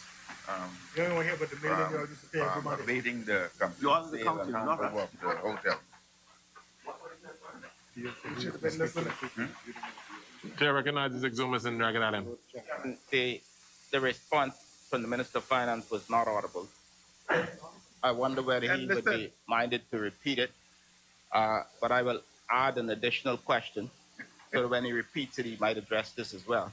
No, I agree. Since the acquisition, we would like to know the total sums paid in relation to this transaction. Paid and owed in relation to this transaction. Thank you. Kalani. Mr. Speaker, I don't have the answer to that question, but as soon as the facility is paid, a complete breakdown of expenditures would be provided. I mean, it's sold. Speaker, did I hear the Minister of Finance say that he doesn't need to answer the question or he doesn't have the answer? I said I don't have the answer. Speaker, Mr. Chairman, I'm becoming concerned about this process. We're not getting any specific time as to when the answers will be forthcoming.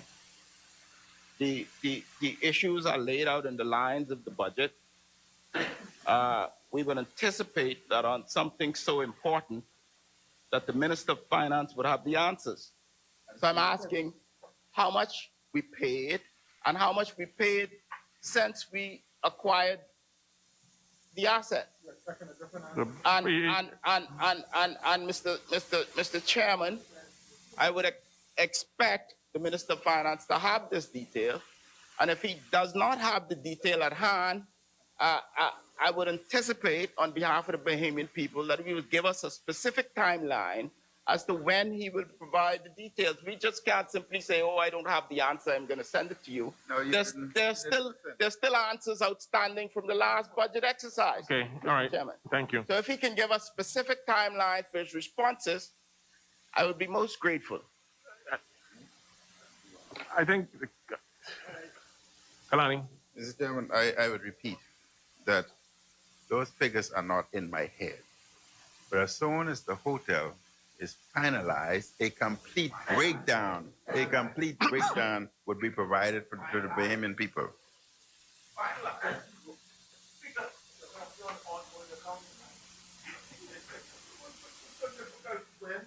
I'm baffled by the response. Because the Minister of Finance is talking about something we know nothing about. He's talking about when the sale is finalized. There's been no specific update as to when this is going to be. But I'm asking for historic numbers. I'm not asking him to make up anything. I want to know where we are today. Said that he doesn't have. There are professionals employed with this organization and the Ministry of Finance who can provide this. And the Minister of Finance is saying whenever the deal closes, he will provide details. We want it, Mr. Speaker, in relation to the historic information. The Bahamian people want it as soon as possible. As many. The member for Freetown. Exuma, you will know that we purchased this hotel to save its untimely demise. And it was our intention to sell it back in March of 2020. And we sold, and we were imminently about to sell the hotel in March of 2020. And then, of course, COVID struck. And that has delayed the sale of this hotel. So let's let Freetown move on. The Minister of Finance would have stated in his remarks that we are very close to sealing that deal. And when that deal is done, you'll see we only budgeted $3 million for it, so you know that it's close. So we only budgeted $3 million this year. So once it's done, we will provide a full accounting for what we bought it for, what we spent on it, what we sold it for, and then there'll be a full accounting to the Bahamian people. So in the meantime, just hold on. Okay, we haven't done the final accounting yet because the deal isn't done. We're very close to sealing the deal. Let us seal the deal, and then we will account to the Bahamian people what transpired in that. But what I will say, Exuma, what I will say is that when the hotel was owned not by the government, there was substantial transfers from the government, whether it was us or you, to them in order to keep that hotel afloat. So the fact of the matter is, let us conclude our transaction. We bought it to sell it, and we got held up by COVID. So let us sell it, and then we will provide a full accounting to you for that at that time. So you asked this is a different question. You asked this question about how much is spent on it, how much you spend on it, how much more to be spent on it. And when he will be able to provide the details. Might I just make it short and clear? Yes. how much are we in for? Yeah, but you asked that in a different way. I don't have The member for Freetown understands how these matters work. Yes. He understands the question quite well. He understands the financial accounting. Yes, I don't have the number in my head, so I will. We don't need to find the precise number. I don't want to give a vague number. Let me have the precise numbers, and I will respond to you. We don't need to wait till the deal is closed for you to Let's move on to as many. The member for Centerville. Thank you, Mr. Chairman. The 282-1267, page 91. Budget reserve appropriations of 23 million. I just would like to know what that category. 23,250,000 budget reserve appropriation. 24 million, you mean? 23 million. 21267. Yeah. Page 91. 67. All right, the 21267 budget reserve appropriation, all contingencies have been moved to this. So you find that contingencies in the other areas have been removed or minimized, moved to this particular item.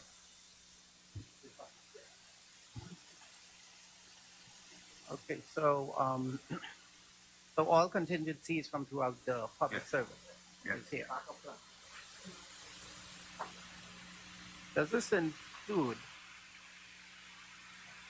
what is contingent with regard to legal cases that the government would have lost?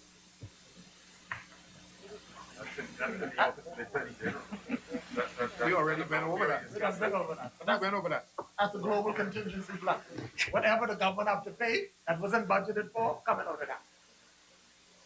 So basically, then, would you consider these arrears or things that we, the government, will be owing at the end of June? No. These are unbudgeted. No, these are unbudgeted, not. Is anybody going to answer? This particular line item is there as a backup plan for any unforeseen circumstance that is not budgeted. That ain't on none of these other pages. If it arises, it will come out of that. So, Senator. No, thank you very much. It's just that I saw that it was zero over the past 2 years. Right. And so you're putting something in place. So you're putting something in place. Thank you very much. Also, page, the heads of agreement, Ministry of Tourism. Page 90. Yeah, it says Ministry of Finance. Yeah, page 90, item 3001, it says Ministry of Tourism. 3001? It says Ministry of Tourism, heads of agreement, 4,800,000. 2293001, page 90. 2293001. What are we paying for? And in this heads of agreement, or is it more than one head? And basically, what are we paying for? What are we paying $4.8 million for? And at the same time, I'd like you to go to Bahama. It's equity contribution of $4 million. Just want to understand what are we paying Bahama $4 million for? To answer the first question, Ministry of Tourism heads of agreement 2293001. That is marketing support for Resolve World, Bimini, and Club Med. That is a part of the heads of agreement. As for equity, 2521007, contribution to Obama. Again, that's marketing contribution. Thank you. It's been moved and seconded that clause 21 through Cat Island, Ramkins, and Salvador. To page 88, item 211, 2101, honoraria.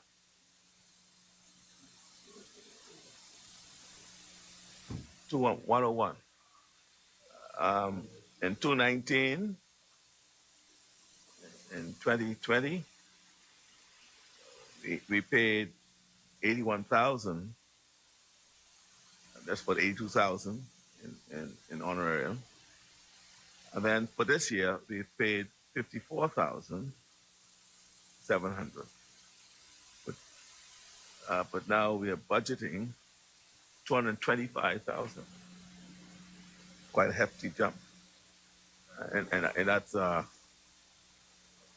giving out, that's giving out money. On what is? What is? So if you could just explain the reason for the huge, this election here, man. You all said that, Yeah, election. No, that's why I asked the question. We're making sure you're not responsible. Yeah. We identifying the slush fund, you see.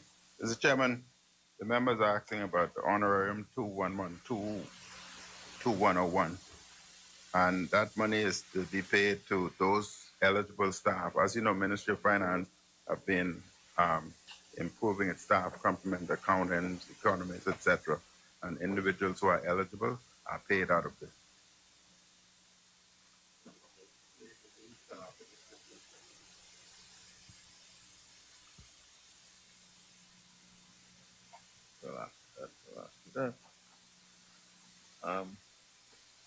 Mr. Chairman, I note at 2721907, page 90, last item on that page. Social economic assistance? Special economic assistance measures. Special. For the 9 months ending March 2021, $108,129,479. An unbudgeted amount was spent. Sorry, this no, 68 million was budgeted for. Sorry, it was budgeted. 68 million had been budgeted, and you spend 108 million. I just wondered, Mr. Chairman, I want to know because there's also what I call the COVID expenditures that have to be accounted for. I was wondering where that is. Yeah. Mr. Chairman, to answer the member's question, he would note that in 2511216, who's that? Unemployment, that has been moved to zero, and that has been replaced by the special economic assistance measure, the 2721905 that he speaks about. And you would note that when I spoke, the article spoke about the Bahamas providing unemployment benefits not only to those who meet the qualification, but individuals who have made no contributions. We also help them also because we have a heart. And the addition, we're extending the unemployment benefit up to September of this year, and we feel that that would take us in the 21-22 financial budget. So that's all unemployment benefit for the benefit of Bahamians because of the COVID pandemic, what is the devastation has done to the Bahamas. Okay. So that line item deals specifically with the unemployment benefit, nothing else. That's what I was concerned about. That's my knowledge.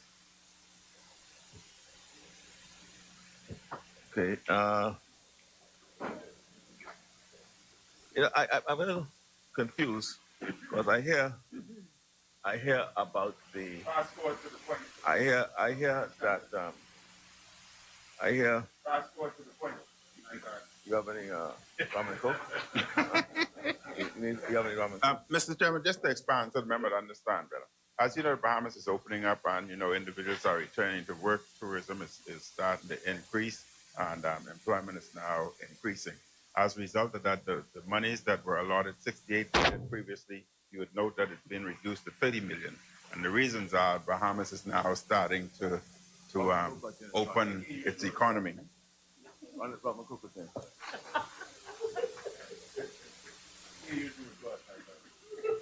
It's Mr. Line item 2521009. 2521009. Support for Small Business Development Center.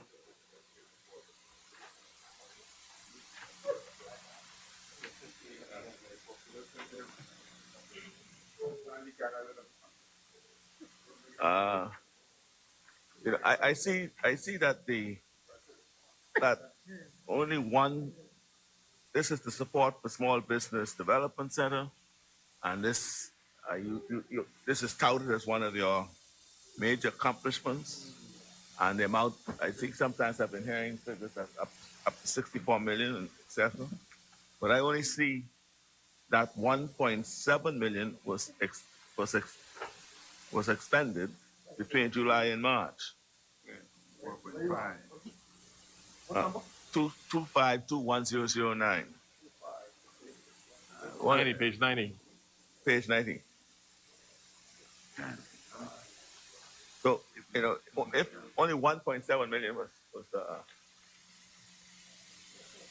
was expended for the year, I'm just wondering about what are the utterances about the amount of money that's been pumped into the SBDC program when we only see 1.7. Perhaps you could explain where the other sums of money may have come from, you have been able to do what you said you've been doing.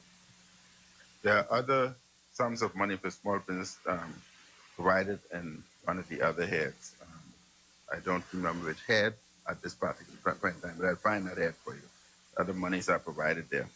And so it would be sufficient to accommodate the small business applications. As you know, they go through a process. We just don't give you money like that. We want to ensure that you succeed. No, see, the point I make is that much has been made about this program, and I'm only saying 1.7 having been dispersed. You get your point. And you're saying that it may be covered in another head. You have it in another head, so we look for it in the other head. Go ahead. Oh.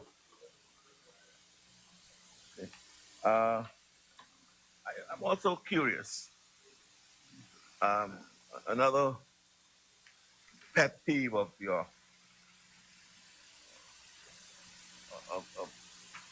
government is the fact that we did not agree with the continuation of the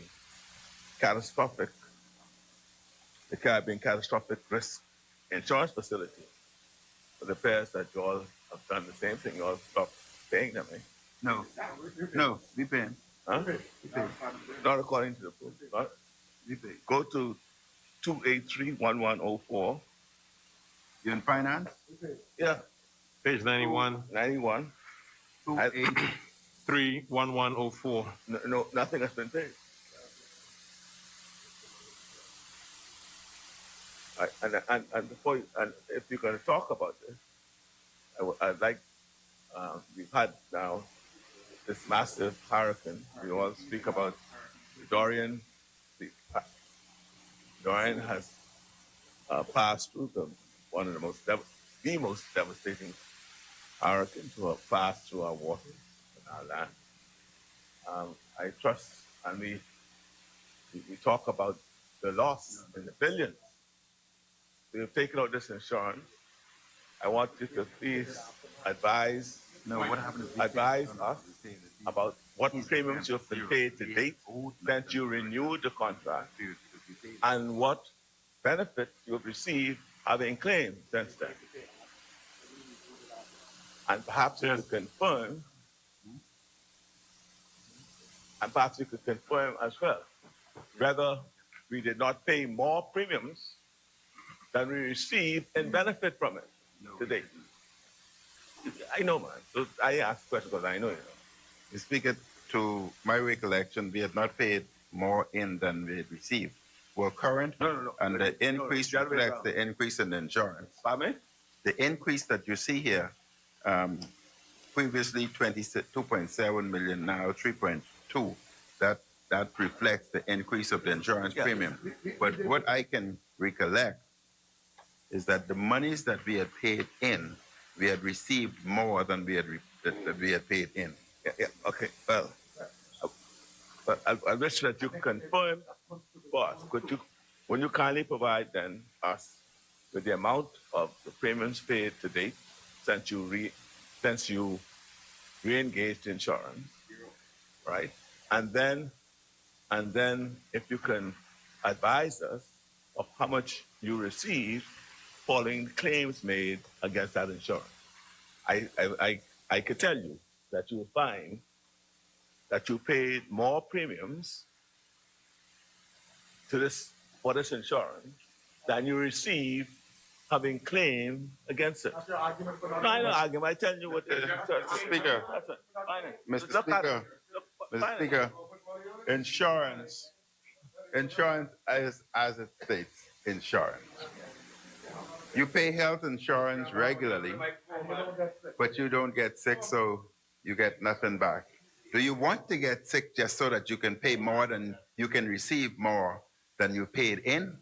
And the same applies with insurance. But I would get the numbers for you. But my recollection is we had received more than we had paid in. But insurance is insurance. You're protecting yourself in the event something happened. I appreciate that. Now I pointed out that it appears that no premium has been paid yet for the year.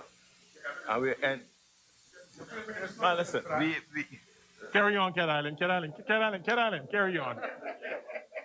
Island. We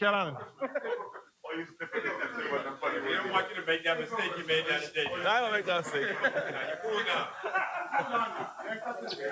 We ain't want you to go wrong today. No, man. No. All your Remember, Kalani, the member for Cat Island is asking, do you want me to ask the question or you can answer? No, see, what I'm saying here, that there's no payment was made between July and March of this year. That's all right. It can be paid before the end of the year. Which year though? I mean, I'm talking about this fiscal year. Yeah, the fiscal year. The payment is made. $3. Come on, man. Get done. Okay. Well, I'm saying that your document don't reflect any payment. Yes, for the first and the 9 question months. is for the first 9 months. Yes, I agree. And when is it due? When you overdue? And is it in force still? But you could provide me with the evidence that's been paid for this year. Yes. It's being moved, members, it's being moved and seconded that clause 21 through 28 of head 20. You want to take your time, Senator. Ask the minister, how is his collection efforts going with regard to resolve, as we seem to be paying $3 million of interest, and that's page 91. 91 282 1402. I'd just like to know how your collection efforts are going with resolve. And page 91.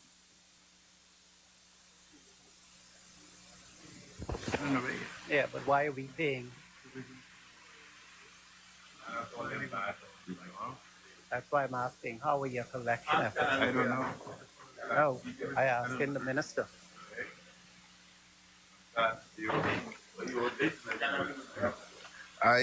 At this point, I cannot respond as to how our collections are, but the monies that were provided here are to pay for the interest on the properties that we had made commitment to. Thank you. Big Zumas, Ragged Island. Chairman, under head 22. Under head 22. Bar expenses. Yes. What line? Head 22, line 228, 1105. VAT expenses. I wonder whether the Minister of Finance would explain what's involved here. as a treasury expense for VAT. It might be a reasonable answer, but we'd be most grateful if the Minister of Finance would explain it. You see, Mr. Chairman, when we ask to cover the revenue head, value-added tax is a key component of this head, and if we were able to do that, we may not have found ourselves having to go through each line after the explanation from me. But overall, we saw very significant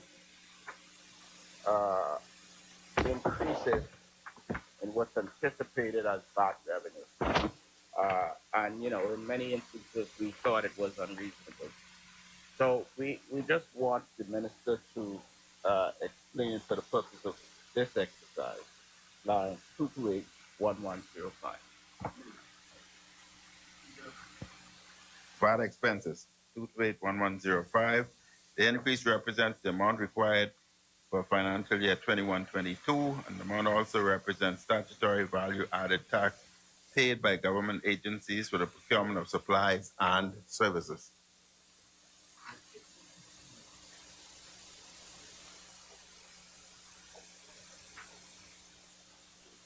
Been moved and seconded that head 21 through 28 of the bill be agreed. As many members that are in favor remain seated. Those opposing will rise. Head 21 through 28 bill is agreed. Mr. Chair, I now move that heads 29, 30, 31, 32 be agreed. Second. Been moved and seconded that head, the member recognized, the member for Centerville. Just with regards to the Department of Immigration. Right. Oh. Right. But I just chose immigration to start. Yeah. Head 30. 225 1115. Immigration. Department of Immigration. Page 110. Consultancy services 3,149,918. Just would like to know what the consultancy services would relate to with regards Department of Immigration. Give me the item number again, please. Page 110. Yes. 3225 1115. Consultancy services 3.149918 million.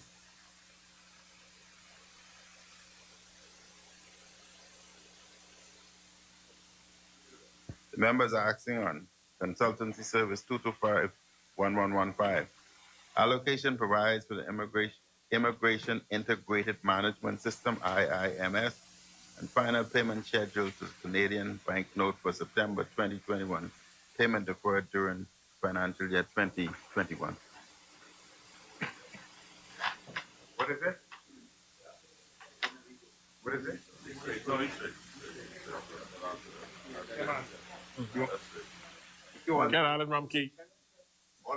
I want to thank the good members of the Immigration Department for all of the digitalization you now see. In March, we saw a number of permits that you can access online. At the end of June, a number of other applications, and for the first time in the Commonwealth of Bahamas, by September 31st, every application to the Immigration Department will be online. So you can make those applications from home or from the comfort of your office.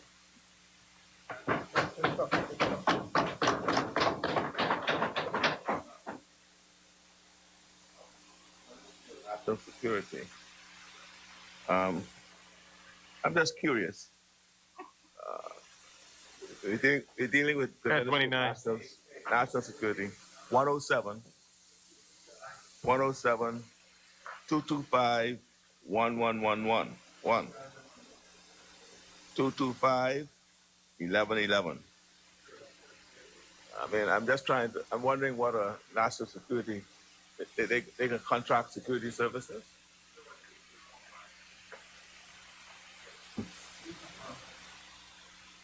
$1111. Checking, you allocating $2,160 for security services to contract it out. And you got the police, you got the defense force. What's that? All uniform. Let's go to RFP. So that there is to accommodate the contract for the ISO bracelet. Ready?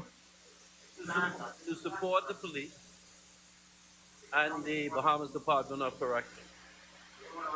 I thought I saw another line.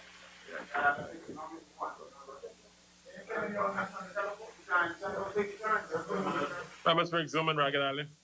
Chairman, with the Minister of Finance, Minister of National Security,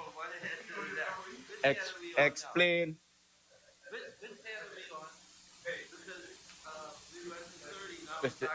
Mr. Chairman, we are at head 29, and we're at line 227, 107, item 227, 1034. 1034. Just wonder if the minister would explain what the C-19 enforcement unit. That cost is to accommodate the COVID ambassadors who, I may say, are performing admirably during the pandemic. We would not have been able to do it without them. I wish we could take on another 200. Senator.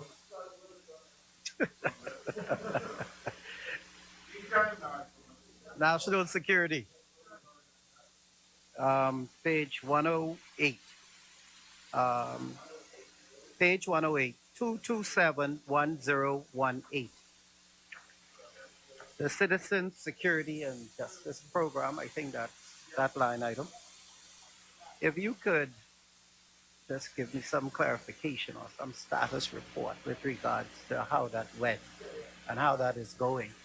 And I'd just preempt your response by saying that many of the young men, as you would know in our Centerville community, not many, but we have quite a number of them that are in at-risk youth programs within their schools, without their schools. And I just want to know how effective this citizen security program is, because we're trying to put some sort of management on. Thank you so much, Senator, for asking that question. As you know, that this was a loan secured during the last administration, right? Was an IDB loan. I must say that it has been going so well that Cabinet has agreed to approve an extension so that the team would be able to meet their stated objectives. As you know, that there are 4 components associated under this program. We would have signed any number of contracts with the judiciary in recent times to modernize the judiciary and the court system. There is a significant amount of work currently ongoing within the Bahamas Department of Corrections, including the BTVI program that was earmarked to train 600 inmates in addition to correctional officers. I'm pleased to report today that number is closer to 500, that we're well on the way there. and moving certainly in the right direction as it relates to that. The community centers throughout New Providence have been very active.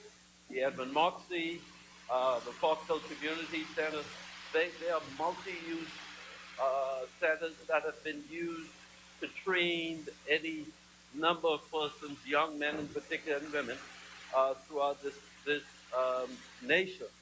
And just recently, we would have signed a contract with University of the Bahamas as well as the BTVI to provide skills to many of our young persons throughout the country. We had in excess of closer to maybe 150, somewhere thereabouts, graduated recently. And it was great to meet and speak with a number of their parents. Okay. I was totally elated by what these young persons have been able to achieve under this program. Thank you, Mama Mariah. Very excited. Do you wish for me to continue? Yes, thank you. Thank you very much. That's a great program.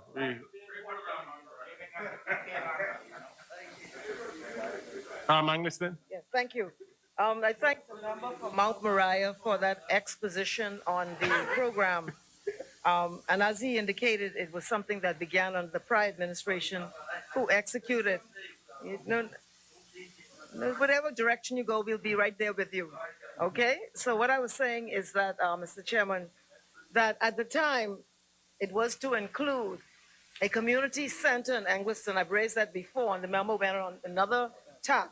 But it was, and I recall looking for buildings that would be appropriate to retrofit for a community center, because as I understand the program, it's designed to look at risk circumstances in inner city communities, etc. And for some reason, it shifted. And I hear it might have gone in Yellow Elder, but I ain't saying that right. I'm not sure if it went to Yellow Elder.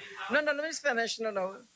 The question is. So what I'm wondering is, can Angliston look forward to getting a substantive participation in the process, particularly as it relates to the community center, which was originally in its template? Thank you, member for Angliston. No, the member for Angliston did not say that when they seek to win another term in office, they took a lot of Angliston and put it in Mount Moriah. So technically, you still get your community center. It may not be in the part of Angliston that you would like. Okay. But that part that was. Yeah, anyway, let's yeah. Yeah. But I should respond to this, Mr. Chairman. Mr. Chairman, you know, I told Angliston, Members, let's hear Mount Moriah so we can move on. We're talking the budget, we're talking numbers. Because we're in budget head, I purposely avoided going in a particular direction. When we took over the Citizen Security and Justice Program, we were on the brink, the IDB was on the brink of pulling because it was underperforming significantly. Okay? So we had to restructure it,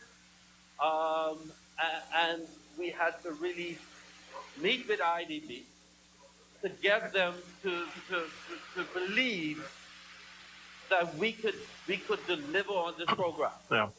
And so I think it was during last budget debate, we talked about putting community centers and 3 constituencies because the initial concept was not working. We invested more than $300,000 in a building, right, in Grantstown, owned by, you all know who, right? That has been a legal nightmare. Okay, Foxhill Community Center was much the same. So we did not want to go in that direction. So we had to kind of retax, right? And we said that we would put one in Yellow Elder, which is an area you represented. You should be in support of that. We said, but you support it. It's part of Angliston too, because you put Angliston. Members, we're not going to be debating this program. We were talking numbers. So let's round it up in a minute. And Camp Road. Yes. Okay. And so that is where we are. That's it. Thank you. Thank you, Todd. As many. It's being moved and seconded that head 29 through 32 of the bill be agreed. As many members are in favor remain seated, those opposing will rise. Heads 29 through 32 of the bill is agreed. Mr. Chairman, I do now move that heads. I thought he put. No, that was already being voted on. It was agreed. That finished. That was done. It was done. You just got on your feet after the vote was taken. The vote is already taken. There was no one on their Mr. feet. Chairman, we will proceed. Mr. Chairman, you were not on your feet. Head 33. Mr. Chair, I paused for 30 seconds. Nobody said anything. I moved the motion. The motion was carried. You were not on your feet. Go ahead. Mr. Chairman, I do now move that heads 33, 34, 35, 37, and 38 be agreed. Second. Being moved that heads 33, 34, 35, 37, and 38 be agreed. Yeah. As many. You get up here and separate yourself. Aren't we supposed to? Exhumus? Mr. Chairman, under the head 33, there's a line item 2821105, compensation for loss and damage. I'm not sure this is related to the BPL. I doubt it, but I wonder whether the 2821105, compensation for loss and damage, I know this falls under the remit of the minister. Many constituents complain about how inadequate the compensation might be or is when they receive compensation for lost appliances, etc. Appliances. I know. I wonder whether the minister, since BPL falls under his remit, would make an undertaking to look at this policy, because it seems very unfair to the consumers. And I know this may not be, immediately relevant, but it is under his ministry. Speaker, there are two issues that I would wish to address for the honorable member. I'm glad that he's asked the question. The roads in New Providence are generally almost 3 decades old. From time to time, people have challenges in the roads. So they may fall into a pothole or whatever. Very often that happens. Council and the Ministry of Works gives advice that they ought to be compensated, and they are compensated. That's what I'm speaking about. That's what that figure relates to. Mr. Speaker, I want to make it abundantly clear, and I have to make it clear to my colleagues all the time.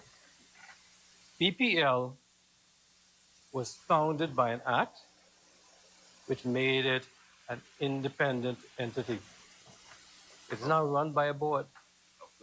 As the Minister of Public Works, it's very important for everybody to understand that that is a company. And so I speak with them, I speak with the board, I set policy matters. I do not discuss with them the minutiae of how they run the operation. I think it's very important that the ideals that are in that legislation are followed. And that legislation was passed in 2015 under the former administration. And so I understand the concerns that we may have, but it's important that the professionals in that in the BPL, and there are many engineers, electricians, other persons, it's important that those professionals can make those decisions. And I thank the member for asking. Chairman, I appreciate the minister's response. And since he is the policymaker responsible for BPL, I just ask that he cause there to be a revisiting of the policy in relation to this issue, because it's of significant concern to many regular people across the country, including Committal, who have these types of issues of claims, and they feel they're not adequately compensated. As many. The chair recognizes Cat Island Ramkins and Salvador. Yeah, I wonder whether I note with some concern that the straw market authority budget has been slashed by more than 50%. Where are you, Cat Island? This is on page 120, 28211418. I'm just wondering whether there's some shift in policy and or vision as to what is expected of that authority. Because if it's one thing, it was 396 for 2021, but it seemed to carry straight through to 2024. 33, page 120, line 2821418. Right. The budget has seemed to have been slashed by more than 50%, where it's now down to 356,400 per annum, and that's carrying straight through to 2023 to 2024. So I just wondered what that. Carmichael. Mr. Chairman, I regret very much standing in this place and saying that the Straw Market Authority now has money. The reality is that when we came into office, I have indicated on many occasions the challenges that the Straw Market Authority had, the bills that they had to pay, et cetera, et cetera. They're now running a much more efficient operation. They've paid the outstanding cell phone bills. They've paid all of these bills to NIB, to telephone company, so many bills that were outstanding. And they're now actually collecting from vendors. So the operation is running as it should. Mr. Speaker, I can tell you this, as I said in my contribution, no Minister of Works is ever satisfied with his allocation. So if we can get more money from the Minister of Finance, we will not turn it down, but we will work with what we have now. Thank you, sir. Senator Bill. Thank you very much, Mr. Chairman. I think you would know by now that it's very difficult for me to vote on budgets that require accountability, financial information to be brought to the House. I've been asking for this for 4 years. We're now giving water and sewage on the special project, 26 million on page 120. Okay. 2511205. Water and Sewage Corporation Development Projects. And we have not seen one set of audited financial statements from the corporation that is supposed to be tabled legislatively in the House. And so it's very difficult for me to vote on numbers with no supporting document or really no sort of no sort of legislative compliance. And so I'd like the minister to speak to their to this process and where they are at in terms of providing the necessary financial information for us to be able to make a decision. A lot. Bring the member for Carmichael. Bring the report. Bring the report. Yeah. Speaker, I thank the member for Centerville, who always comes up with very, very, very clear questions and very important questions. I thank him for raising it. Speaker, the Water and Sewage Corporation has been operating, and I've said it many times in this place also. It has, first of all, Senator, you'll be happy to know that we are going to table those documents. It has been a challenging operation, and I've said the reasons why in this place many times. But without me, I'm not going to blame the former administration. I'm simply going to say that right now the corporation operates at quite a deficit. We provide water essentially at a cost that is subsidized for all of our citizens. We have to, we are under continued pressure to be able to do something else, but we have not, this government has not raised the tariffs on water. We understand that poor people in our country need to be able to have water. And so we have not raised the tariffs. But at the same time, Water and Sewage Corporation is carrying out capital works throughout the country, everywhere through the country. You would have heard the member for Long Island speak about the challenges where foreign companies were allowed to come into the Family Islands, put up plants, water plants in our Family Island communities at little or no cost. They've made millions and millions and millions in profits. And now that their contracts are up, we've decided that we are going to do it efficiently with Bahamians. In several of those cases, they have determined that they're going to disconnect water. So you would have seen the challenges that South Eleuthera faced at certain times. They've raised that challenge in other communities in the Family Islands, which we thought was very unfair. So the $26 million is going to help us be able to put those water plants in our Family Island communities where Bahamians are needed, but it's also going to help us subsidize water. Even in New Providence, water is produced and provided to the corporation by an outside entity. And that entity is now, I think, has a contract now for the next 2 decades. These are challenges, I think, that I'm happy that you raise, because these are challenges that the Bahamian people need to know about. And we need to be able to show that we are sufficiently concerned that we're going to deal with these issues appropriately. So I thank you for raising it. I hope that I've answered some of your questions, Senator. Senator. Yes, thank you very much, Minister, and I appreciate that because I think it's important for us to know the legacy commitments, if there are any, so that we may be committed to whatever the vision is for our country. And so I appreciate what you're saying.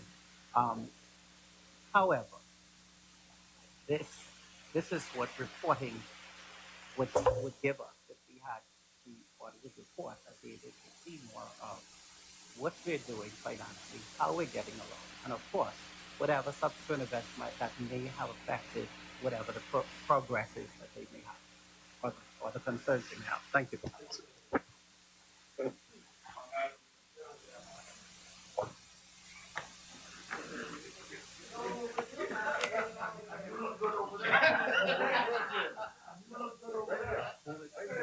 As many.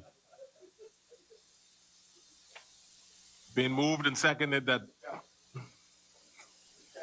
Well, hold on. You notice I spent 30 seconds, said it. When we moving on, I don't want nobody complaining that I'm rushing. Mr. Chairman, there's some confusion always as to how far you've gone in terms of the heads, Mr. Speaker. And we have, and we've recommended that we take these one at a time, and it hasn't been accepted, Mr. Speaker. But we would be remiss if we didn't look at the Ministry of Education. This is one of the significant shares. Head 38. We would be remiss if we didn't look at this, because this is one of the significant expenditure heads, and rightfully so. There you go. It demonstrates the point I'm making, Mr. Chairman. Head 38, line 223-1106, Communications School Management Project.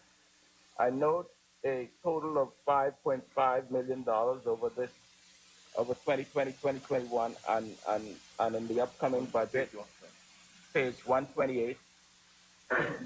And I just want to give the Minister of Education opportunity to explain what this relates to. Line 223-1106, Head 38, page 128.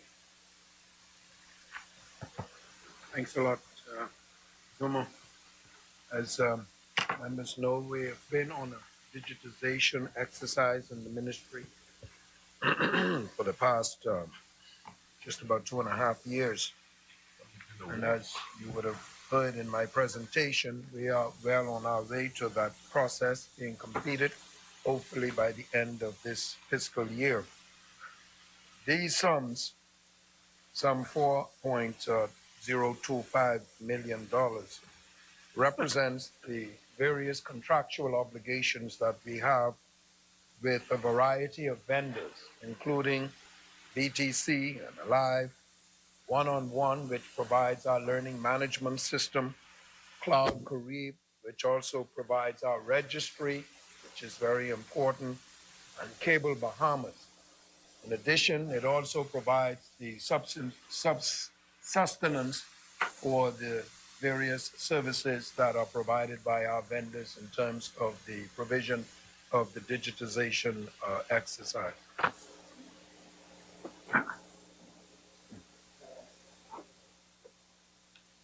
In line 225 under the same head 38, 225-1115 consultancy services. Again, we see an amount of $741,000 in the budget under the Ministry of Education. I would be grateful for an explanation. Mr. Chair, I thank the honorable member, Suma. The Ministry of Education, Department of Education conducts what we call external national examinations, BJC, the BGCSE, the GLAD, and we are assisted by Cambridge International through subscription services, which amount to a little less than $500,000 a year. In order for those examinations, papers, and so on to arrive here in the Bahamas, there's a shipping and other related costs that bring it to $741,000. Exumas. Chairman, head 38, page 130, 282-1125 scholarships, BTVI. It appears that of a $4.6 million allocation, the ministry has only paid $822,000 BTVI. I know that the minister recognizes the need for technical and vocational education, and I just want to be assured that the ministry is not reneging on its obligation of some $3.2 million that's due to BTVI. The honorable member for Exuma can be assured, Mr. Chair. Senator. Thank you very much. If the minister could, I see school board expenses, head 35, page 125. And it says school board expenses, 34,000. Gotta give me the numbers, sir. 229-5002 at the top of page 125.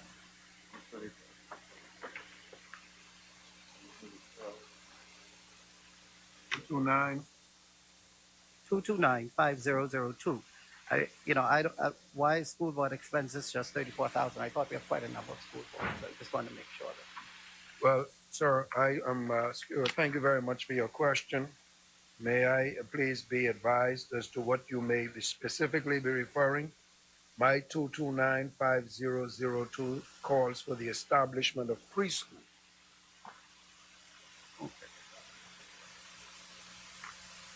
Right, but it's under school board expenses. But as you would know, and I'm sure you. Well, I'm making a reference to this. I can check it and get back to you.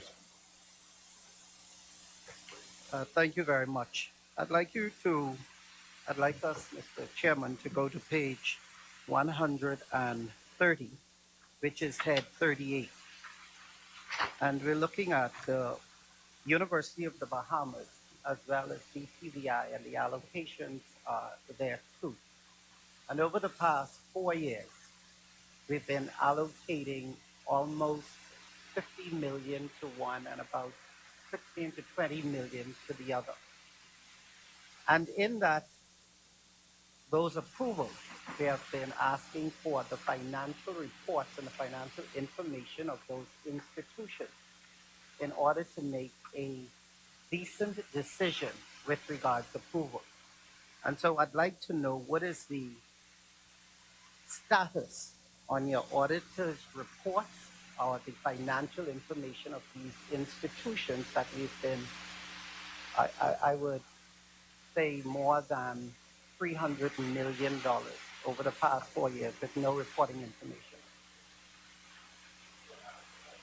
Mr. Chair, may I ask your indulgence to borrow a line from my honorable senior, the Deputy Prime Minister, the member for Committal? I wish not to blame anybody.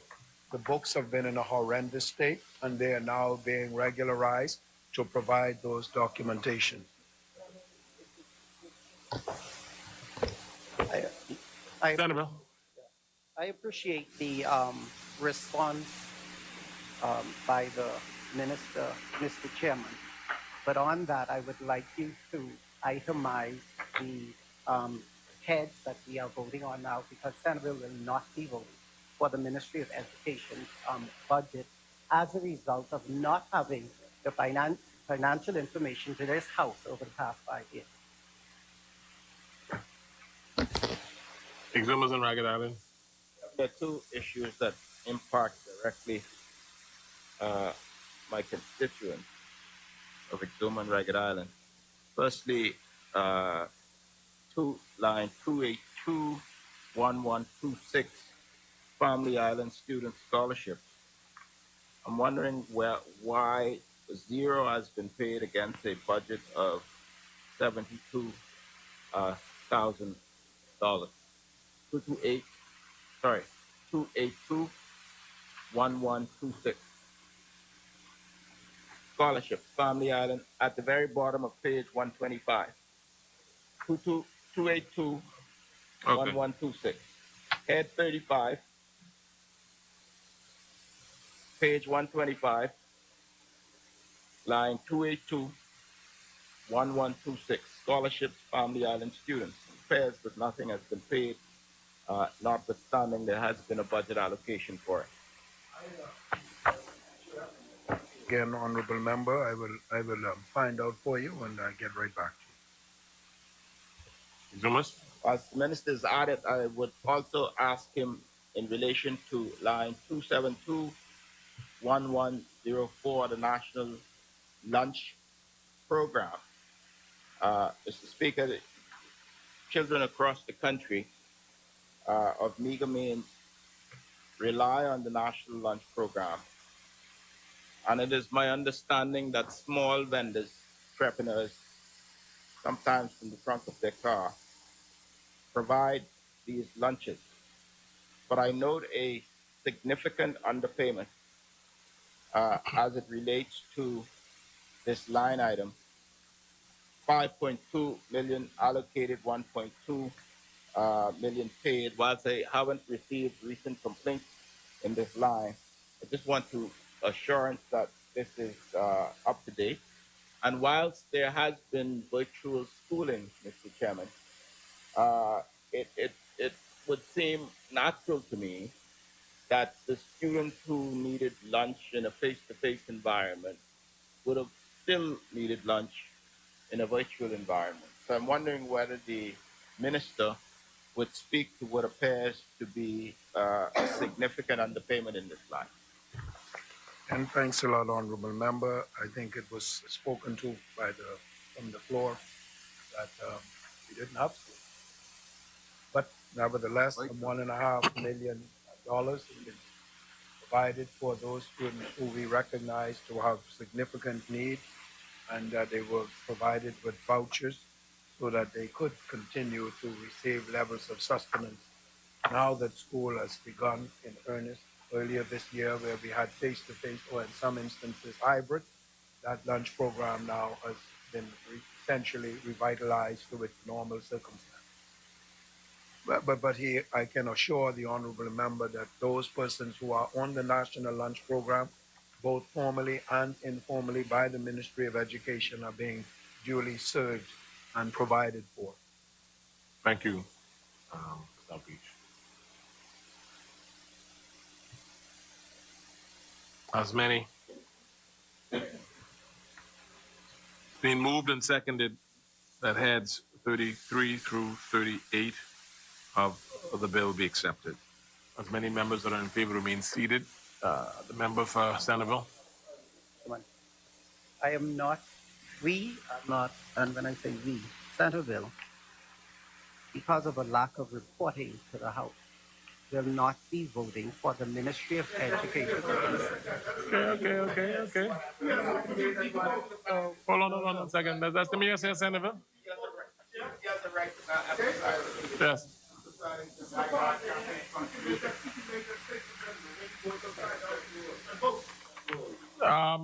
Mr. Chairman, should I continue? Yes, please. Can you finish? Centerville, you focusing on them or you focusing on the chair? You can finish, or if not, I'm gonna carry the. Thank you, Mr. Chairman. Yes. You said head 30 3 through to 38. Yes. I am not voting on 38. Well, don't. That it was. No. Now listen. This is also a learning experience for Centerville, right? And you have to respect that. Not because you're in government and you have. Now, let me call Mark. Well, member for Centerville. The motion was clause 33 through 38. Correct. If you had an issue, I mean, you should have maybe counter by moving a motion that it not be 33 to 38. I should have said it before. Yes. So yes, it's being moved and seconded. Still say that. Don't. It's been moved and seconded that heads 33 through 38 be accepted. Agreed. As many members are in favor to remain seated, those opposing will rise. Heads 33 through 38 is accepted. As many. Bamboo John. Mr. Chair, thank you. Mr. Chair, I now move. Oh, we ain't getting agitated. We've been in this house for 4 years. Centerville said for some it is a learning experience, and as you rightfully said, Mr. Chair, he could have moved the motion.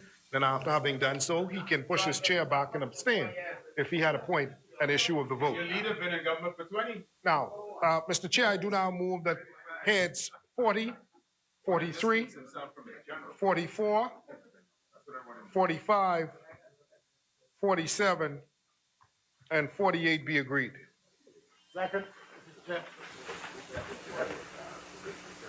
It's being moved and seconded that clause 40, 43, 44, 45, 47, 48 be accepted. Heads 40 through 48. The chair recognizes the member for Einstein. Thank you very much. I'm dealing with head 43. And in particular, I note at page 135, item 28211424, I see an allocation for the urban renewal development. It appears first time in this ministry for the amount of $6.5 million. And I'm wondering if the member can advise what this is for. Which And item? I will come back. Which item? Sorry, it's item number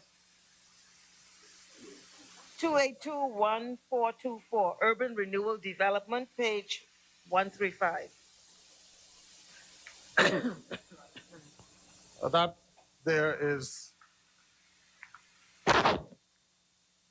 a number of items for urban renewal have been put together and moved to that head. They would include salaries for contracted workers. They would include air trans for domestic mileage for within the Bahamas, subsistence, office rent, etc., etc. So also the minor roof repair. So all of those items would have been moved to that head. Move from where? Where was the move from? Okay, so for example, contractual pay for contractual officers would have been at 2111102 before, and it's now moved there. Air transportation would have been 2211101.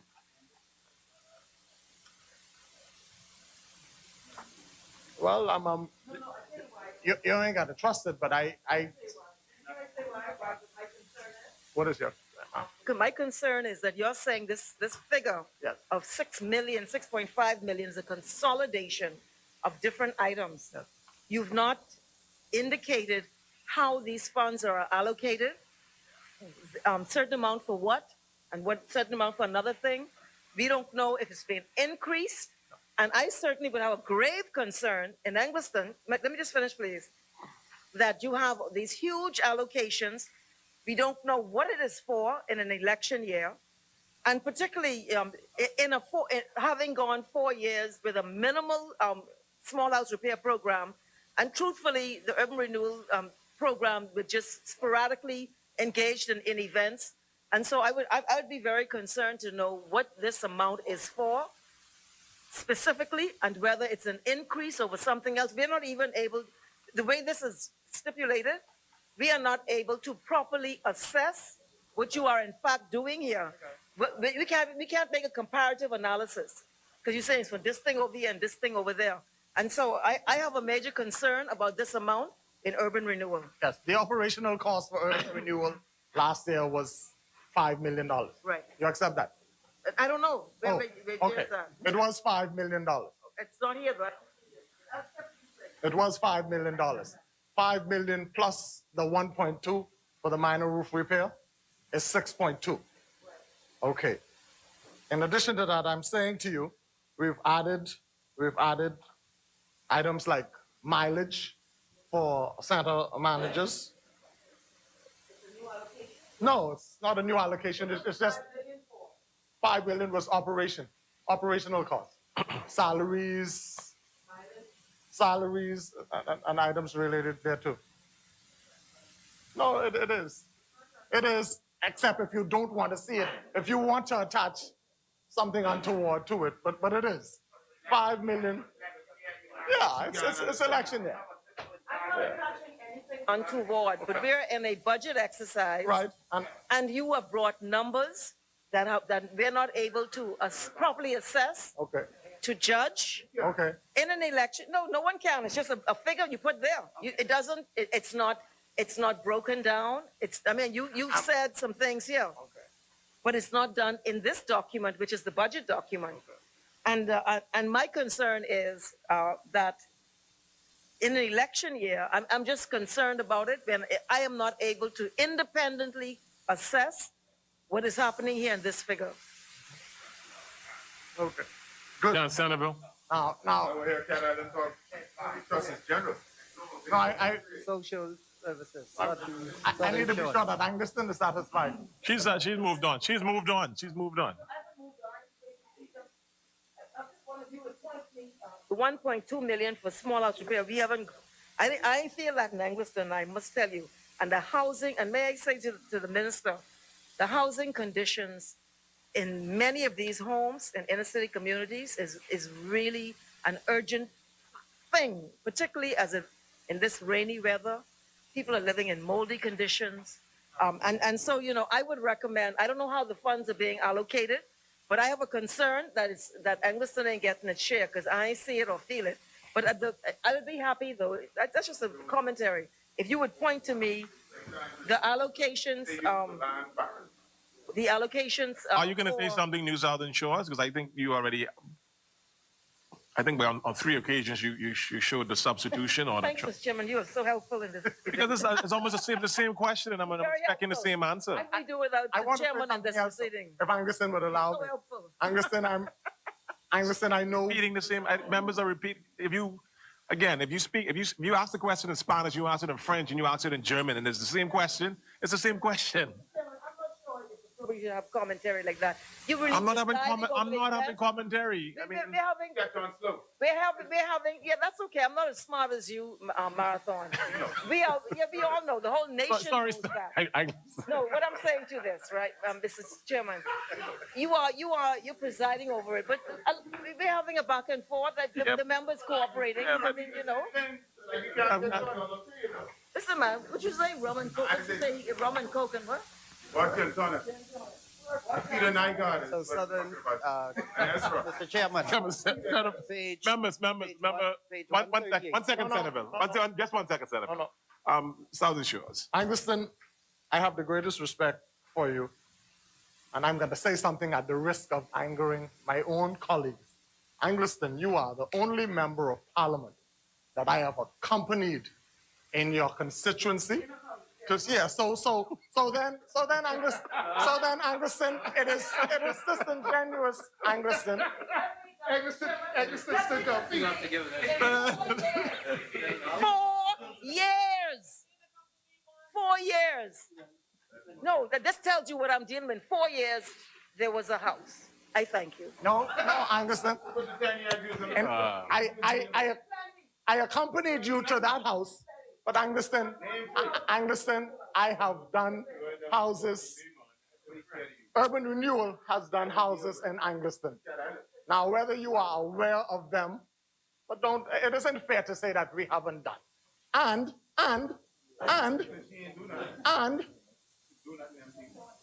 if you would recall, whenever you write me, Angleston, I respond. And so the kind of conversations that you and I are having here is really not necessary because we do have that professional courtesy one for the Let me other. put it this way then. If there are houses being repaired in Angleston, the member of parliament doesn't know about it. I'm wondering if there are other members of parliament where the government is intervening in a substantial way and they're not aware of it. And it might be because politically I'm on the other side. So I expect that from when you look at the nature of the engagement by this administration. But the only point I'm really making is this. I believe that there has to be a much more aggressive program for small house repair. And I don't know what's allocated. You said 1.2 million. But if that's the case, I'm asking that Angleston get its fair share. This go. He said 1.2 million. Senator. Mr. Chairman, head 44. Page 138. Where are we? 282-1104. And all of those items as listed. So I'll say the page again. Page 138. Page 130. 138. Oh, sorry, 138. Yeah. And it lists all of the homes, the Naomi Crisis Center, the Children Emergency Hostel, Columbus House, etc. I just want to know if the minister has a quality assurance program attached to the ministry that checks on the status of these homes that we are funding. Thank you very much. First of all, the ministry is partnering with churches for these homes. There are independent boards that we are partnering with, and the ministry does have a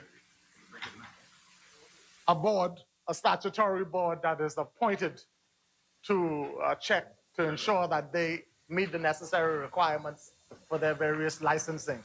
And they do report to us on a biannual basis in order for them to get their next tranche of subvention. Thank you.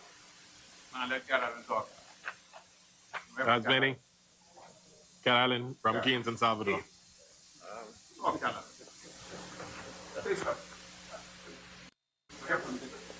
Member for Cat Island. Chairman. Mr. Chairman, I go to page 137. Item 27210001. Social Assistance Program.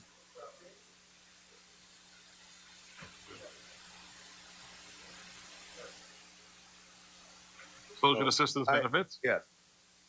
I am pleased to note the hefty increase of social assistance from 5 million to 25 million. Are we on the same page? But I'm alarmed at the fact that next fiscal year, you cut that in half. I was wondering if you could explain the the the underpinning strategy or plan you have in relation to this $25 million. We can't forget it's the election year, Mr. Speaker, Mr. Speaker, members who are looking in their book would see that in last year it was 5,000. Billion. 5 million, sorry. But 2 years before that, it was 265,000. No. That's what was spent. What was spent? Okay. Mr. Speaker, the double whammy of Dorian and the pandemic has increased the requests from social services in all of the various areas that we give assistance to. And so this year's increase is in keeping of what is anticipated. And yes, the decrease the following year is because we are anticipating that our $7 million man will go back to our 7 million tourism man will go back to 7 million tourists, and all of our other areas of the economy will pick up, and so the requests will decrease, and it will be in line with the projected decrease.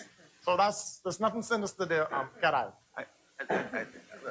I just asked the question. I know. I commended. I'm doing my best to answer you. I commended the increase. Yes, sir. I noticed that.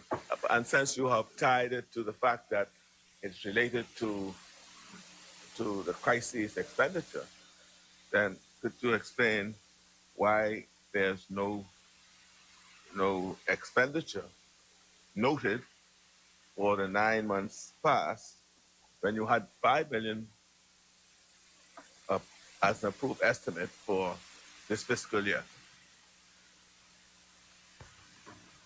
All of those figures are being tabulated. I cannot give you a figure at this time, but I can assure you that those figures are there and they'll be forthcoming.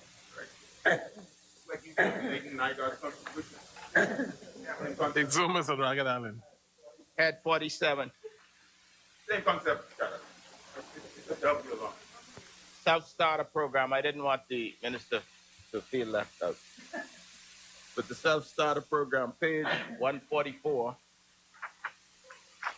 2821627, we note that to date, the young people who typically would benefit from the self-starter program has not had that benefit. Effectively, zero has been spent out of a budget of $672,000.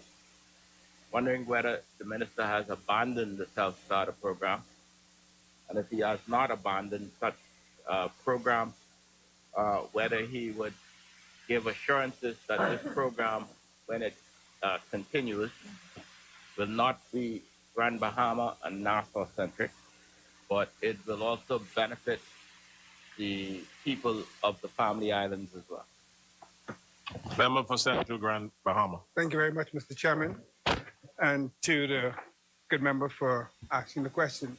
Yes, this is the Ministry of Youth, Sports and Culture for the entire country.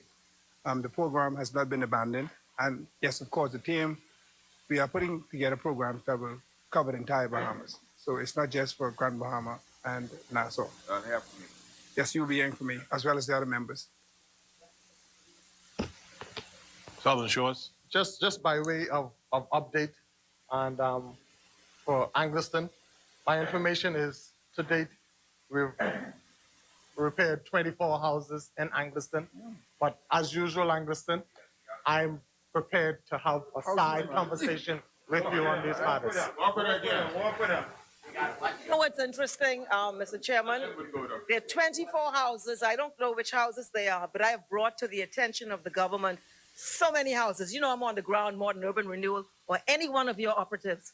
And I have not seen any response. And to hear that you've done 24 houses and the member of parliament has been ignored based on her own walking through, movement through, interaction with people on a regular basis, and it has not happened, speaks volumes about how public funds are being utilized in that particular agency. Mr. Chair, I'm concerned about the suggestion. I'm concerned about the suggestion because here it is. Here it is. The first accusation was no homes are being done in Angleston. Here I am diligently reporting, and now the suggestion is there is a concern about how public funds are being used. What is the concern? Is that a suggestion that these houses are not fixed? Or is that a suggestion that these houses are not in Angleston? What is the suggestion? The suggestion is that the duly... These weren't just fixed during the election. These were fixed over the period of time. Freetown, we sent a Monroe for you, man. Don't worry about that. The suggestion is not a suggestion, it's an outright statement that the repair program with the 24 houses that in terms of what I have made representations as the member of parliament, I know I'm not the only member of parliament in here who has made a representation, but I know what side I'm on. And I am saying, and it's an outright assertion, that my representations have fallen on deaf ears in this government with the people in Angleston. And I want them to know my representations have fallen on deaf ears. No? No, not the whole government, not you. Angleston? Not you. With him. Angleston, I'm sorry you feel that way, but look what you cost. How much you get, Hardy Lustra? Angleston, how much you... Anyway, members, this is not members again. How much you get, Michael? Angleston, stop that. Members. Thank you so much, Southern Shores. Angleston, don't do that. Thank you so much, Southern Shores. The chairman, there's nothing humorous about this because I have seen conditions people are living in. Yes. And I have noted that in all the 4 years, the representations I have made to this government, and we never did this when we were government, never. But as the old people say, time longer than rope. Thank you so much, Southern Shores, for your time longer report. than rope. Thank you. I'm raising another point. Time longer than rope. Thank you. God sees all things. Mary, carry on. I'm raising another point. Sorry. I'm asking the member for Southern Shores. I note that you took the card services from the Bank of the Bahamas, which is a government-owned bank, and engaged another company for what your promise or whatever it's called program. And I'm wondering if you would, one, tell me what the cost of that is and where it can be found in here. And secondly, what was the underlying rationale to move it from the government's bank, which I'm told had lower interest rates, and to move it to someone else? And if you would tell us whether the owner of that entity has any connection with the government or senior members of the government. Sure. Thank you, Mr. Chairman.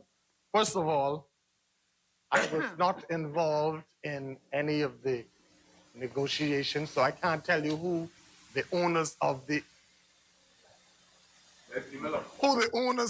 digital wallets. Mr. Chair, for the record, there are 4 vendors, electronic wallets, 4 vendors that we are testing with, 4. Secondly, the reason for having more than one is to ensure that if any one of them encounter a glitch, whatever, our clients are not disenfranchised, that they have a choice to deal with any of the other 3. As it relates to Bank of the Bahamas, I'm advised that the charges for the Bank of the Bahamas is higher than the charges for the digital wallet. I'm also advised that the digital wallet providers are more responsive than the Bank of the Bahamas. For example, you yourself would have complained to me that client X is complaining that the prepaid card has not been renewed. My information is that Bank of the Bahamas was not doing it on a case-by-case basis. In other words, they were waiting on batches. So we felt it unfair for client A to wait until 100 other clients' cards expire to have his or her card renewed. The electronic wallet providers are much more responsive and nimble in that regard. And so, at the same time, Bank of the Bahamas has not been discontinued. There are still clients, about 7,000 of them at this time, that are still with the Bank of the Bahamas prepaid card. Thank you. He says he wasn't involved in the negotiations, but he has some selected knowledge that he's shared with us. But I'm wondering, based on what he knows, if he can advise who these vendors are. And you said there are 4, but if you can advise whether any of them or all of them are closely or in any way connected to the senior leadership of this government. Or your government. As I indicated, I'm not aware of any of the principals, but I can say to you, we've spoken with Cash and Go, we've spoken with Canoe, we've spoken with Omni, and all 4 of them. We're testing with all 4 of them. And our hope is, and what we've done, Angliston, we had a fair of sorts. Angliston, I need you to hear this, Angliston. Why you want to do that to your father, Angliston? Why you want to do that to your father? Angliston, I need you to hear this. We've had a fair of sorts where we allowed all 4 of the providers, Angliston, we've allowed all 4 of the providers to be present to sell themselves to the clients so that the clients would choose which one they want to deal with based on what is being provided. Anyway, interesting. As many. I was gonna joke. I was gonna say something, but I don't think I should joke on that. As many.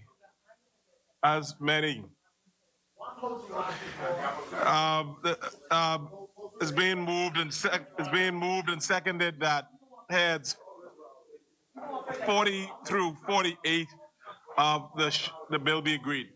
As many members that are in favor remain seated. Those opposing will rise. Clause 40 through 48 of the bill is agreed. Bamboo Town.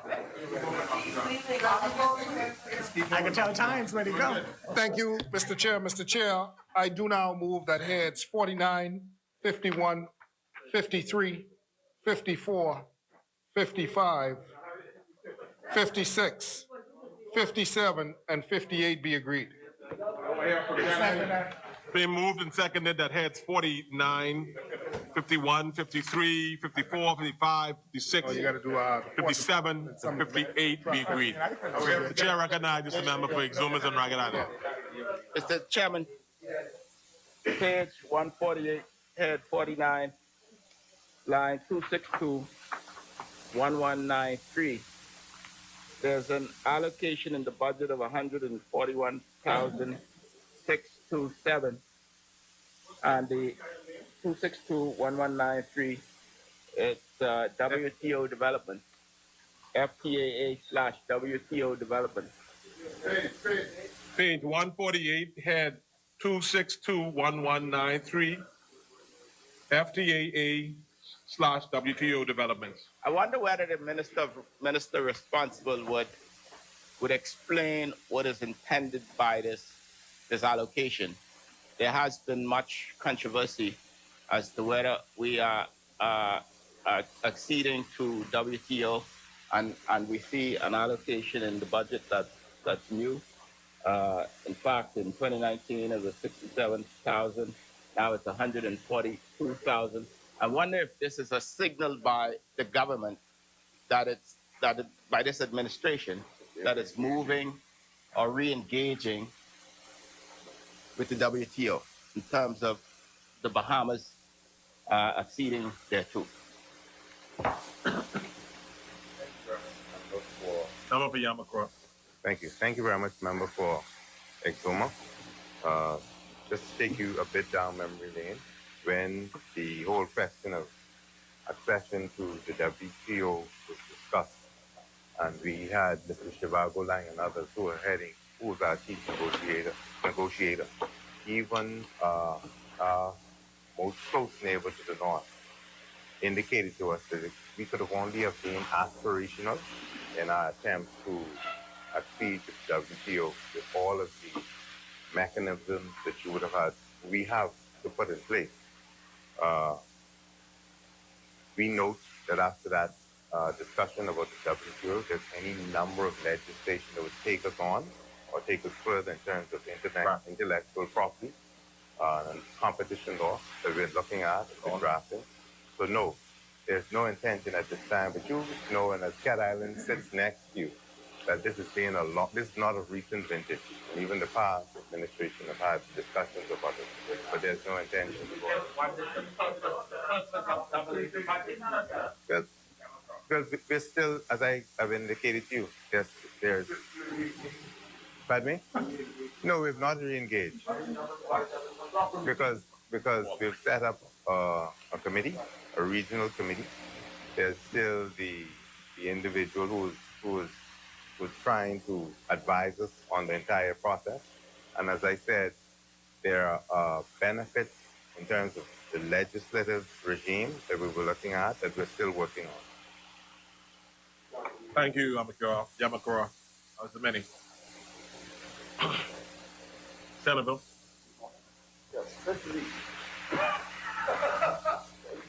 Senator, the chair recognizes Senator. Cat Island Rumkins in Salvador. Yeah, but you can pass it over. I'll look at it. Yeah. Mr. Chairman, we're in the post office department. Just wondering whether we could they could identify for me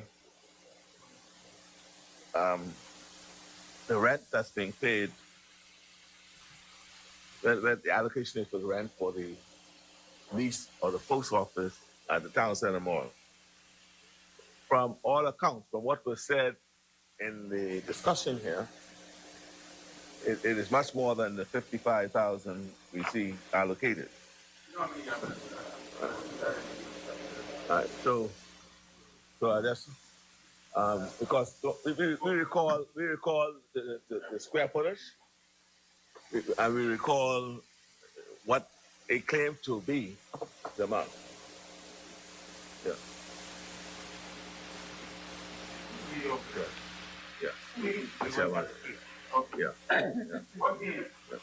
So I wonder whether you could discuss the rent 2221102. I see you have rent office 55,000. Said what? I see rent office. And usually rent should be, I don't see rent in relation to the post office itself. And I just know whether this office is post office. Rent for the post office would be paid through the Ministry of Public Service, like they pay rent for all other government buildings. Part of that 50 million that was mentioned earlier. Okay. Well then tell me something then. Operation of facilities or other services. That is 225-1337 on page 150. 225. Hold for me. What's that for? Hold on. That's going to increase by 1.5 million if the rent is being paid for someplace else.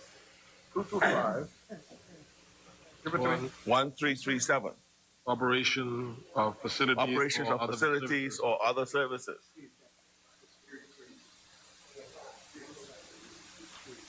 Okay.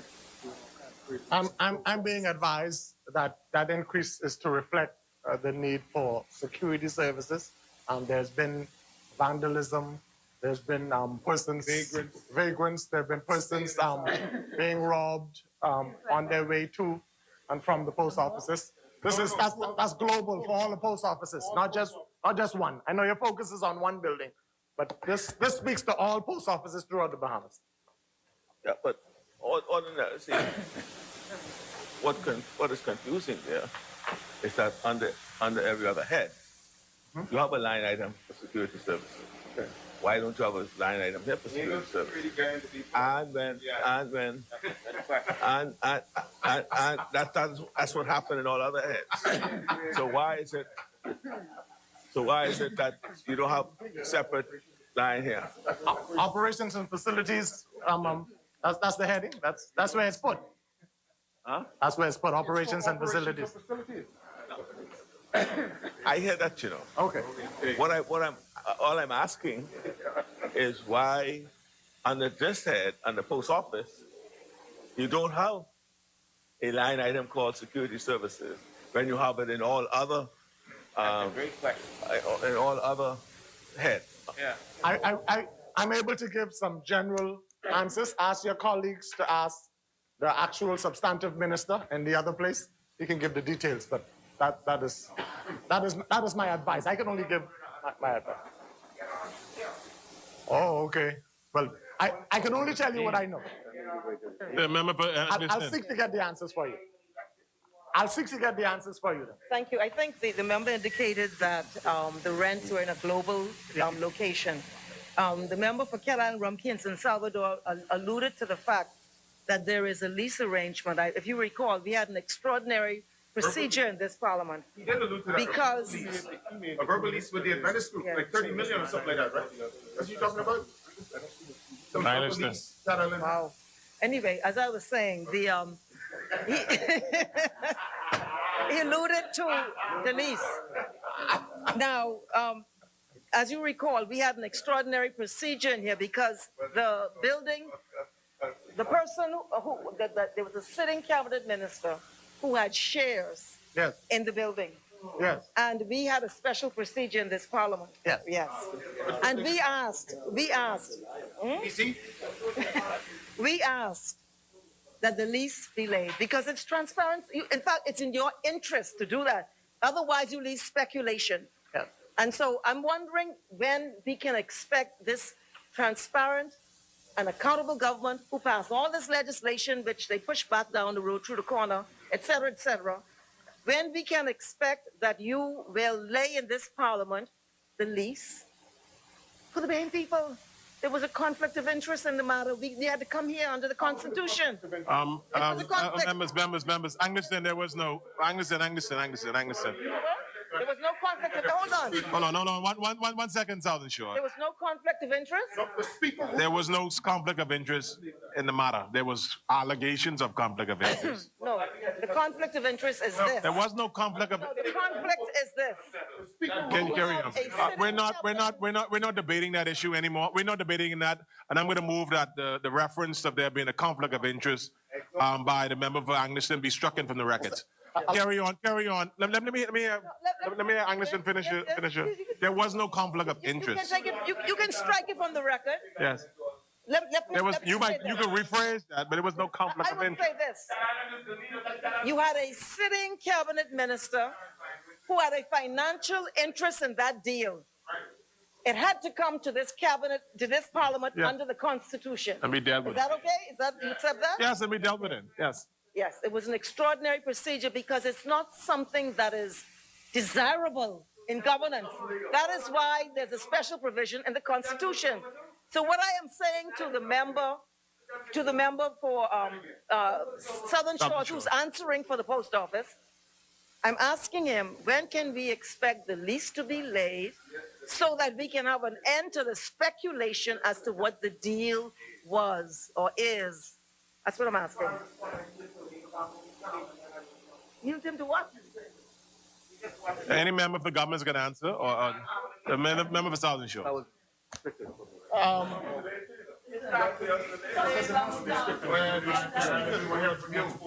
Mr. Chair. Mr. Chair. It was struck from the record. Carry on, Southern And Shore. so if it was struck from the record, the honorable member should no longer be using that term.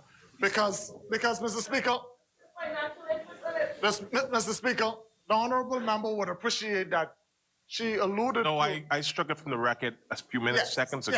Yes. But Mr. Speaker, the honorable member would appreciate that the same process that Oh, let me speak, Cat Island.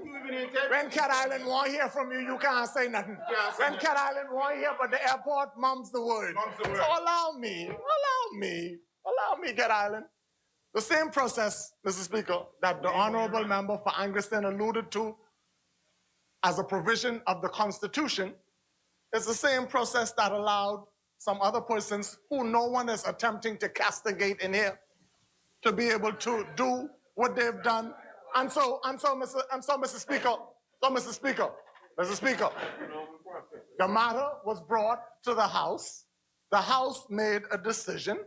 We just got to move on. Now, as it relates to the lease, Angleston, Yeah, I will let's endeavor, get to that. Let's get to as I am the messenger, I will endeavor to get the lease brought for you.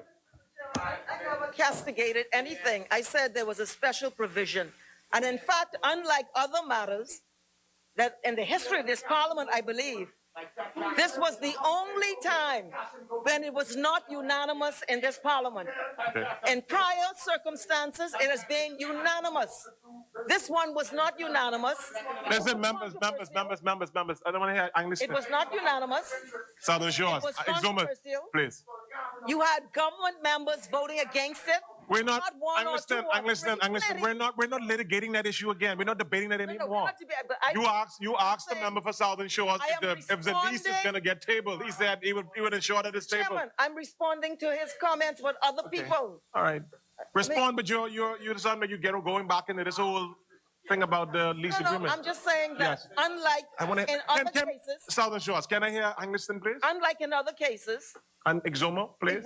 this was controversial. This was not unanimous. Okay, But in any event, on. what I've asked the member, I've not castigated anything. I've asked him to do away with controversy and speculation. Any answer? Could you lay the lease? He already But answered. I want to say it's been now 2 or 3 years, and we've been asking over and over, and it's not being laid. That's right. And it seems to me the government does not intend to lay it. They want to keep it secret from the Bahamian people. That's how it seems. As many. It's been years. As many. The member for Centerville, sorry. Centerville, sorry. Head 53, the port department. Yeah, Marathon. 153. Head 53, port department. What, sorry, what head, sorry, Centerville. Can you start again with head 53? Head 53, 225, 1115 consultancy services, 4.8 million. 4,800,000. Could you just, can you clarify what those consultant fees are for the port, please? Southern Shores.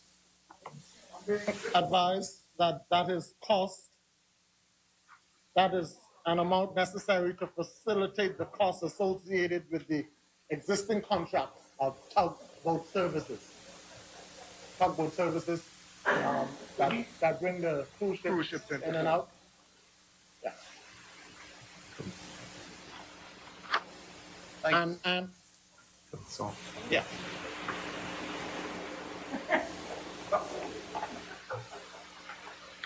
Thank you very much, Southern Shores. I just want to move to head 56, please. And that's the Ministry of Agriculture and Marine Resources. And it's just a three-part question. So I'll just go through each one. Again, consultancy services, $232,000. Which page and what? Page 159, head 56, 225, 1115. Consultancy services. Okay. Consultancy services. Also, I guess while the minister is standing, he can also speak to the when he anticipates that the appointed day notice would be given for the remainder of the Fisheries Act, because there's a lot of the accountability issues that were in part of the act that I didn't think we didn't appoint those, we just appointed items of the act. So if you could clarify that for me, or if you do know when you anticipate the rest of the act being appointed. And if you can, I'd extend a little bit in terms of revenue, the revenue side. Do you expect at any point to, and I don't know, it may be reflected in this budget, any revenue from our natural resources with regard, any revenue, any income from the natural resources? Thank you. Marco City. Thank you very much, Mr. Chairman. The first issue is on the consultancy. The additional amount that he would see there is for us to produce a documentary on sailing. Sailing has been designated as a national sport of the Bahamas. One of the things we wanted to do is to carefully document it in print as well as for radio and television. So our goal is to hire an entire crew that can accomplish that. The second, with the Fisheries Act, as you know, it's been brought into force. There are parts of it that require the regulations to be completed. We have completed the draft of it. It's being vetted now. We anticipate over the course of the next couple of weeks, we'll be able to then forward those regulations for colleagues to look at. So during the summer, all of it should be approved. With respect to the natural resources, we intend to make a more fulsome comment on the areas that Minister with responsibility for the environment and Ministry of Agriculture and Marine Resources, some of the benefits we see flowing out of that in terms of revenue generation. We've just made some, we think, landmark agreements through cabinet in terms of designating some additional marine protected areas. We're accessing, along with some of the NGOs, some international funding, and we believe we'll have a more comprehensive statement to make. So forgive me for not using this time to go in detail, but I think that's something we need to say publicly. Thank you, Senator. Okay, thank you very much. So there is no expectation of receiving anything with regard to natural resources in the upcoming year, 21-22. A comprehensive statement, and we will, in fact, it will intersect with other ministries with whom we are collaborating. So, for example, in Illustra, we've just made an agreement to designate a very large area in conjunction with the BAIC, with the BNT, the Department of Forestry in particular, an area that has the largest seahorse reserve. This is just one of many examples of where our natural resources will become really a mecca for heritage and agro-forestry revenue generation. So you will have substantial revelation in terms of revenue generation over the course of the next year, but we'll rather make a comprehensive statement. Senator. Thank you very much for your comments, Minister. However, I'm just interested in knowing if any of those items are in this budget in terms of revenue, because I understand that you'll make some revelation. I just want to know if it's anywhere in terms of revenue in this particular budget for this year, for this budget year. Be clear, nothing is going to turn on that this evening, eh? So what I'm saying is this: we will make a comprehensive statement that we believe is useful to this public in terms of what revenues will be generated as a result of this ministry working in concert with others. So if you wish to summarize everything that I say for the benefits that you have in mind, you can certainly do that. But I'm saying to you, we'll speak to the public, as we have always done, very candidly about what will happen in the upcoming year. I'm the member for Marathon. I don't know if you want to add to Mr. Chairman, I'd just like to add to attempt to respond to Senator, because this issue has come up. And one of the definitions is that we spent a lot of time defining what natural resources was. And if you remember, we had this discussion some months prior where I read the section in the Environmental Planning and Protection Act that spoke to what the definition of natural resources actually was. And so you'd find that the revenue from natural resources is sort of composed over the entire budget spectrum, because if you look and you are guided by that legislative definition, you'll see that those sources of revenues are encompassed over many ministries. So I would just invite you to consider that definition And we take it from there. Mr. Speaker, I think. Sorry, Mr. Chairman. It's very simple. I asked a simple question. The question remains the same. Is there anywhere in this budget, in the revenue section, I can see revenue from natural resources? That's yes or no. I mean, two ministers and no answer. I think the member for Marathon was saying that it's spread. Yes, okay. Finish, Senator. You done with that question? Thank you very The much. answer is yes. No, I know he said yes. I beg to differ. I'm still looking for the natural resources revenue in this budget. So thank you very much. Thank you so much. Exhumers on Ragged Island. Thank you, Mr. Chairman. Head 53, there's a line 2261201.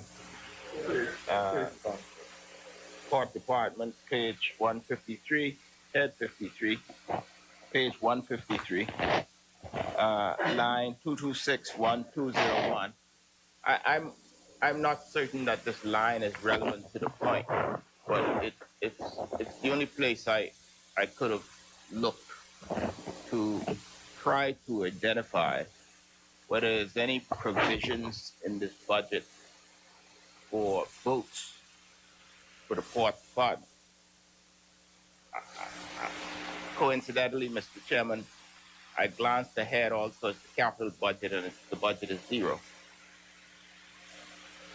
The member for Exuma, this member, has made representation to this administration for the need for votes for the Port Department, particularly on the island of Exuma and its keys, so that they can effectively do their work. I wonder whether I am missing it, or whether this administration still has not provided basic tools required for the Port Department to undertake its inspections, its regulations, as the case might be, throughout the Exuma Keys, or 365 of them. Mr. Chairman, I need not refresh the memory of this administration. We've had some challenges with inspections in the Exuma Keys. I've made representations privately, as well on the floor of this House, that the Port Department need resources in the island of Exuma. And I wonder whether anyone in this administration would point out to me where those resources are being provided, or provide such undertaking to ensure that we're taking care of this critical regulatory arm of government. This is absolutely critical based on the nature of what we do.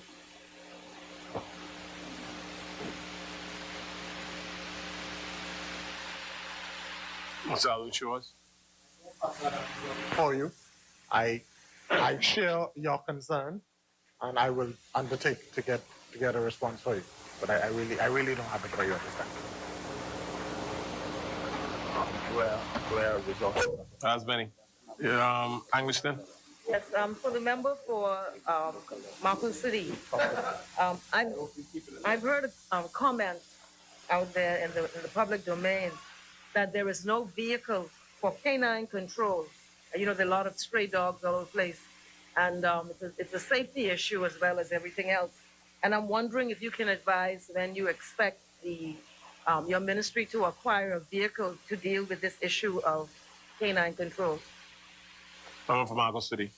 Yes, we share the concern that you and the public have in that regard, and we have requisitioned for vehicles not just in New Providence, but Grand Bahama has an acute problem as well, and the Humane Society has been assisting us in that regard. So in this budget cycle, we will certainly allocate funding to deal with that, but that is a very serious concern. Thank you. Exumers, Ragged Island. I wonder if the member for Marco City would assist me if this falls within his remit. The government has indicated its intention to bring cannabis legislation before election. But nowhere in any of these heads, including under the Ministry of Agriculture and Marine Resources, we see any allocation or any provisions for any enabling framework to cause this industry to be developed. I think the Prime Minister had mentioned something earlier. But maybe he could answer again. With regards to budget, he had mentioned something I about. didn't see it. Yeah. It's not. Maybe the member for Marco City knows.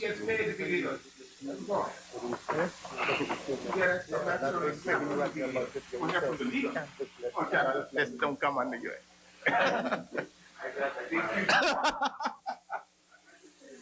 Can you Exuma, you sum it up so the Prime Minister, you said that the Prime Minister has indicated that there will be legislation before election related to the cannabis industry. I stand corrected if I'm wrong, whether it's medicinal or otherwise. I'm wondering where in this budget has it been provided to create a regulatory or enabling framework to regulate or aid the development of this industry, because I don't see it anywhere spelled out. Prime Minister Kalani. Thank you, Mr. Speaker. Mr. Chairman, when matters like this arrive and there's no money specifically allocated, if you look in Head 21, there's budget reserve appropriation, which in the past was known as contingency. That can be utilized. Get up, go along. Angliston? Mr. Chairman, I wanted to ask, this 1.6 million, and this is under Head 51, the post office again. I'm not sure. Did you indicate that this was for security? Because I'm advised security for the post offices. Which post offices are they? Because I pass the Shirley Street one all the time. I don't see anything there. I'm just wondering. We haven't established it as yet. Oh, you've not established it as yet? No, it's new. Oh, it's new. Okay, all right. That's what it was for. Okay.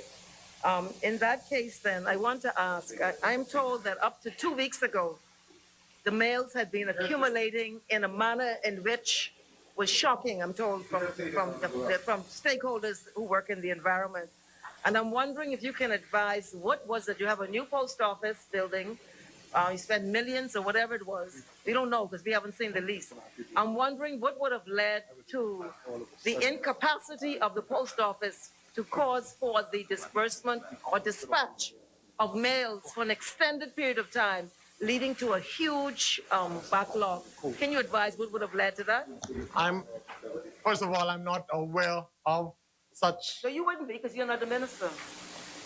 You're not the minister. Attempt to answer this, Charles. But all along, I've been answering, responding, and you've been accepting. So at least allow me to respond. As I would have indicated earlier, I'm not aware, even as a member of the public, I'm not aware that there was such a challenge. We haven't heard any complaints from the public or otherwise. Okay, good. So then, yes, I will undertake to find out for you, because that is something that we would not want to happen, Angus, and I assure you of that. Seeing as we saw the problem.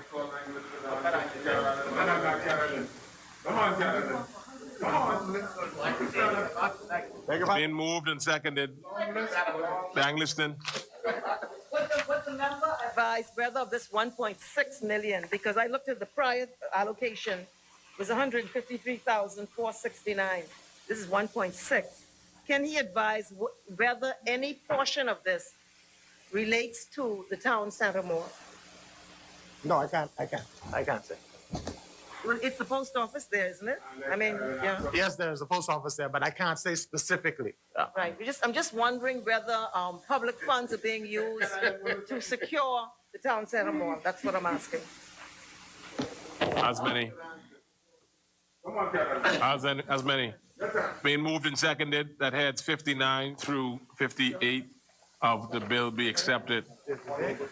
Sorry, 49. Thank you, Caroline. 49, 51, 53, 54, 55, 56, 57, 58 be agreed. Many members are in favor of being seated. Those opposing will rise. Clause 49, 51, 53, 54, 55 heads, 55, 56, 57, 58 be agreed. Is agreed. As many. Thank you, Mr. Chair. Mr. Chair, I do now move that heads 60, 65, 66, 67, 70, 72, 73, 74, 75, and 76 be agreed. Being moved and seconded that clause 60, 65, 60, heads 60, 65, 66, 67, 70, 72, 73, 74, 75, and 76 of the schedule be agreed. The chair recognizes the member for Centerville. Mr. Chairman, head 60, page 167. And once again, Mr. Chairman, I reiterate, over the past 4 years, we've been asking for financial statements and financial information from the National Health Insurance Authority, NHI. We are also asking for PHA financial information, and they were not forthcoming. And, you know, in some cases, Mr. Speaker, it's when the percentage of the reporting subsidy are not as big, it's okay, but more than $1 billion over the past 4 years went to health. And I think it's very important that we, as a matter of principle, know that we're not going forward this way. Bring the financial statements. These are legislative obligations of the ministers, and they've not been reported. So I just want to know what is their position with regard to bringing the report to the House so that we can make an informed decision on their budgets. Member of the government.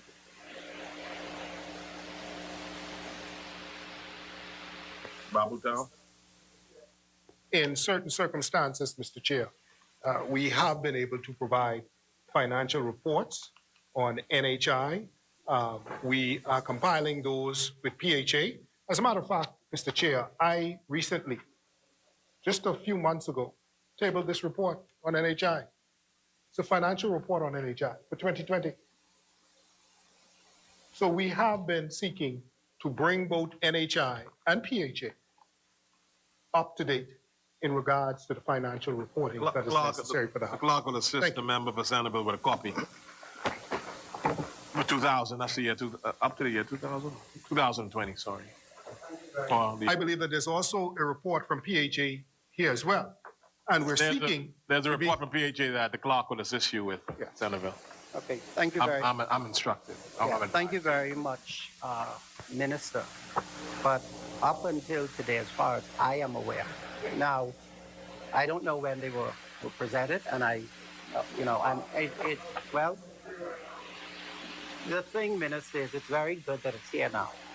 But as far as I was aware, we had not received it. And on my communication with those agencies, it wasn't here at that time.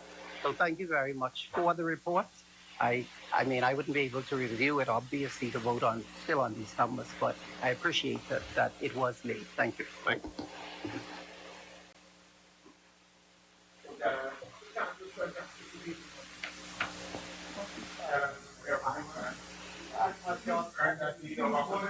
Can I exhume us?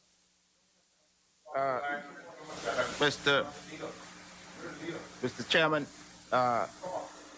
when I look at head 66, I noticed just a very modest increase in salaries. Head 66, Department of Public Health. I wonder, Mr. Chairman, whether the minister would state whether included in that modest increase is the salary for a nurse for the island of Ragged Island because this is something that I've been asking for and the people of Ragged Island have needed now for the past 4 years.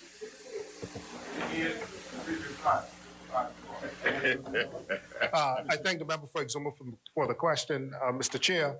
In regards to just posting of both nurses and doctors throughout the Family Islands in the Department of Health, based on the requisite staff that we do have here in New Providence, there is the opportunity for us to post individuals in the Family of Islands. We're looking forward to COVID going down and us not needing the amount of persons in New Providence that we currently have, so that we'd be able to deploy some others. And on top of that as well, Exuma, we do have a global provision inside the Department of Public Service, whereby if we do need to hire additional nurses to be able to meet that kind of complement, we have the capacity to do it, because we're going to, over the next year, have at least 170 nurses that is going to be coming into the system. I appreciate the academic explanation. And I have a follow-up. Will the minister say definitively when a nurse will be assigned to Ragged Island? I will undertake, Mr. Chair, to be able to move beyond the academic explanation and get back to the member as to a specific date.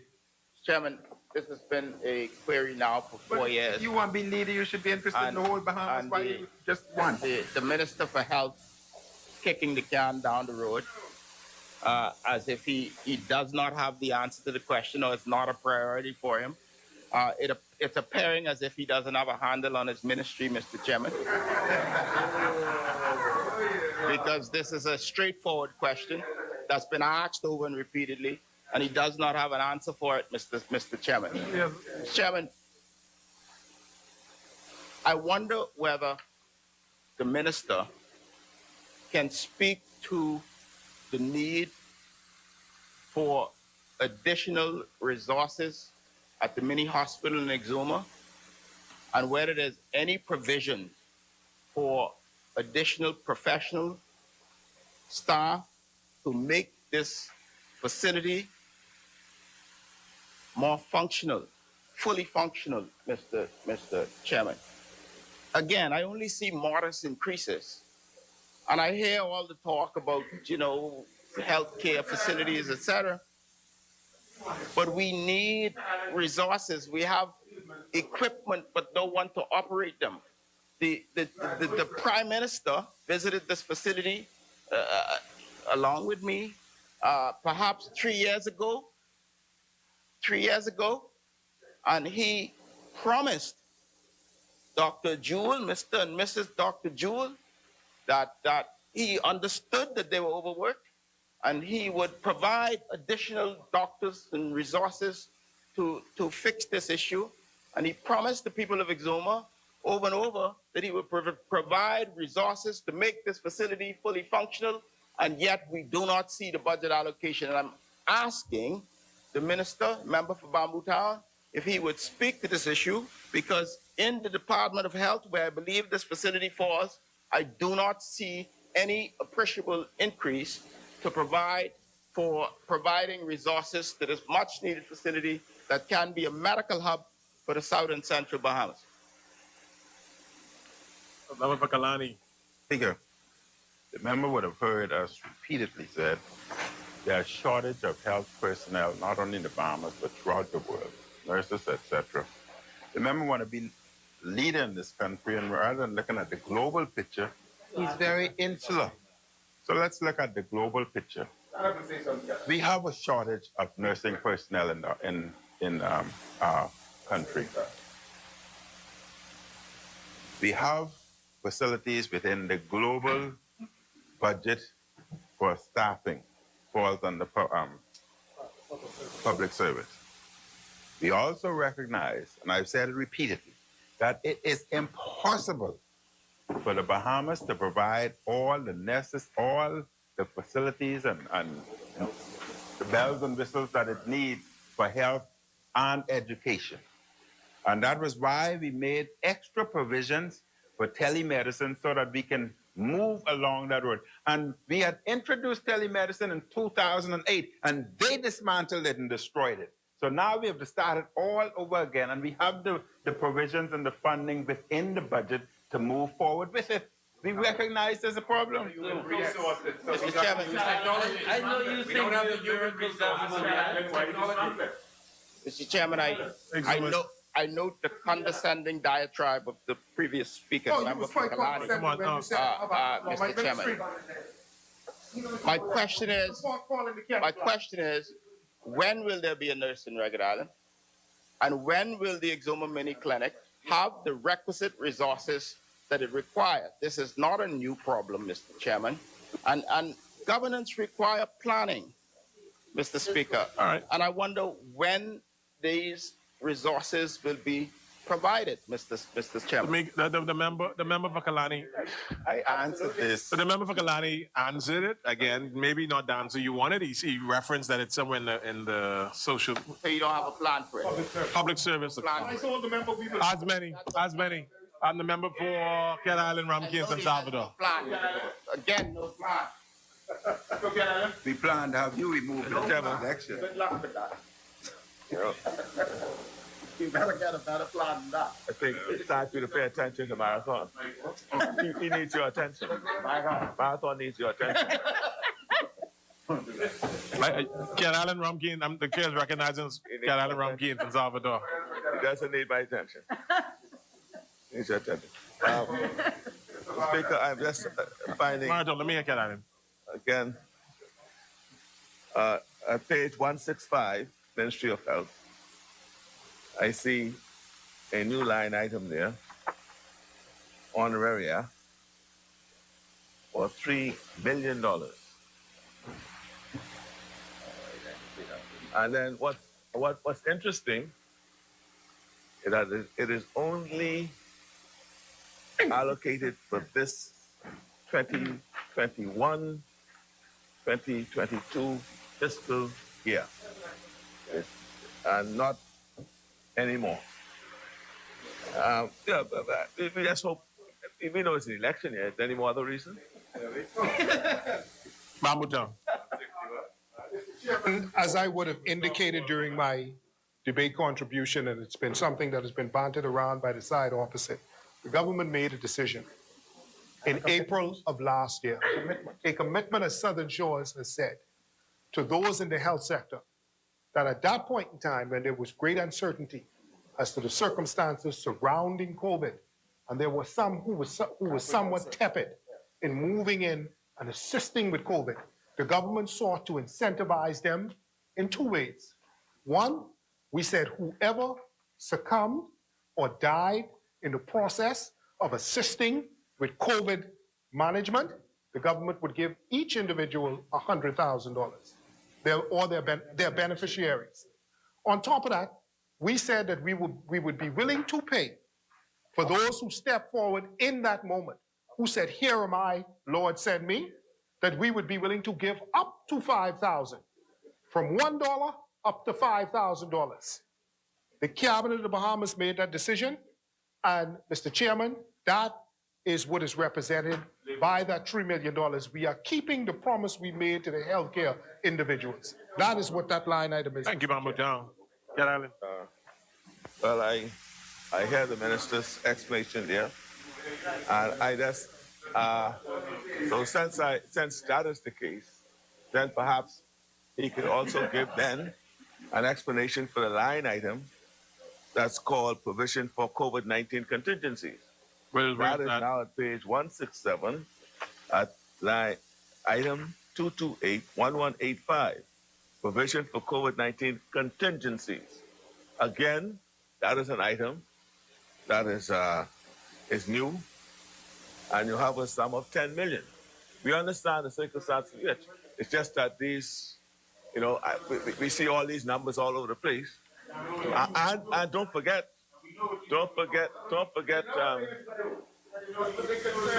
Members, let's hear Cat Island, Ramkey, and South. Carry on, Cat Island. And don't forget now, we went through couple other heads, right? Ministry of Finance, Office of the Prime Minister, where the same contingencies and much more. And yeah, so we just need to know what is where and what then is the explanation for that. The 10 million COVID-19, if the 3 million honoraria covers COVID contingencies in the way you have described it, then what is the other one? What is line item, the 3 million that was spoken about speaks specifically to an honorarium agreed to by the cabinet of the Bahamas, which is to be paid out. You explain The that. 21, as the member would have seen, previously, the government would have allocated some $21 million, a line item of $21 million plus, to be able to address circumstances that were surrounding the whole management of COVID, the whole idea of getting personal protective equipment, some hiring if it was necessary. All of those things were encapsulated into that 21 million. Going forward, in the new budget period, we have put towards the management of COVID some $10 million. That is what that is for. okay? So that is for the management. Yes. Yes. Senator. Thank you, Mr. Chairman. Could the minister indicate whether or not he would have laid the financial statements for the PHA, the Public Hospitals Authority, as this report that we received was laid, and just for the record, May 26, 2021. And so it is within the period of time that I noted that we hadn't received the report. But if you can indicate for me whether you have laid or intend to lay the Public Hospital Authority's audit financial statement, I appreciate it. Thank you. Yeah. The clerk will check in the meantime. We'll get back. Mama Yeah, Duncan, I undertake to be able to check for you, Senator, but I do believe that we would have laid a financial report for PHA. Between myself and the former minister, I believe that we would have laid financial statements for PHA. Thank you. I believe the former minister is indicating. Member for Elizabeth.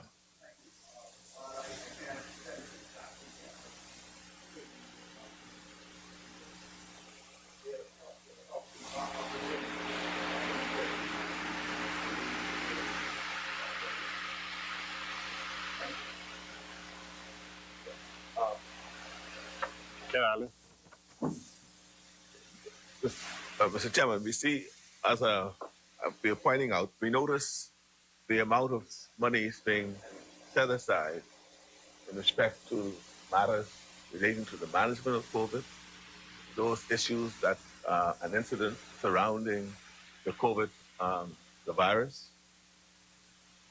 And of course, a lot of funds are being spent and are to be spent.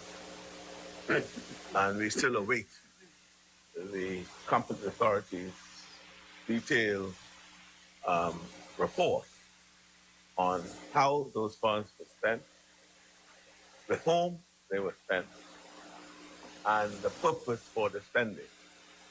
And so we hope that the competent authority, we continue to hear you say here tonight, we obey the law, we obey the law. Well, that's a law that you have to obey. You haven't obeyed that, and we trust. As the Minister of Health, will you exert your influence on the competent authority to make that report available as soon as possible? Now, and while I'm talking about the health, there's been an outstanding labor agreement with the PHA now from 2018, I think, when you all got signed that agreement with the union, the Bahamas Public Service Union. I'm talking about the Bahamas Public Service Union. When you all got sent the Director of Labor home. Yeah. Yeah. Huh? Quite a few. So if you could just answer the question about the signing of the contract, the union contract, if you could assist us with that, one. And secondly, if you could let me know when the company authority is going to lay the report on the expenses, how you spend our money, and about to spend it. What's the one they're going to ask about? Yeah, I when you're the candidate who's campaigning. See, I heard the member for Garden Hills setting out the particulars why and how persons ought to how they conduct themselves. Right?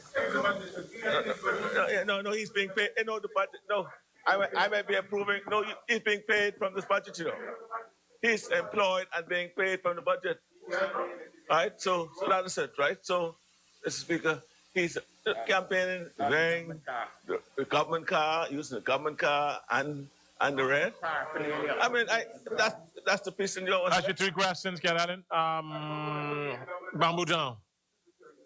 Mr. Chair, thank you. Mr. Chair, the industrial agreement between PHA and the Bahamas Public Service Union is still a matter that is being discussed.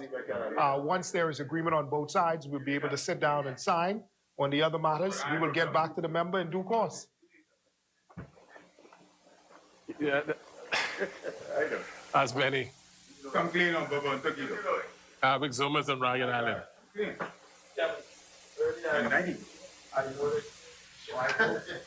Let's keep going. Significant cut in the budget for the Ministry of Disaster Preparedness, Management, and Reconstruction. Where are we? Hey, at 75? 75. Yes.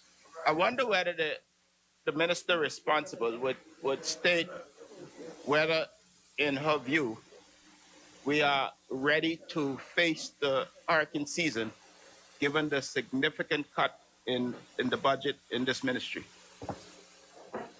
Member for West Grand Baham and Bimini. Yes, Mr. Speaker, I do believe that we are ready. Having regard for the fact that we have been cut with our budget, we rest assured that a lot of work has been done to date regarding our recovery and reconstruction efforts. We do believe that there's still much more work to be done, but a large amount has been done, and thus the deduction in our budget. Additionally, we are always counting on our international partners who have proven over the years that they do come to the aid of the Bahamas, and we look forward to nurturing those relationships even further for assistance likewise. Thank you. Cat Island.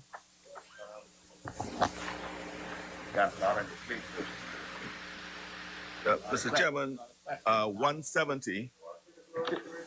Again, we see this consultancy services that's been popping up on a regular basis under all of the heads. 170? Yeah. Page 170.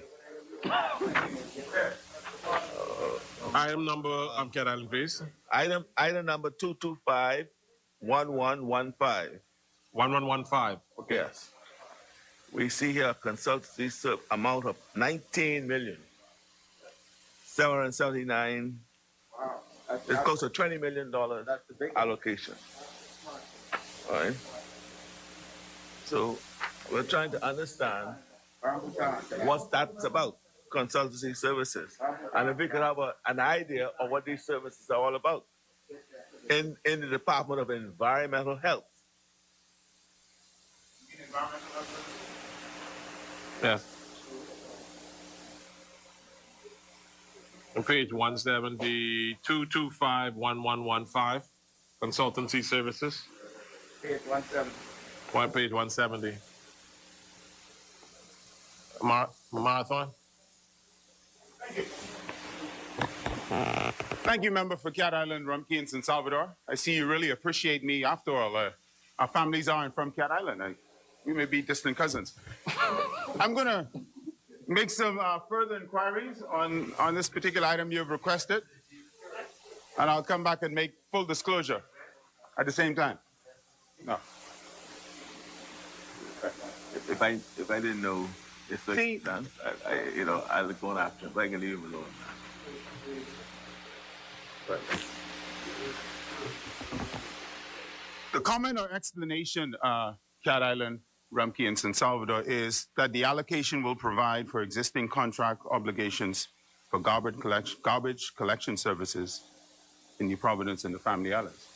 But because I know that this is election year and you're making these allegations that there's something sinister behind these consultancies and you're beating us essentially with your stick, I will endeavor to find out more information to add clarity. Because what I don't want you to do is to misquote me. I don't want you to do that. And I don't want to offer you an explanation where you will attempt to denigrate me along the lines of one goat and three birds. So what I'd like to do is come back and give you a clear answer all the way from Arthur's Town, Cat Island, all right? Not Dumfries. Thank you, Marathon. For Cat Island. Ramkey in San Salvador. I also go to the same page, and so that's the garbage. So maybe the member for Southern Shores will discuss the Harbour Island contract with him. He said Family Islands as well. That covers Family Island. Yeah. So operation. What I note is operation of facilities or other services. And that too is a huge number of 17 million.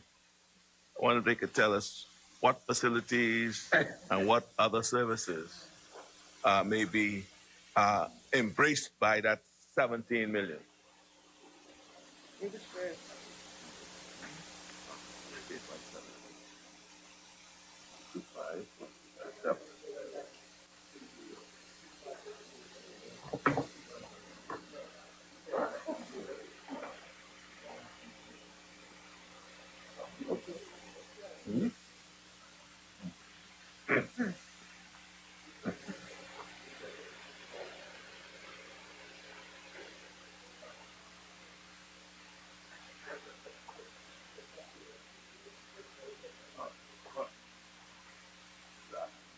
I want to thank Cat Island and Rumkey in San Salvador. I know we always intend, it seems acrimonious in here, but there's nothing but love between us. He's my learned senior. He's from Cat Island, and we're very proud of him. But I don't have the answer for you right now, Cat Island, Rumkey, and San Salvador. But the point that you raised, I consider it important. I'll unpack it for you and present it to you. Thank you. Thank you. Cat Island, Rumkey, San Salvador.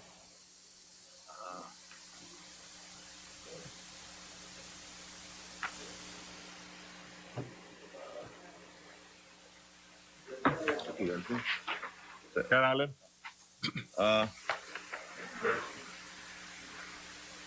Mr. Speaker, the chairman,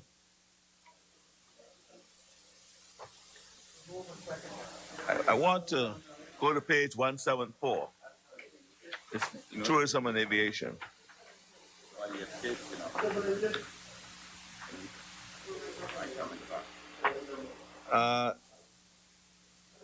I'll start with item 225-1140. 225-11. Yeah, very low. Yeah, you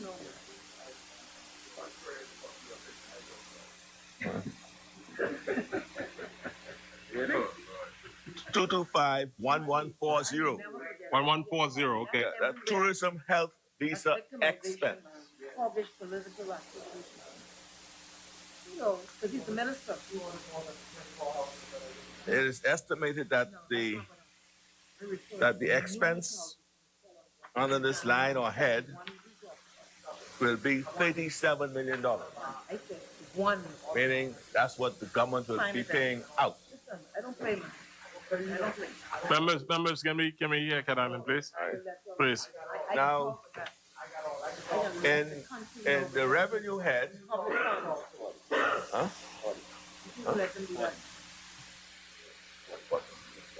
in revenue head, it is said that they will collect 40 million. That's why members, I'm trying to hear Cat Island. You don't have the credibility. That's first of all, you don't have the credibility. in light of the announcement made by the Prime Minister today about the vaccinated only having to pay $10, Okay, I can talk about what y'all did.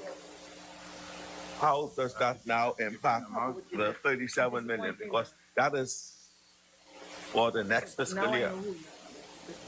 First, and secondly, when are we going to see the back of That's the good news. charging Bahamians That's how you operate. monies to come home, to be able to travel home? Good point. Freetown. So, as the good member would know, this is a new feature that we introduced on the 1st of November. And so it's a new program, that we rolled out. And so it is very fluid. It's ever changing. The Prime Minister announced today that there would be no fee for returning citizens and residents who are fully vaccinated. But the intention... No, that got eliminated today. I mean, as of the 1st of July. That got eliminated as of the 1st of July. So yes, so the health department, Golden Isles, the health department, the health officials want you to either demonstrate that you've been fully vaccinated or you take a PCR test to come into the country. And once you bring the PCR test, then you are subject to a test after you arrive. But it's very much a fluid situation. You know, that also all of the foreign visitors that represent about 85% of the users of this have to get mandatory health insurance that we pay for out of the health visa program. So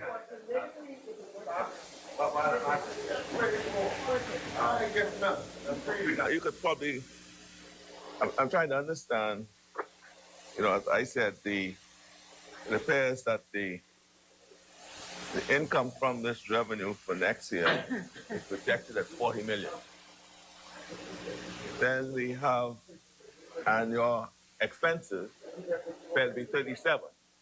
But to me, that means there'll be like a 3 million profit. Now, so where does that go? I mean, where does the 3 million, two things, where does the 3 million go? One, and maybe you could give us a general overview of how the $37 million may be spent. okay, so very good question, Kata, and thank you very much for that. Obviously, if we take in 40 and we spend 37, the residual will end up in the Treasury. And then if you're a visitor, roughly 12% of the expenses goes on VAT, because VAT is charged. 70% of it goes on health insurance. And we have to pay the programmer. We have to pay we've had to hire some additional labor to deal with all of the processing of these applications. There are 5,000 to 6,000 applications a day. They all get reviewed and approved or turned down based on. But locals don't get insurance. You don't get insurance. No, but that's a visitor. When you're a local, about 55% goes to the rapid antigen test that you have to take on day 5. About 6% goes to the Bank of the Bahamas, and about 10% goes to. He said they're slow, they're this, they're that, they're everything. So we use them though. We use them because they're Bahamian. Ah. Oh, there we go, Engliston. Give me that thumbs up. Thumbs up, thumbs up. So then you got 10%. 10% goes to the programmer and the administrator of the 5-day test. We got about 100 clinics throughout the Bahamas. And all of those, when people go to those clinics, that test result has to be uploaded to the website. So all of that technology, call centers, phones, laptops, people do this remotely from home. So there are a lot of expenses. Thank you, Freetown. Get out in. Let's follow up on it. I'm hearing what percentage of entrants would take that antigen test after 5 days? Because I'm advised that not many turn up. Not many turn up there's a percentage that really just don't turn up. How you know? You get that? Because for So example, we actually know specifically. Are you talking about residents? Or are you talking about visitors? Or are you talking about both? both, because Oh, well, the visitors have a very, very high take-up rate on the rapid antigen test, primarily because they have to take one to go back to the States. Yeah. So they're at 80, 90%, and the returning citizens and residents are around 60, 65%. So that is, but we feel that that's a fairly good turnout and fairly robust, and it's been very good at keeping our numbers down. That's ready. Senator Bill. Financial statements, I know. No. I'm with the CPAs today. I just want to thank the Minister of Tourism and Aviation for really, it was a good effort to bring the financial information from the authorities that he's responsible for. So I could appreciate that. I just wanted to ask about the Civil Aviation Authority. The budget seems to have dropped to 1 million, and I understand that I don't know, but maybe you can clarify the concept with regard to the revenue from the airspace. So I wasn't able to see where the revenue from the airspace was going. It wasn't in the revenue section. I didn't, unless you can point me to it. Just so that you can clarify why the Civil Aviation Authority is only getting $1 million next year, and also where the revenue may be from the airspace.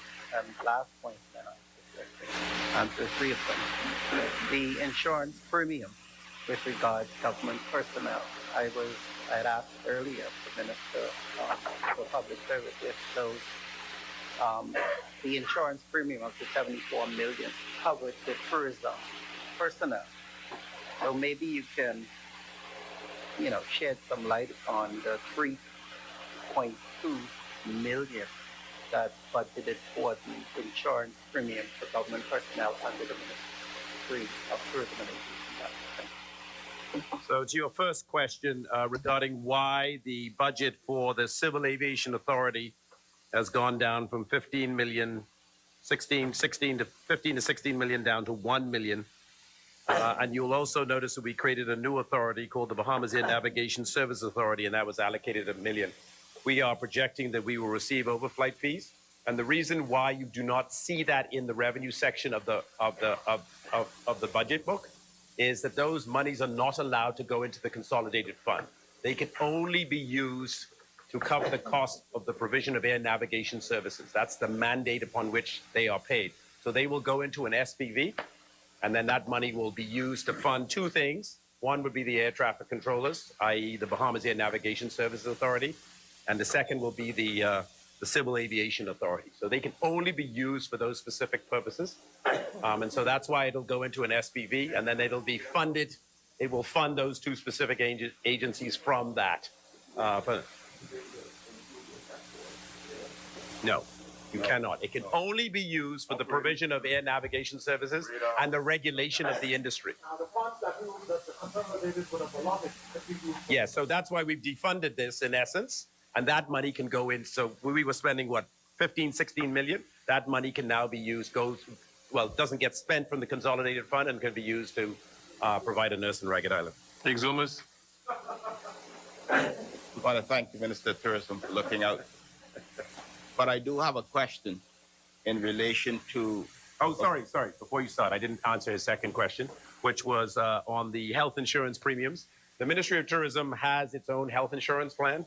I've met that in place. So this is to pay the health insurance costs on its 400 employees. So there are a number of agencies. The Ministry of Tourism is kind of a body corporate or a corporate soul. And many moons ago, it set up its own health insurance scheme, and that's why it's there. So it's not covered under the public service. Let Cat Island talk. Chairman, in relation to the Civil Aviation Authority and the ending of the expenses related thereto, I understand from the previous conversation with the Minister and the Minister of Public Service that the employees have been effectively transferred to the Airport Authority. Many of my constituents at the Exuma International Airport continue to be dangling in the wind in terms of their status.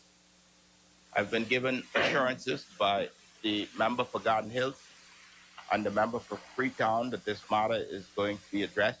I'm just wondering whether either of them would give me a specific timeline as to when this issue might be completely resolved. Freetown. Thank you, Exuma. I am told it's in relation to many of the islands, Mr. Chairman. So I speak on their behalf as well. Do you have the employees there? Yeah. So when the Civil Aviation Department was dissolved in 2016, in essence, and its employees were given the choice to go either into the Civil Aviation Authority or into the Airport Authority, they were given the choice to remain in the public service. However, that situation remains muddled in the sense that they are working for the Airport Authority and they're working for the Civil Aviation Authority, but they're not a part of those entities. They're still part of the public service. And so the public service really needs to decide where they are to go and to remove them from those agencies. It would have been good if they'd all come over into the Airport Authority or all gone over to the Civil Aviation Authority, but they didn't for whatever reason. It was their choice. And so the public service now needs to reassign them to entities because they're working for the Airport Authority, but they don't report to the Airport Authority. So it is a muddled situation, and they need to be allocated by the public service to other entities within the public service. But that is how it's. I think there are a number, maybe 20 or 30 of them left that need to be sorted out. I'm sorry, Mr. Chairman. I may have. Yeah, I know. I may have missed it in the response from the Honourable Minister.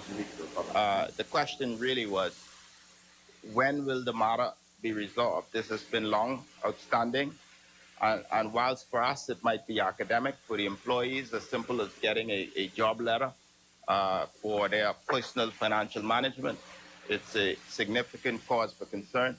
So I wonder whether either ministers would give me a definitive answer as to when this issue will be resolved. We've discussed it privately.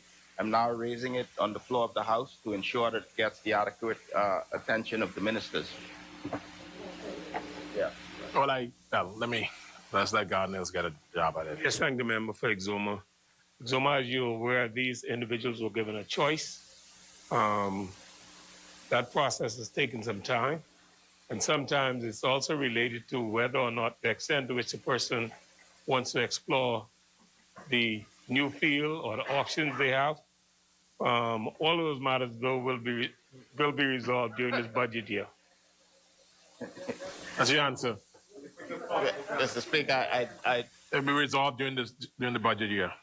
During the budget year. This budget year. Yes. I note the response, Mr. Chairman. Good.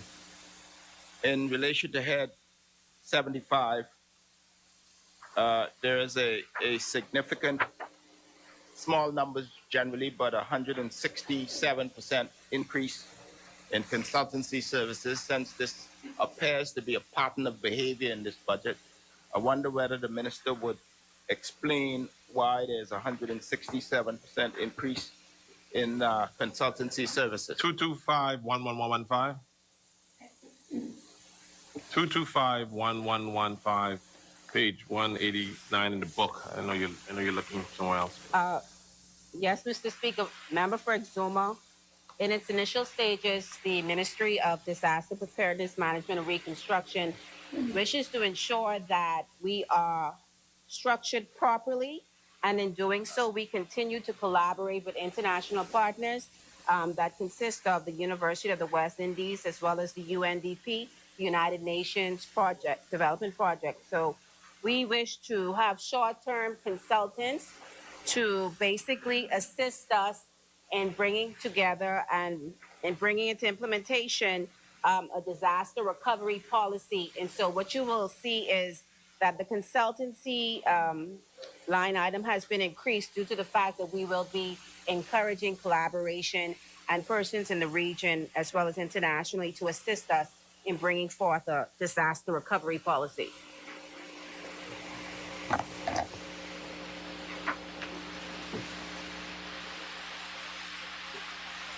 You want a couple more? Centerville.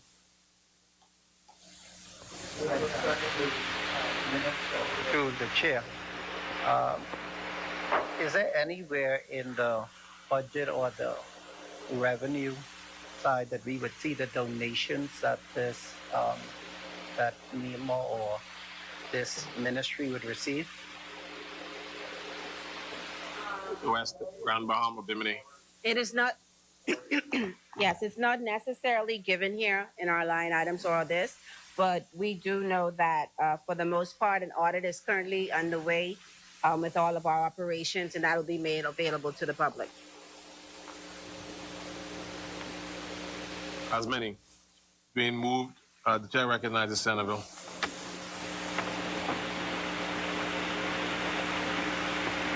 Centerville. Yeah, Mr. Chairman, I don't know which minister, maybe the Minister of Finance could assist. Well, this is just a general question based on the overall, based on the disaster, I guess, number 75. Yeah. Can you give us an idea of how much we would have received in donations in terms of revenue? Kalani. Mr. Chairman, the minister said that they're undergoing a audit report at this point in time to compile all donations that were received. And as she said, you would have the donation, but it's not in this area.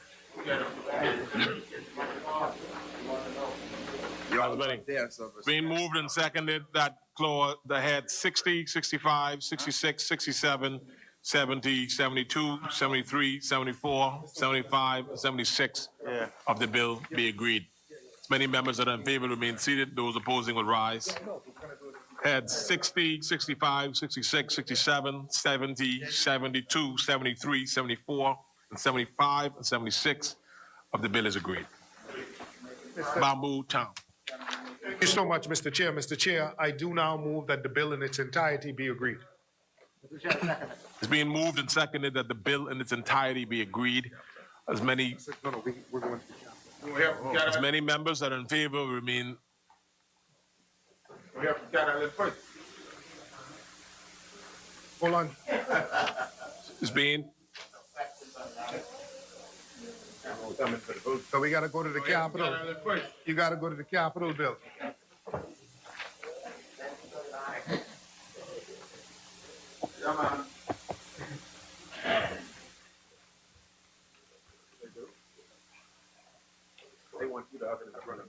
It's being moved and seconded that the bill be agreed in its entirety. As many members that are in favor remain seated. Those opposing will rise. The bill is agreed in its entirety.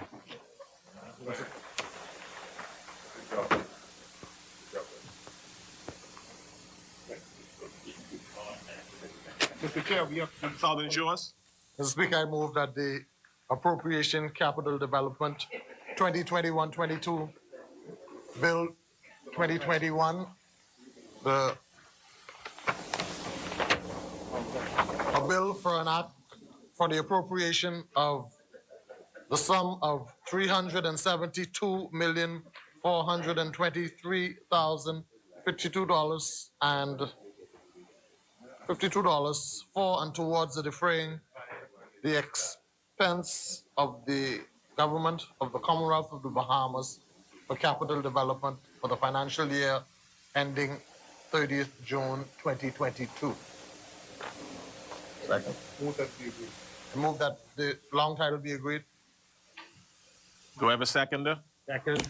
Being moved and seconded that the long title of the bill be agreed. As many members that are in favor remain seated. Those opposing will rise. The long title of the bill is agreed. Mr. Chair, I move that the short title be agreed. Second. It's been moved and seconded that the short title of the bill be agreed. As many members that are in favor remain seated. Those opposing will rise. The short title of the bill is agreed. Mr. Chair, I move that the clauses 2 and 3 are agreed. Second. Being moved and seconded that clause 2 and 3 of the bill be agreed. As many members that are in favor remain seated. Those opposing, Prime Minister, you sit down, please. Those opposed, sorry, if you wish.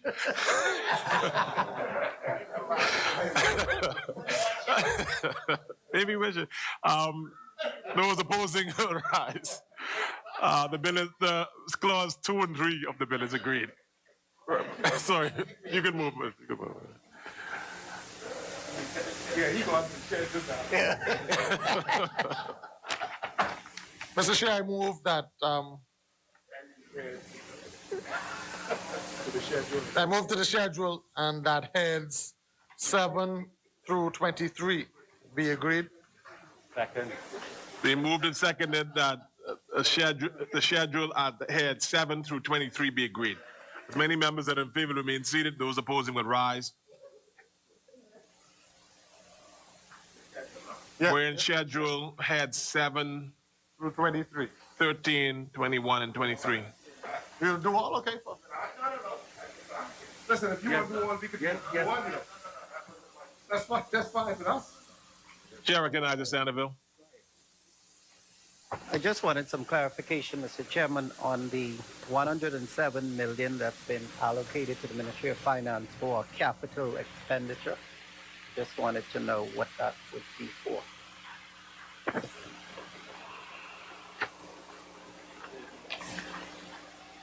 Oh, sorry, page 195, and it's head 23.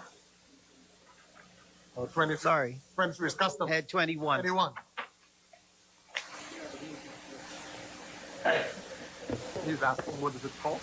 You're asking what the amount of 107 million, 107 million is for? Well, it's the Ministry of Finance, Finance and its capital expenditures. I just want to know some clarification on what it's for.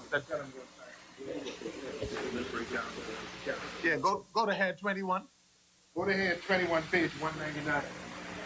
And it itemizes it for you. We are in the capital section of the budget. We're going through capital for each ministry ahead. Yeah, capital estimate. So go to the head 21. And it itemizes it for you.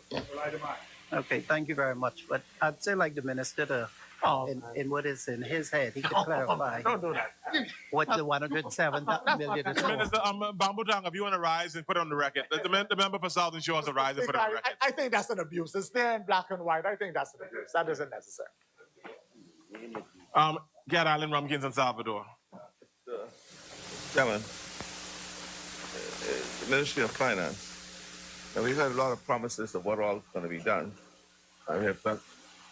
We could hardly find the funds in the capital and or in the other recurrent expenses to cover some of the promises made. I'll get to some more specific later on. But let's look at the energy restoration and renewable on page 199, line item 2822007. Now, for this fiscal year, 2020-2021,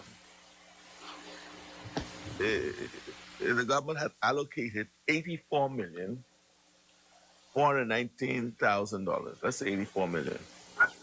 And for 9 months, they've only spent $155,000. And this fiscal year coming, they have cut that in more than a half to $31,169,998. The question is, if nothing has been spent this fiscal year for the 84 that was allocated, what's the reason for a 31 million in this fiscal year coming? And perhaps the response could be if they could tell us what their strategy and plans are for energy restoration and renewable energy. Because if nothing, why allocate funding?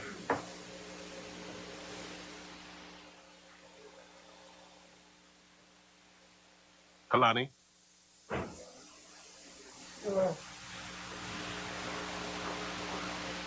It's adequate, and the funding is required for the IDB and CDB projects as follows.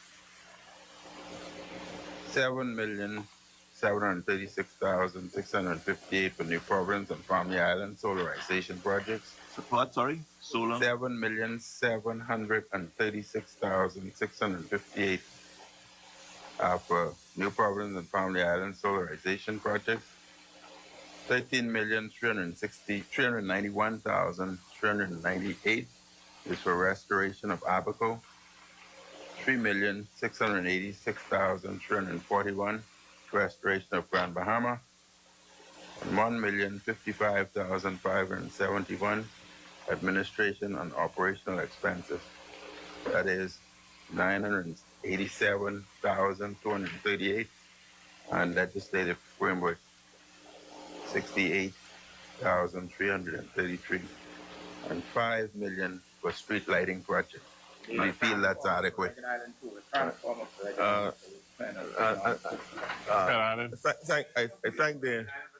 thank the member for the detailed explanation as for the purpose of the 31 million.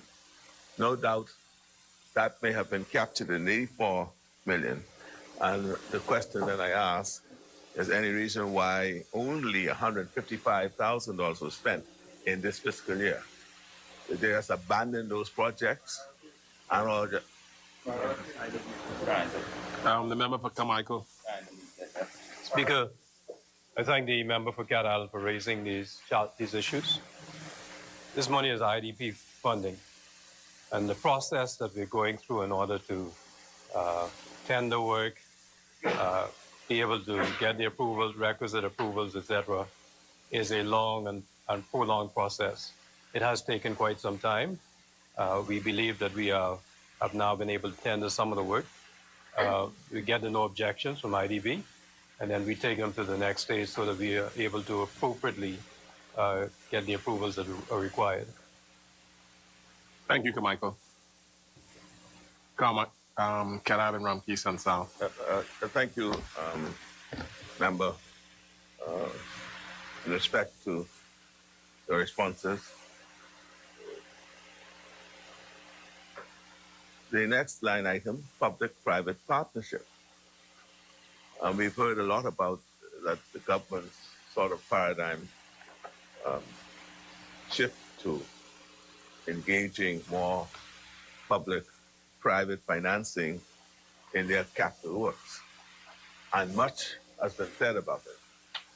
And if one were to add up all the promises made in respect to this, Yeah, I got it. Yeah, I got it. No, I got it. I asked it because he knew. He had it. No, I'm just asking, is $3 million sufficient for you to be able to engage in public-private partnership efforts for what you have promised the nation? Yeah, recognizes Carmichael. Speaking, I asked my friend not to ask this question. Yeah. Speaking, my very first budget contribution, I spoke about the public-private partnership in West Grand Bahama. Our members had indicated that they'd signed an agreement the day before the elections. And they'd prepaid $4 million in interest. And I believe the whole project, the cost of the project was some $22 million. The funding that was said to be available under the former administration was not available.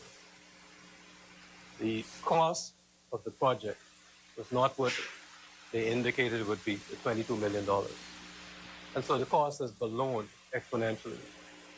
This funding here is going to help the developer complete that project, which is going to be considerably more than the funding that members opposite has indicated would be. It's going to be tremendously more.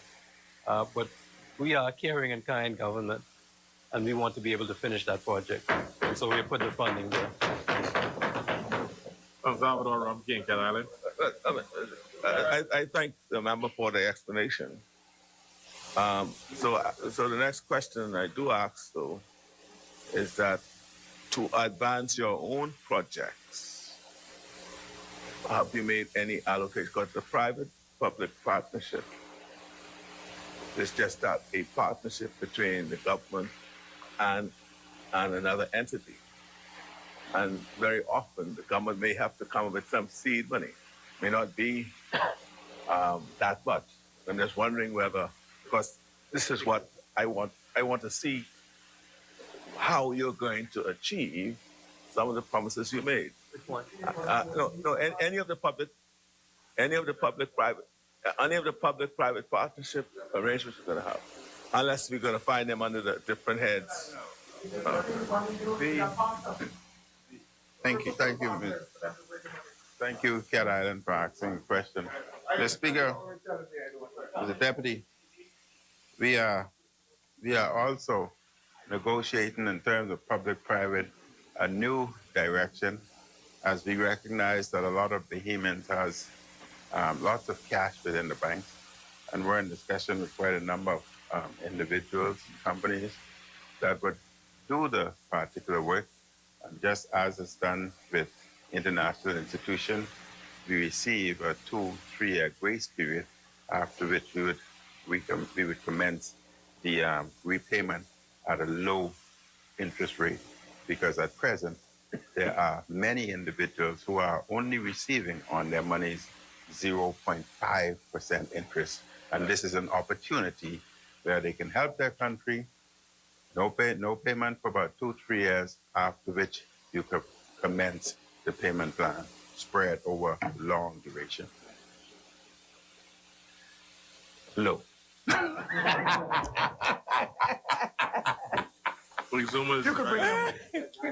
could bring your money though. We take No.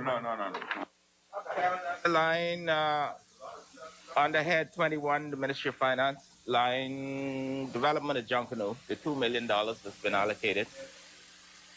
I know the minister don't need to check his notes for this one.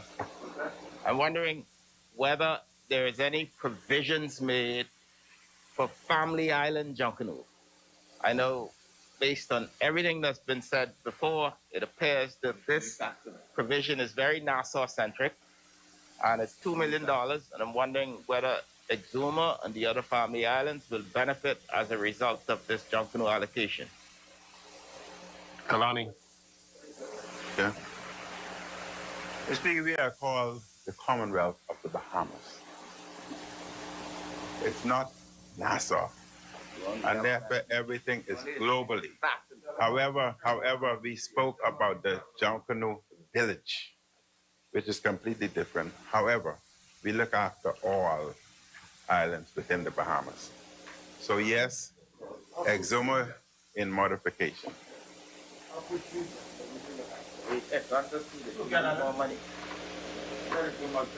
Mr. Chairman, I make a plea to the Prime Minister, who is a Junkanoo man, to ensure that Family Islands get more feed money. I know he's focused on Nassau because he's a Saxon, but you know, he mentioned this is the Commonwealth, yes, and therefore I'm asking, and he don't need to respond to this, but Family Islands need more money, Mr. Chairman, and I'm asking him to keep that in mind as he deliberates. Thank you, Mr. Chairman. Mr. Chairman, I was born in Nassau, but first and foremost, I'm a Bahamian for all Bahamas. And therefore, we look over after the entire Bahamas. And yes, I may not have been born in the Family Island, but Family Islands are well and dear to my heart. Can we get more money to Junkanoo? Yes, I think it was answered already. As many? It's being moved and seconded that heads 7, 13, 21, and 23 of the schedule of the bill be agreed. Many members are in favor of being seated. Those opposing will rise. Heads 7, 13, 21, and 23 of the schedule of the bill is agreed. That heads 29, 32, 33, and 38 be agreed. Second. Been moved and seconded that heads 29, 32, 33, 38 of the schedule, the bill will be agreed. As many members are in favor, remain seated. Those opposing will rise. Heads 29, 32, 33, 38 of the schedule is agreed. Mr. Chair, I move that heads 40, 56, 60, 67, 72, and 73 be agreed. Second. Being moved and seconded that heads 40, 56, 60, 67, 72, and 73 of the schedule, the bill be agreed. As many members that are in favor will remain seated. Those opposing will rise. Heads 40, 56, 60, 67, 72, 73 of the schedule is agreed. Mr. Speaker, I move that heads 74 and 5 be agreed. It's been moved and seconded that heads 74 and 75 of the schedule, the bill be agreed. As many members that are in favor remain seated. Those opposing will rise. Heads 74 and 75 schedule of the bill is agreed. Mr. Chair, I move that the bill in its entirety be agreed. Second. It's been moved and seconded that the bill in its entirety be agreed. As many members that are in favor remain seated. Those opposing will rise. The bill is agreed in its entirety.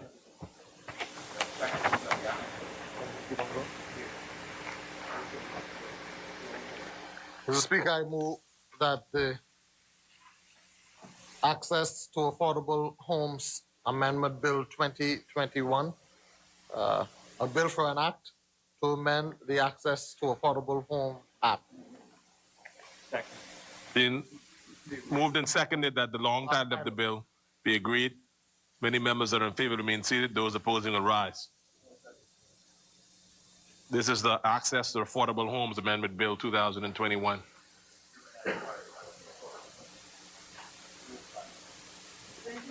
Leave legal matters to the QC, Exuma. Let the QC talk on legal matters.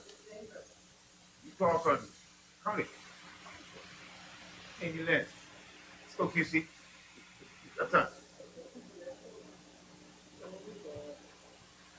Mr. Chair. Or you can send Bobo and Tookie this time. Mr. Chair, the long title. That's the long title. Been moved and seconded that the long title of the bill be agreed. As many members that are in favor remain seated. Those opposing will rise. The long title of the bill is agreed. Mr. Chair, I move that the short title and commencement be agreed. Second. Been moved and seconded that the short title and commencement of the bill be agreed. As many members that are in favor remain seated. Those opposing will rise. The short title and commencement of the bill is agreed. Mr. Chair, I move that clauses 2 and 3 be agreed. Second. It's been moved and seconded that clause 2 and 3 of the bill be agreed. As many members that are in favor remain seated. Those opposing will rise. Clause 2 and 3 of the bill is agreed. Mr. Chair, I move that the bill in its entirety be agreed. Second. Being moved and seconded that the bill in its entirety be agreed. As many members, the chair recognizes the member for Angleston.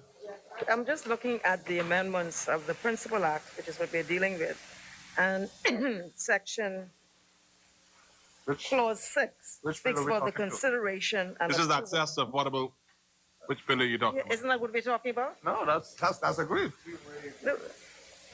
Then we agreed No, that we Bill in its entirety is. no. it was on the floor. It was on the floor. Oh, Listen, this thing that your small house repair program in here now, okay?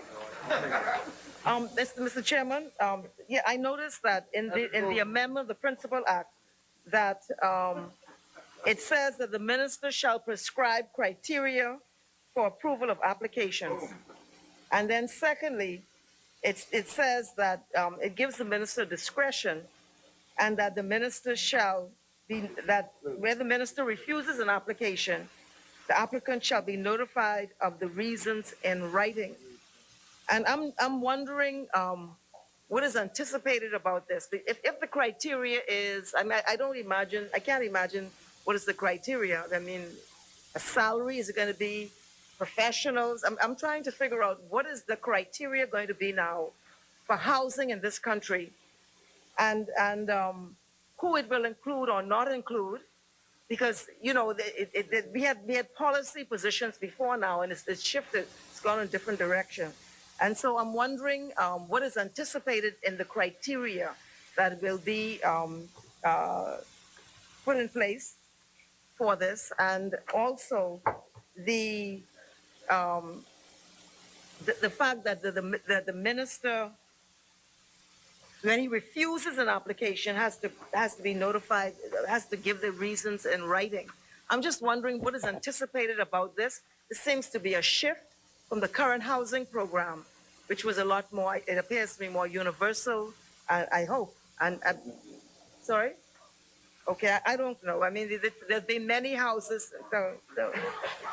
Well, we know the bottom line is you are projecting, putting in place criteria to qualify for affordable housing. And I think we should be told or advised what is the thinking behind this in terms of who will qualify for this affordable housing in the Bahamas. Yes. We would need, I think we're entitled to know what it is that the government has in mind from a policy point of view. And I'm asking that you inform us as to what is intended. I'm sorry, Member for Carmichael.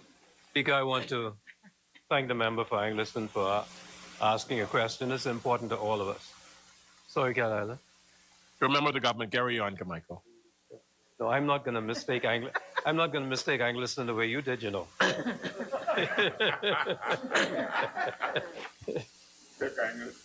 We want to.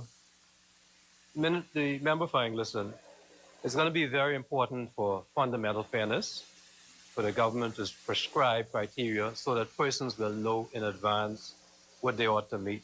So there's not just this discretion that impacts people's lives. And so if you want to be able to qualify, there will be some rules in writing. You will know what you have to do. When you put them together, you know that you have a fair chance, the opportunity that is fair.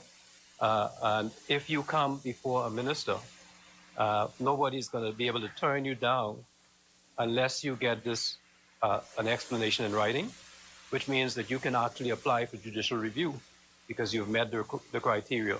So you're seeking to put a fair process in place for everybody to be able to.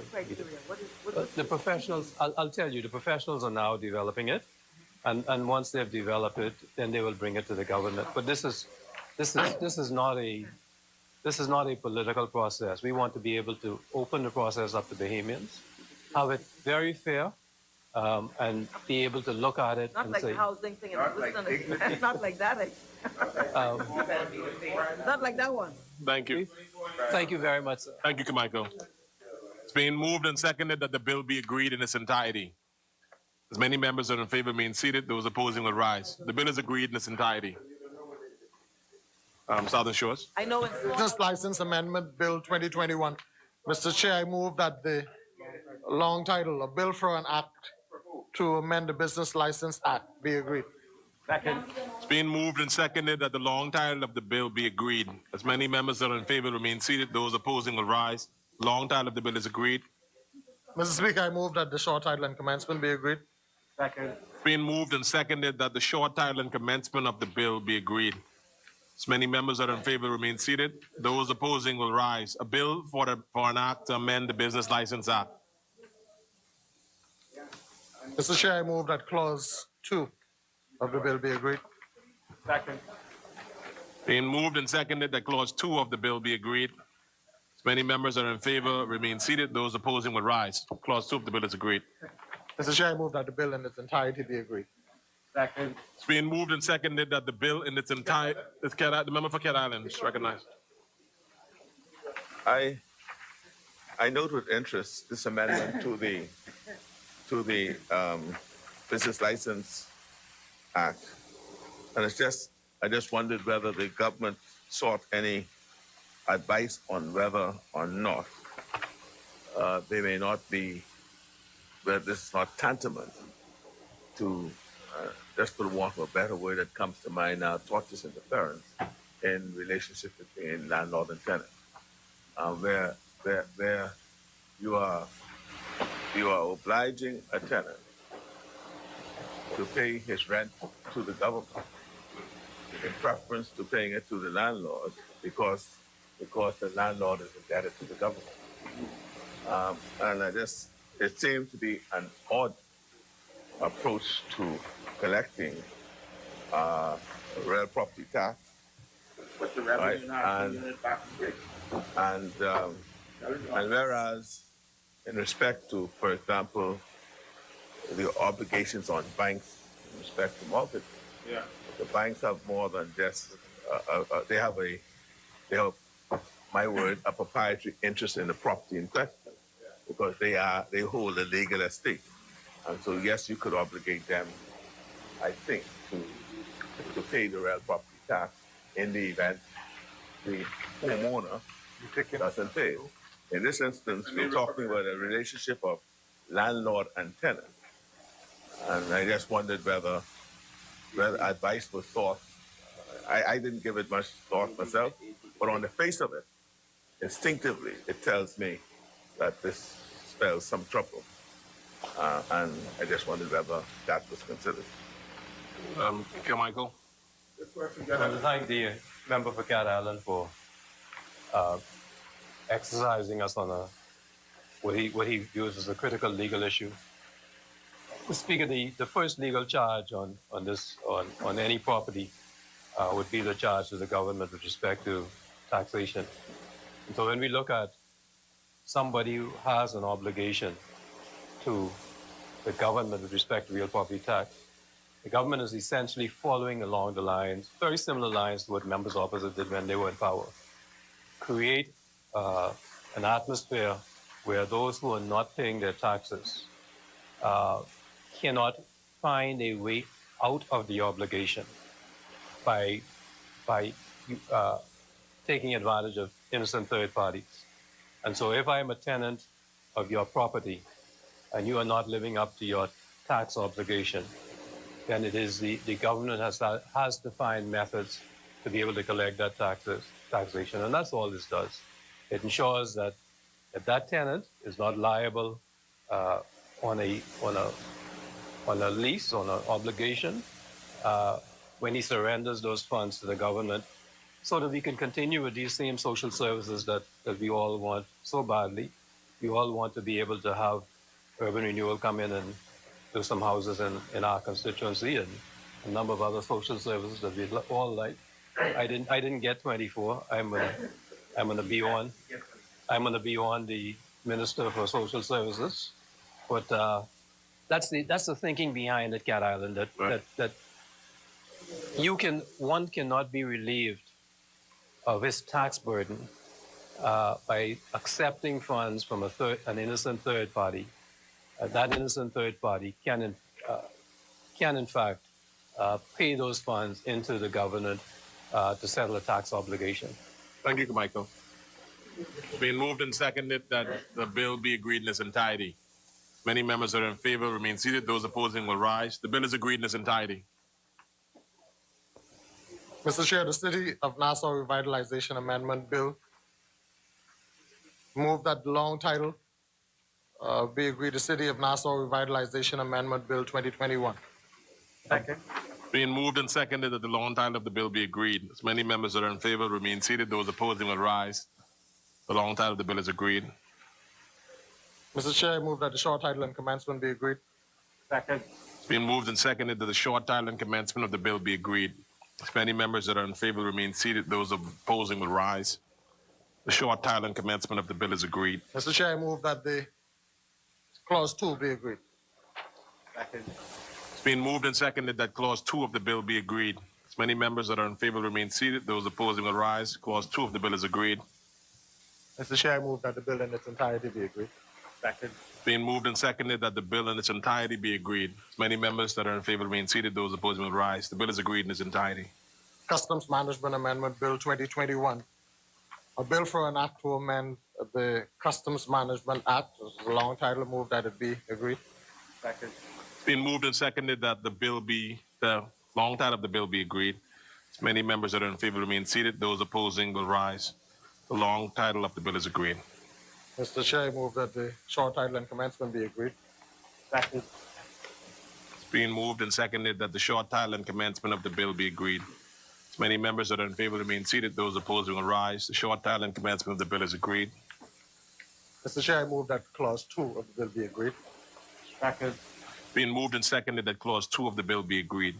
As many members that are in favor remain seated. Those opposing will rise. Clause 2 of the bill is agreed. Mr. Chair, I move that the bill in its entirety be agreed. Second. It's been moved and seconded that the bill in its entirety be agreed. As many members that are in favor remain seated, those opposing will rise. The bill is agreed in its entirety. Excise Amendment Bill 2021, a bill for an act to amend the Excise Act. I move that the long title be agreed. Second. Been moved and seconded that the long title of the bill be agreed. As many members that are in favor remain seated. Those opposing will rise. The long title of the bill is agreed. Mr. Chair, I move that the short title and commencement be agreed. Second. Been moved and seconded that the short title and commencement of the bill be agreed. As many members are in favor remain seated. Those opposing will rise. The short title and commencement of the bill is agreed.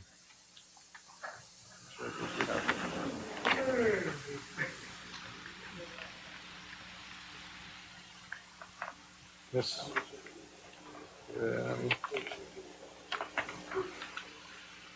Okay.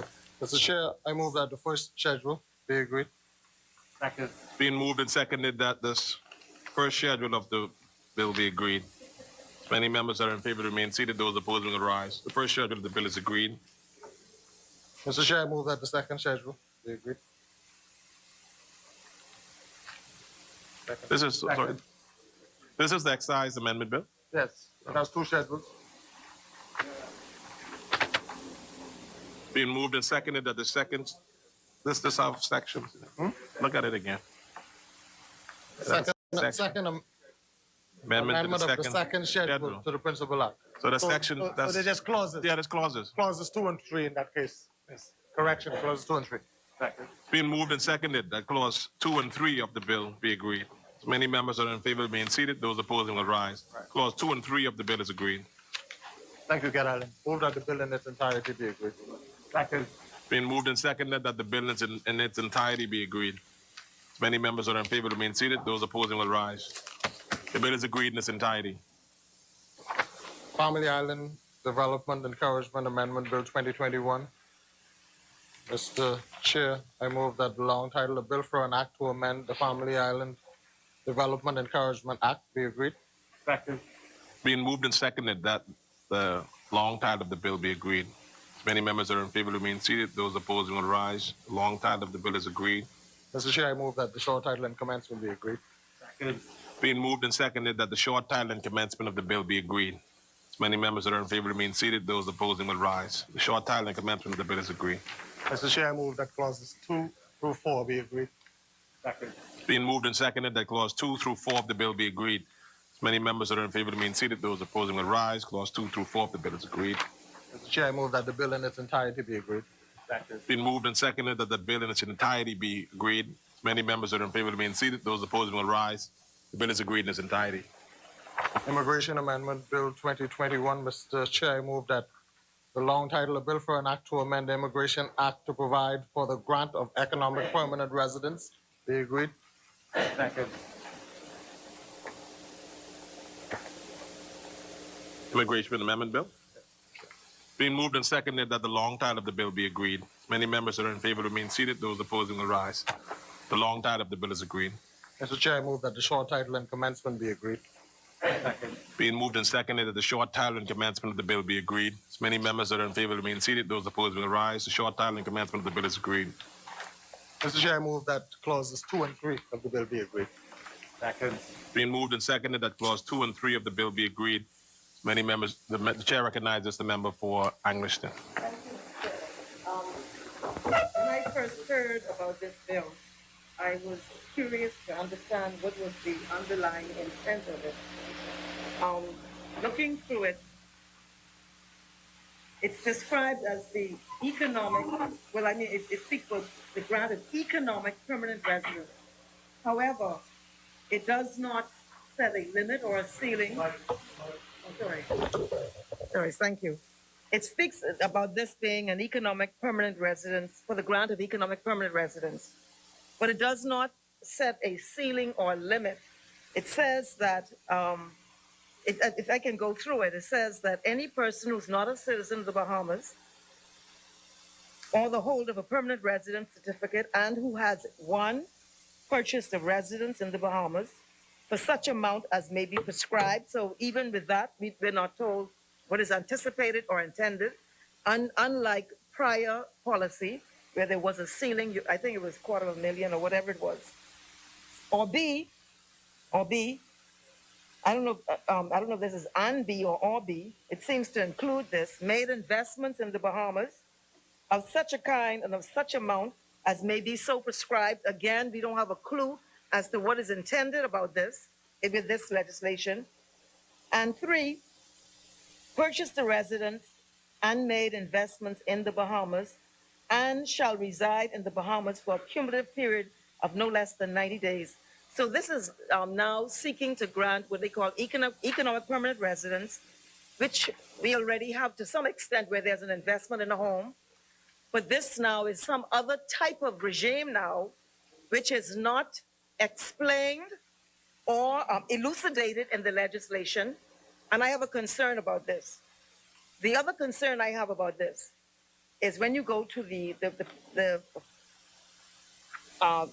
B, and it speaks about the fact that this individual may be granted an economic permanent residence certificate permitting him to reside permanently in the Bahamas without any criteria being made transparent to us, and to engage in gainful occupation where that gainful occupation is in his own business.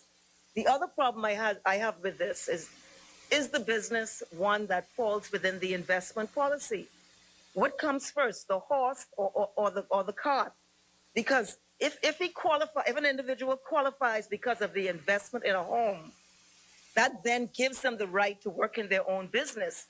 Does this now open the door for allowing people to come into this country to engage in businesses that they might not normally be able to do because they've qualified by the purchase of a house, which has not been said what value of the house or anything of this nature? I have a concern about this particular clause, and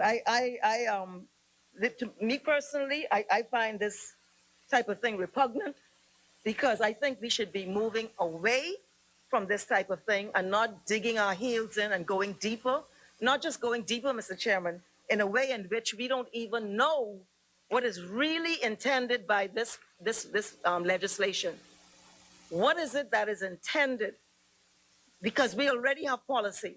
This is something different, and this different is not elucidated. And I have a major concern because if it's a financial services product, let's say that's what it is, then say the house, you got to invest $1 million. I could see that because that's not what it is now. It's lower than that. But what is this? I have a major concern with this, Mr. Chairman. I'm wondering if they can explain what is intended by this. Of course, it also allows for the spouse for the spouse to apply to work, etc. And go, it has very extended. This has implications for the quality, for the substance of our existence as a people. When I remember once when I sat in a certain forum, the question was asked, how many people are permanent residents? We don't even have a number. We have to be careful just opening the door and say, this sounds good, let's do this, let's do that. Because you will have a way, you are contributing to changing the spectrum of our nation. And if that's the fabric, and if that is what you intend, then no problem, then we know what you are about. But I would like to know, what does this mean? And because this is also tied into a land policy, Mr. Chairman, because right now, and the Free National Movement changed the land policy. Right now, anyone can come in and just register a purchase of up to 5 acres. And so, and then Abaco now, we know in Abaco they're granting, they've cut VAT in half for foreigners to purchase land in Abaco. This has very serious social and economic consequences, and I would like to know what is intended by this, because I don't know what anyone else. I ain't got nowhere else to go. All right. This is it for me. Yeah. Anybody from the government want to respond? The member for Yamakro. Mr. Speaker, Chairman, first let me commend members of industry who've worked very hard, still assisting on the civil society to develop comprehensive investment policy for the Bahamas. Mr. Speaker, I think worldwide persons have an appreciation for the value proposition of the Bahamas. Stable judiciary, friendly, stable society. We live next to one of the most powerful countries. Stable government. Stable government, again, stable government. Next to one of the most powerful countries around the world. And so persons are drawn to the Bahamas. Financial services is our second industry, Mr. Speaker, and growing.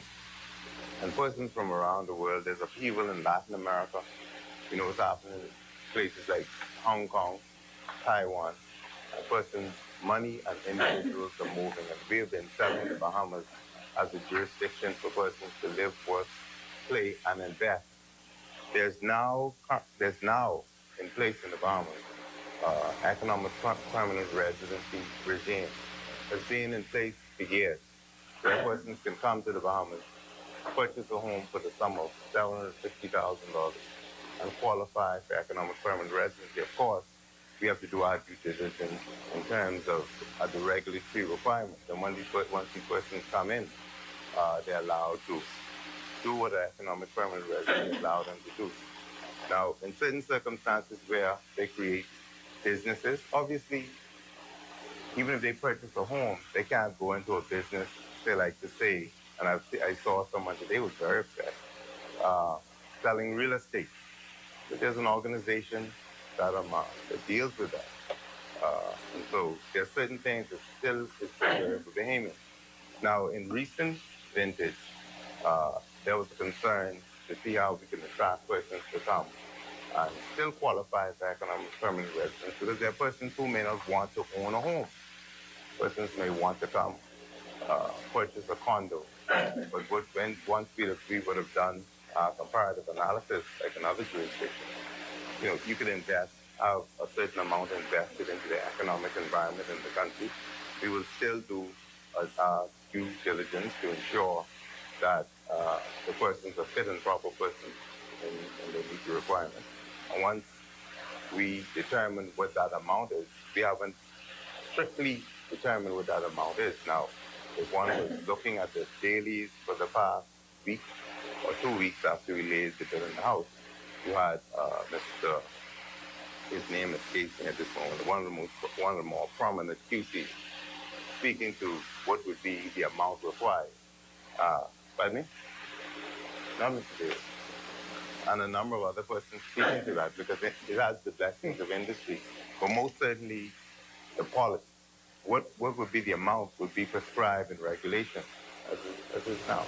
And so it is nothing to undermine the socio-economic underpinnings that we have developed as Bahamians, but it's to invite persons. And we saw that interestingly enough, Mr. Speaker, we saw during the COVID-19 experience that scores of high net worth individuals, they came to the Bahamas, in their yachts or whatever have you. They meant the due diligence test. A number of them applied for permits to reside. Some of them saw the Bahamas as a place to live, work, and invest. When you think about places like Albany and a number of developments that are going on now, these are high net worth persons who come in, they invest, they form a part of the socio-economic fabric of the country. They cannot get involved in the political environment. And so they live and they contribute. And so, Mr. Speaker, there's no intention on behalf of this government to undermine Bahamians, but I just want to commend industry, persons like Tanya McCartney, and a number of other persons who have assisted in advising the government on how we can develop and how we can improve on our competitive edge. And listen, invite as countries around the world, the US is doing it, the UK is doing it, inviting fit and proper persons to come, live, invest, work, and help to develop this country. Thank you. Thank you, Member for Yamakura. I understand. I'm acknowledging you, Angliston. I'm saying Angliston. I'm telling you. You looked a little. I know you're good, Chairman. You told me to call you Mr. You me call you something else. No, Englishman. let me just say for myself, I will not support this. And I want the nation to know Angliston did not support this. That's number one. But secondly, the way in which this is worded, it seems that the trigger is the purchase of the house. And then it says, once you've done that, and upon application in the prescribed form and upon payment of the prescribed fee, be granted an economic permanent residence certificate permitting him to reside permanently in the Bahamas and to engage in gainful occupation, where that gainful occupation is his own business. So I hear all the other stuff, but I don't. The legislation is not worded in that way. The trigger is buying a house. We don't know what the value is. I have a problem with this, Mr. Chairman. I do not believe no government should have no discretion on these type of things. If you're going to do it, let me know what it is. Put it in writing. Let the world know, let every Bahamian know what it is that you intend to do in this regard. And that has not happened here. This is, I heard the member indicating about the industry. That's fine, well and good. The industry has its interests. There's some larger interests, which is not just an industry interest. This was the problem with the land policy. It was the realtors that coerced or imposed upon the then prime minister. And as a result, we changed the laws. And so now everybody can come in now from anywhere and buy up to 5 acres. We have to manage this. And we are not Tokyo or Hong Kong or none of them places. We are the Bahamas, where the high end is coming, but the low end is increasing. We have to look very seriously about what is happening in this country. And we cannot pretend we are something other than what we are. Okay. We have serious economic and social issues. And when you create extreme contrasts, you are exacerbating those problems. And so I don't, the high end only matters to me if it's going to help in a more substantial way. Not even in the way with Albany. Albany was different, Mr. Chairman. One minute. One minute. Albany was different. It was different because it had many other rooted programs in sporting, you remember, and all other aspects of it. We did that deliberately because I was one who said, I don't get thrilled by gated communities with high end. That don't thrill me. I don't know if it thrills anybody. That don't thrill me. That angers me, unless my people could benefit. And so I am urging, well, I mean, don't make sense urging. I will not support it. Yes. And I want the country to know I did not support this legislation. Thank you, Angliston. The member for Michael. The chair recognizes Cat Island, Rumkey, Sansal, Bador. I public by the bill, because there, as Angliston pointed out, right, there is in place as we speak, right, a status of residence in this country called permanent residence with the right to work in your own business. That's already in place. So if I were to then determine what is the difference between that status that's already in place and by policy, there are some criteria through which and by which you can obtain that, then what is new in this case? And for my part, I can't see anything new. That raises the concern about what is truly behind this. Yes. Right? What is truly behind this? So for example, right? In fact, do we know, for example, I don't know whether it's changed, but my recollection is that a person who obtains a permanent resident right to work, I think the fee is about $10,000. Right? Consideration ought to be given now to see whether that ought to be increased. What would be the fee in respect to a person you're speaking about here now? A person, why would I apply for this? For example, if I can qualify for the other status other status and don't have to stay in the Bahamas for any given period of time as this now obligates you. So I'm attempting to find what is the difference in this. What I see, you purchase a residence at a certain level, you could obtain it. That's in place already. What is not in place is the investments, and of course that is deliberately so because we want to ensure that we have more control on what investments foreigners get involved in, and then if they're making investments, and you tell them if they could work in their own business, then that investment might be with a Bahamian, and then they're working with the Bahamian.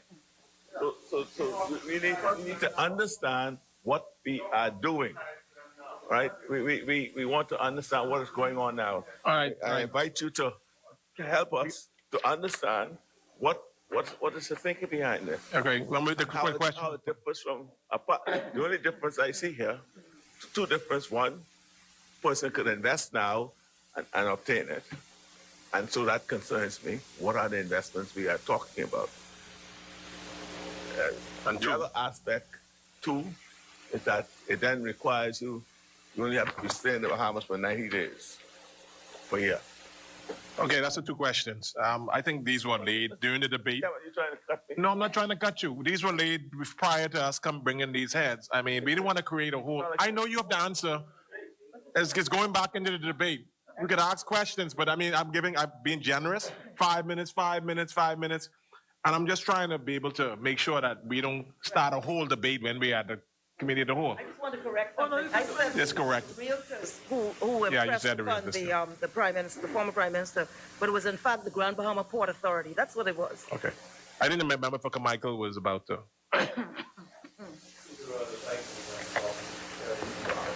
Your views on this? Speaker, Mr. Chairman, this is a vehicle to be added to the Bahamian product as we're seeking to continue to attract a certain type of investment in the country. The first thing you'll notice is that it provides a flexibility that we don't have now. So instead of simply being able to invest in a house, you can invest in an approved investment. And what is an approved investment would be determined by regulations. So, sorry?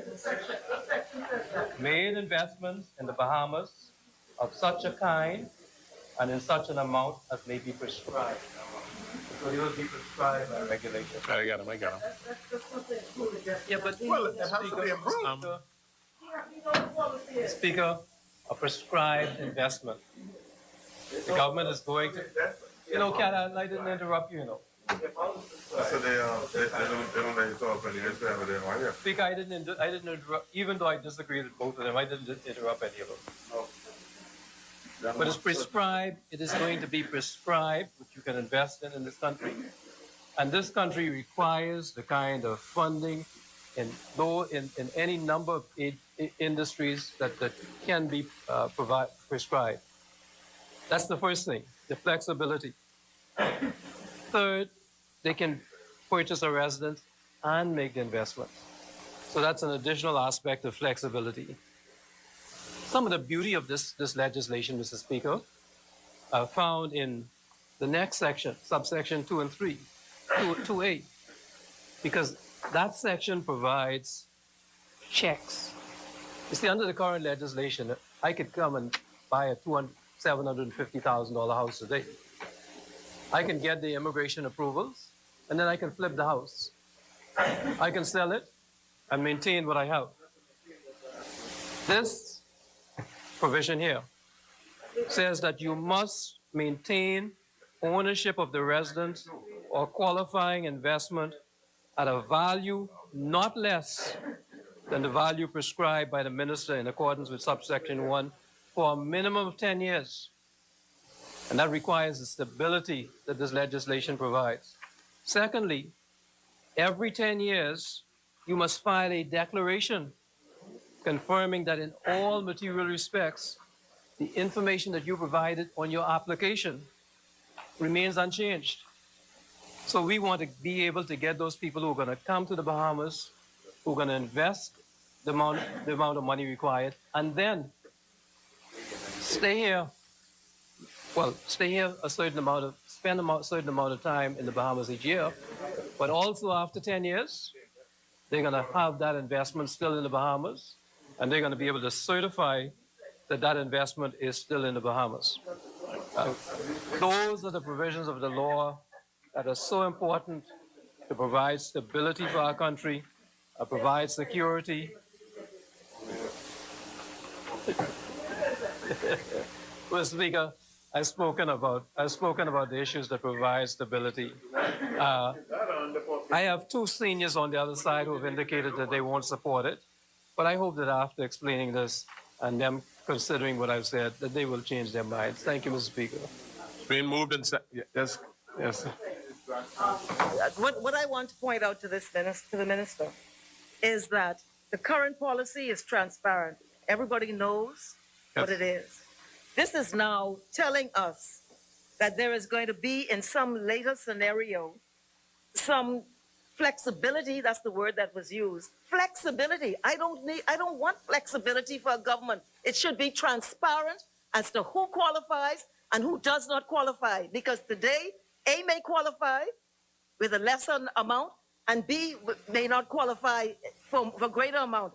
It's not transparent. I have a problem with this, Mr. Chairman, and I don't think we should be aiming for flexibility. I think we should be letting the Bahamian people know who qualifies under this legislation for what is anticipated.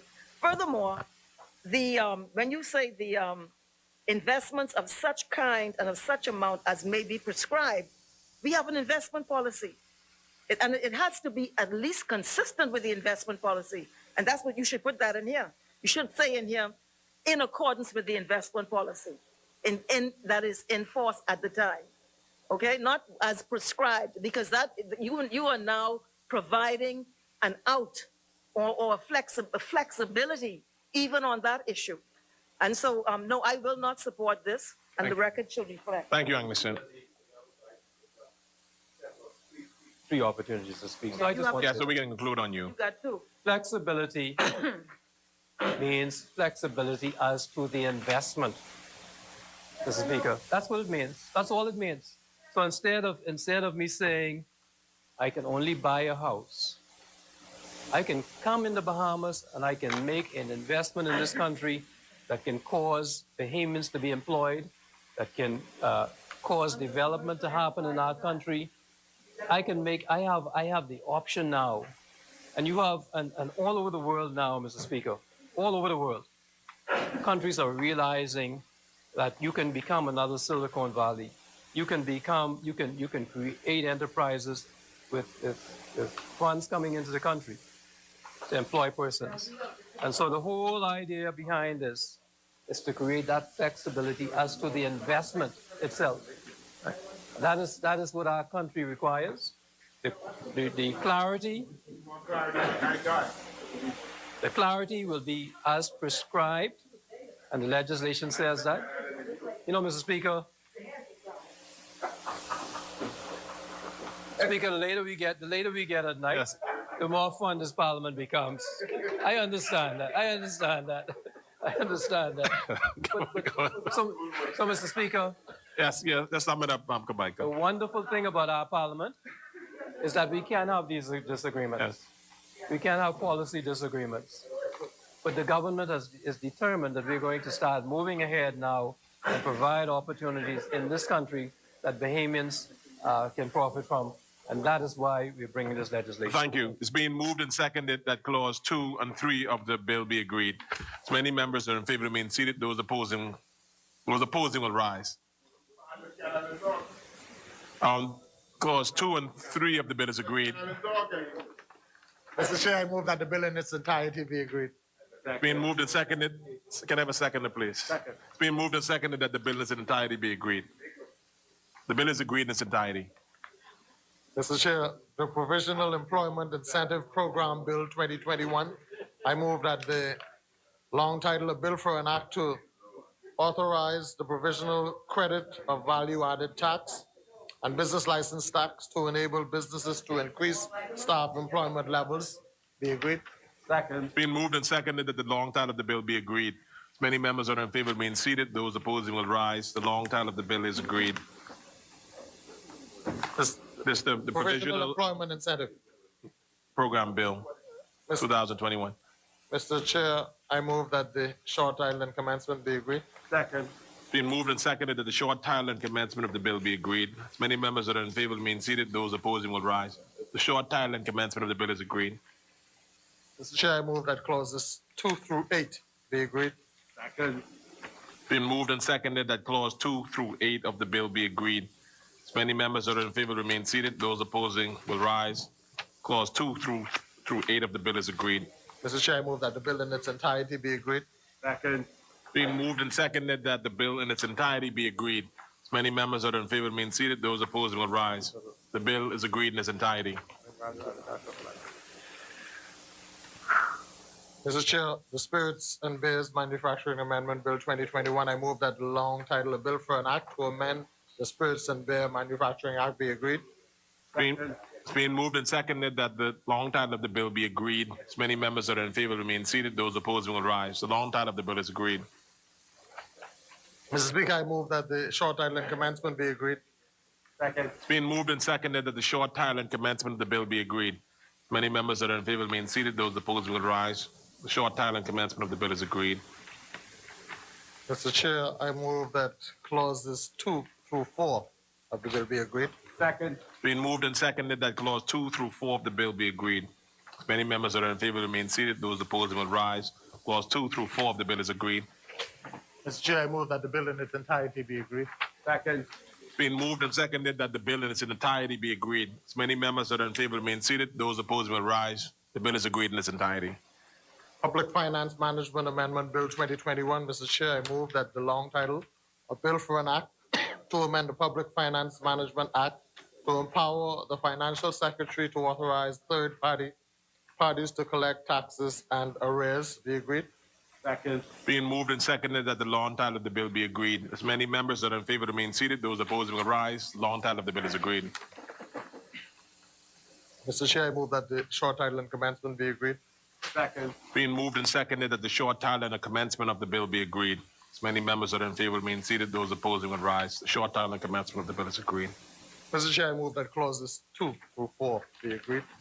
Second. Being moved and seconded that clause 2 through 4 of the bill be agreed. As many members that are in favor remain seated. Those opposing will rise. Clause 2 through 4 of the bill is agreed. Mr. Chair, I move that the bill in its entirety be agreed.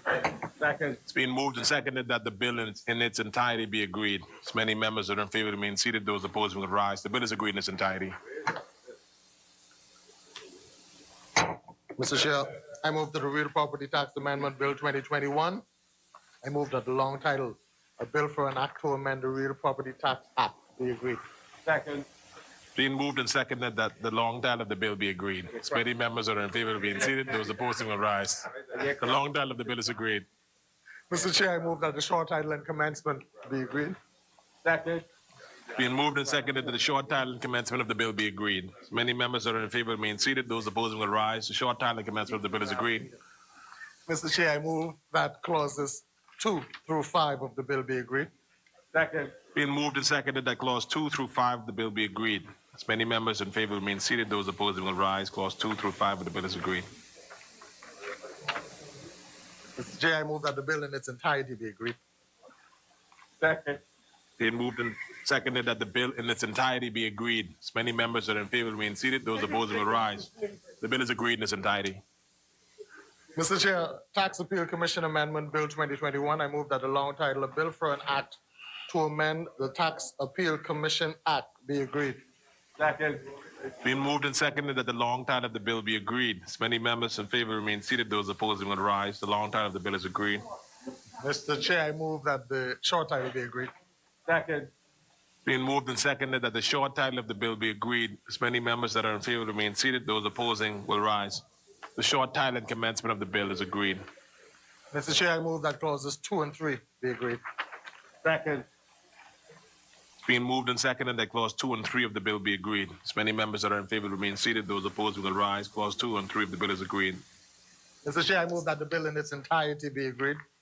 Second. Being moved and seconded that the bill in its entirety be agreed. As many members that are in favor remain seated. Those opposing will rise. The bill is agreed in its entirety. Tariff Amendment Bill 2021, Mr. Chair, I move that the long title, a bill for an act to amend the Tariff Act, be agreed. Second. Being moved and seconded that the long title of the bill be agreed. As many members that are in favor remain seated. Those opposing will rise. The long title of the bill is agreed. Mr. Chair, I move that the short title and commencement be agreed. Second. Being moved and seconded that the short title and commencement of the bill be agreed. As many members that are in favor remain seated. Those opposing will rise. The short title and commencement of the bill is agreed. Mr. Chair, I move that clause 2 of the bill be agreed. Second. Being moved and seconded that section 2 of the bill be agreed. As many members that are in favor remain seated. Those opposing will rise. Section 2 of the bill is agreed. Mr. Chair, I move that the bill in its entirety be agreed. Second. Being moved and seconded that the bill in its entirety be agreed. As many members that are in favor remain seated. Those opposing will rise. The bill is agreed in its entirety. Value Added Tax Amendment Bill 2021, Mr. Chair, I move that the value added A bill for a bill for an act to amend the value added tax, the long title, be agreed. Second. Being moved and seconded that the long title of the bill be agreed. As many members that are in favor remain seated. Those opposing will rise. The long title of the bill is agreed. Mr. Chair, I move that the short title and commencement be agreed. Second. Being moved and seconded that the short title and commencement of the bill be agreed. As many members that are in favor remain seated. Those opposing will rise. The short title and commencement of the bill is agreed.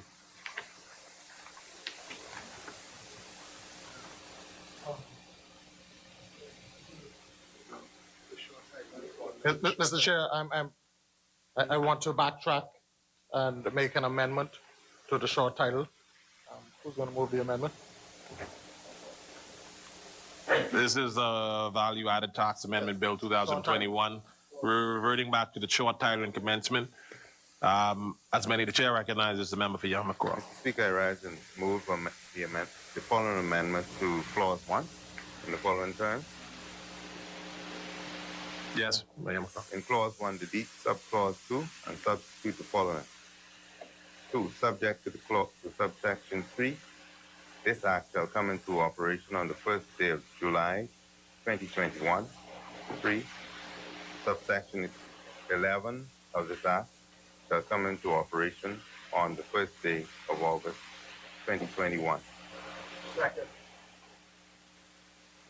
Move that clauses 2 through 4. It's being moved and seconded that the amendment to the short title and commencement of the bill be agreed as amended. As many members are in favor remain seated. Those opposed will rise.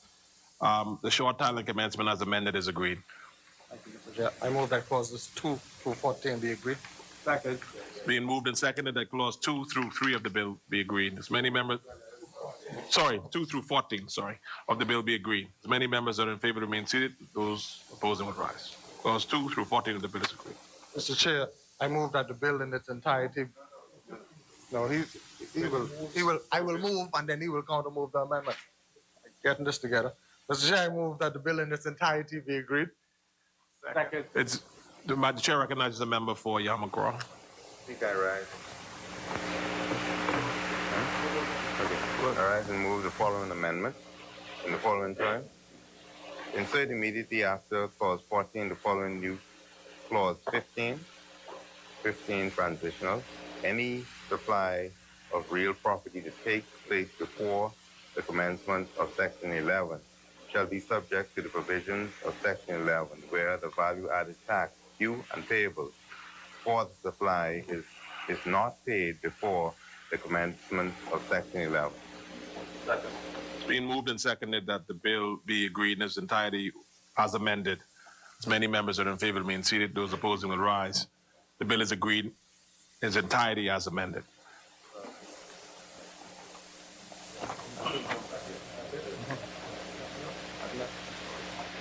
Mr.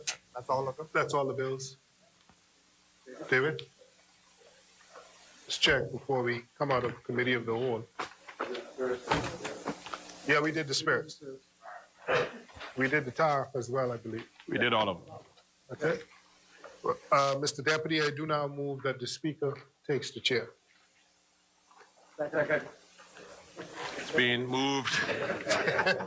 It's being moved and amended. Sorry, it's being moved and seconded that the chair now do take the chair. The Speaker now do take the chair. Getting late. It's being moved and seconded that the Speaker now do take the chair. As many members that are in favor remain seated, those opposing would rise. The Speaker would now take the chair.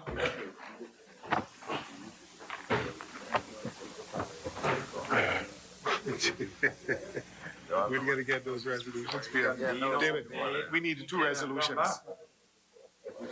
I beg leave to report that the Committee of the Whole has gone through the bills, making amendments there too.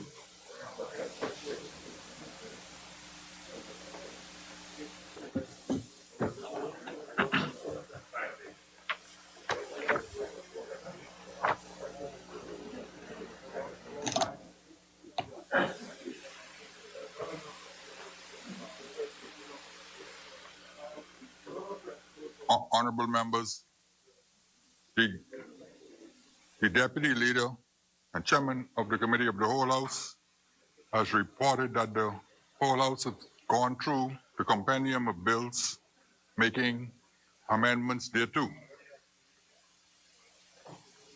Third reading and passing of bills. The Chair recognizes the Honorable Member for Bamboo Town. Mr. Speaker, I do move for third reading and passing of a bill for an act for the appropriation of diverse sums of money for and towards defraying the expenses of the government of the Commonwealth of the Bahamas on revenue account for the financial year commencing 1st of July 2021 and ending 30th of June 2022.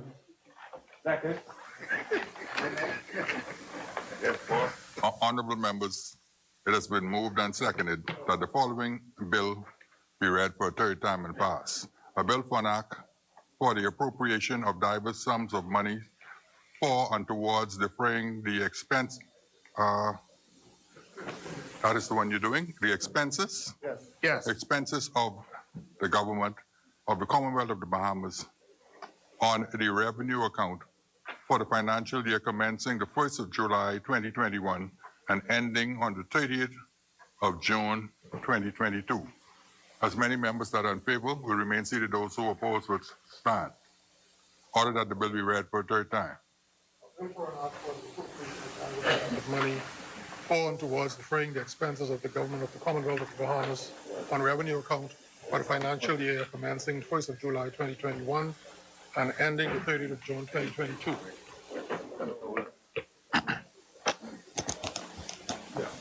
Order that the bill do now pass and the title thereof be declared to be the Appropriation Revenue Account Expenses 2021-2022 Act.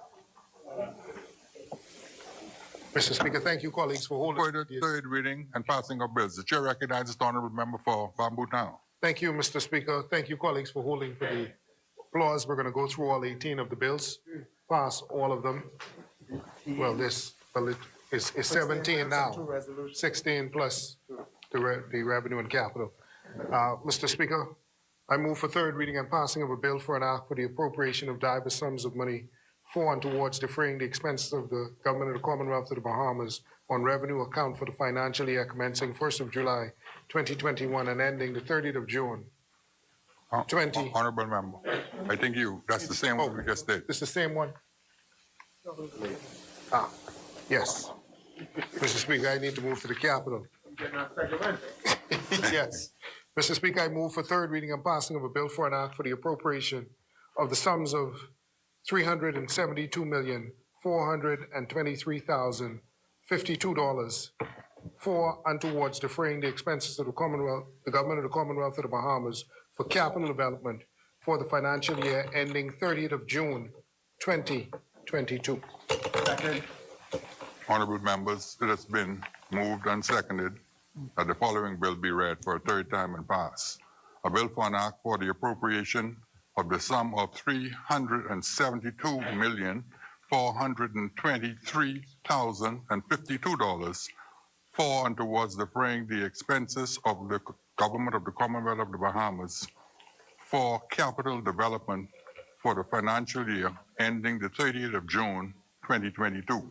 As many members that are in favor will remain seated. Those who oppose will stand. Order that the bill be read for the third time. A bill for an act for the appropriation of a sum of $372,423,050 for and towards paying the expenses of the government of Commonwealth of Bahamas for capital development for the financial year ending the 30th of June 2022. Order that the bill do now pass and the title thereof be declared to be the Appropriation Capital Development Act 2021. Further third reading and passing of bills. The chair recognizes the honorable member for Southern Shores. Mr. Speaker, I move for third reading and passing of a bill for an act to amend the Access to Affordable Homes Act. Second. Okay. Honorable members, it has been moved and seconded that the following bill be read for a third time. A bill for an act to amend the Access to Affordable Homes Act. As many members that are in favor remain seated, those who oppose will stand. Order that the bill be read for the third time. A bill for an act to amend the Access to Affordable Homes Act. Order that the bill do now pass and the title thereof be declared to be the Access to Affordable Homes Amendment Act 2021. For the third reading of bills, the chair recognizes the honorable member for Southern Shores. Mr. Speaker, I move for third reading and passing of a bill for an act to amend the Business License Act. Second. Honorable members, it has been moved and seconded that the following bill be read for a third time and pass. A bill for an act to amend the Business License Act. As many members that are in favor remain seated, those who oppose will stand. Order that the bill be read for the third time and pass. A bill for an act to amend the Business License Act. Order that the bill do now pass and the title thereof be declared to be the Business License Amendment Act 2021. For the third reading and passing of bills, the chair recognizes the honorable member for Southern Shores. Thank you, Mr. Speaker. I move for third reading and passing of a bill for an act to amend the City of Nassau Revitalization Act to extend the duration of this act for an additional 5 years. Second. Honorable members, it has been moved and seconded that the following bill be read for a third time and pass. A bill for an act to amend the City of Nassau Revitalization Act to extend the duration of the act for an additional 5 years. As many members that are in favor will remain seated, those who oppose will stand. Order that the bill be read for the third time. A bill for an act to amend the City of Nassau Revitalization Act to extend the duration of the act for an additional 5 years. Order that the bill do now pass and the title thereof be declared to be the City of Nassau Revitalization Amendment Act 2021. For the third reading and passing of bills, the chair recognizes the honorable member for Southern Shores. Thank you, Mr. Speaker. I move for third reading and passing of a bill for an act to amend the Customs Management Act. Second. Honorable members, it has been moved and seconded that the following bill be read for a third time and pass. A bill for an act to amend the Customs Management Act. As many members that are in favor will remain seated, those who oppose will stand. Order that the bill be read for a third time and pass. A bill for an act to amend the Customs Management Act. Order that the bill do now pass and the title thereof be declared to be the Customs Management Amendment Act 2021. For the third reading and passing of bills, the chair recognizes the honorable member for Southern Shores. Thank you, Mr. Speaker. I move for third reading and passing of a bill for an act to amend the Excise Act. Second. Honorable members, it has been moved and seconded that the following bill be read for a third time and pass. A bill for an act to amend the Excise Act. As many members that are in favor will remain seated, those who oppose will stand. Order that the bill be read for the third time. A bill for an act to amend the Excise Act. Order that the bill do now pass and the title thereof be declared to be the Excise Amendment Act 2021. For the third reading and passing of bills, the chair recognizes the honorable member for Southern Shores. Thank you, Mr. Speaker. I move for third reading and passing of a bill for an act to amend the Family Islands Development Encouragement Act. Second.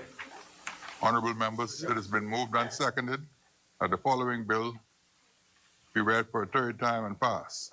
A bill for an act to amend the Family Islands Development Encouragement Act. As many members that are in favor will remain seated, those who oppose will stand. Order that the bill be read for a third time and pass. A bill for an act to amend the Family Islands Development Encouragement Act. Order that the bill do now pass, and the title thereof be declared to be the Family Islands Development Encouragement Amendment Act 2021. For the third reading and passing of bills. The chair recognizes the honorable member for Southern Shores. Thank you, Mr. Speaker. I move for third reading and passing of a bill for an act to amend the Immigration Act to provide for the grant of economic permanent residence. Second. Honorable members, it has been moved and seconded that the following bill be read for a third time and pass. A bill for an act to amend the Immigration Act to provide for the grant of economic permanent residence. As many members that are in favor will remain seated. Those who oppose will stand. Order that. What's going on? The motion is carried. It's against. The motion is carried. Order that the bill be read for the third time. A bill for an act to amend the Immigration Act to provide for the grant of economic permanent residence. Stand up, Carolyn. Stand up. But why would you Order that the bill do. told him that everything on him is sleeping now? You want him to join you? Honorable members, order that the bill do now pass and the title thereof be declared to be the Immigration Amendment Act 2021. He put his head. Oh, so he put his head down. For the third reading and passing of bills. Chair recognizes the honorable member for Southern Shores. Thank you, Mr. Speaker. I move for third reading and passing of a bill for an act to authorize the provisional credit of value-added tax and business license tax to enable businesses to increase staff employment levels. Second. Honorable members, it has been moved and seconded that the following bill be read for a third time and pass. A bill for an act to authorize the provisional credit of value-added tax and business license tax to enable businesses to increase staff employment levels. As many members that are in favor will remain seated. Those who oppose will stand. Order that the bill be read for a third time and pass. A bill for an act to authorize the provisional credit of value-added tax and business license tax to enable businesses to increase staff employment level. Order that the bill do now pass and the title thereof be declared to be Provisional Employment Incentive Program Act 2021. For the third reading and passing of bills, the chair recognizes the honorable member for Southern Shores. Thank you, Mr. Speaker.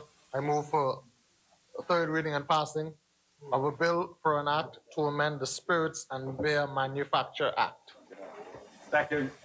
Honorable members, it has been moved and seconded that the following bill be read for a third time and pass.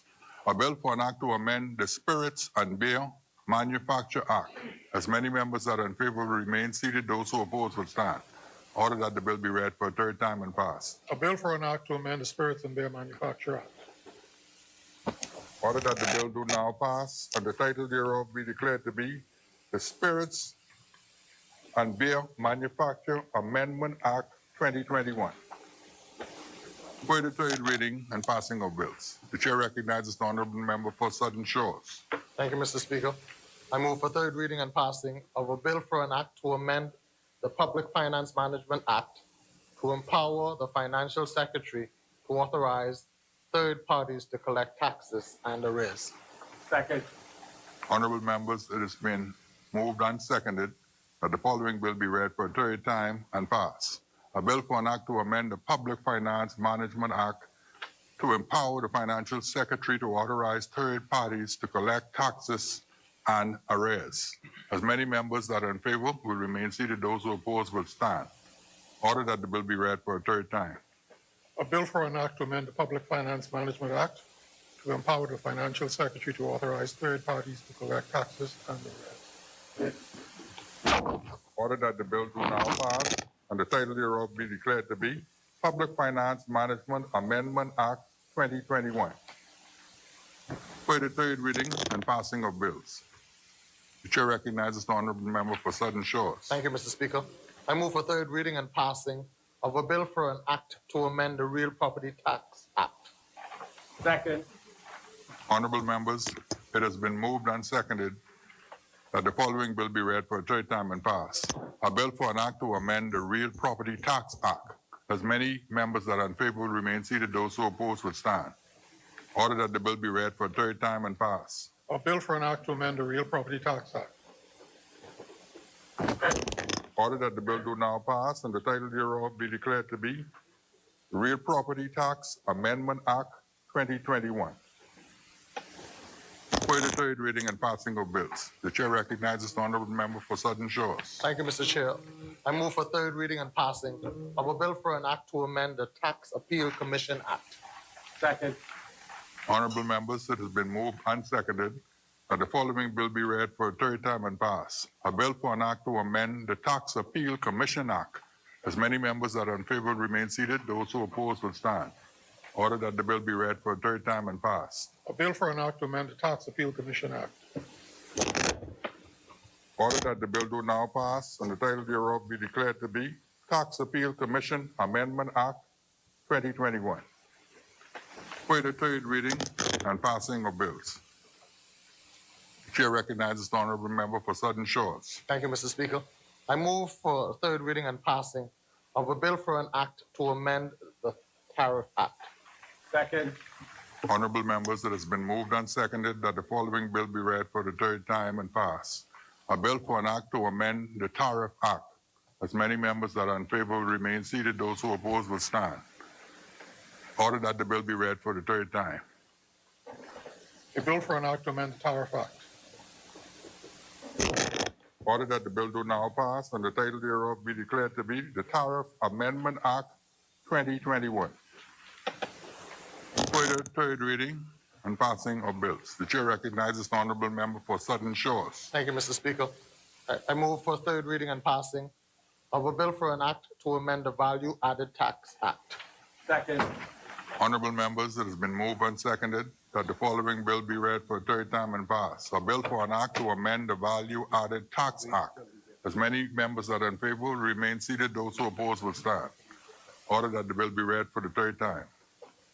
A bill for an act to amend the Value Added Tax Act.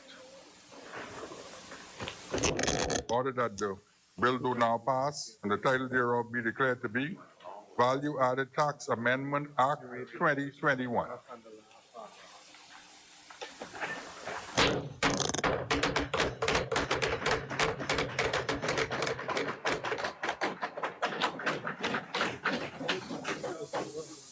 Consideration of Senate amendments. Resolutions. Chair recognizes the honorable member for Southern Shores. Mr. Speaker, I move for third reading. No. Okay.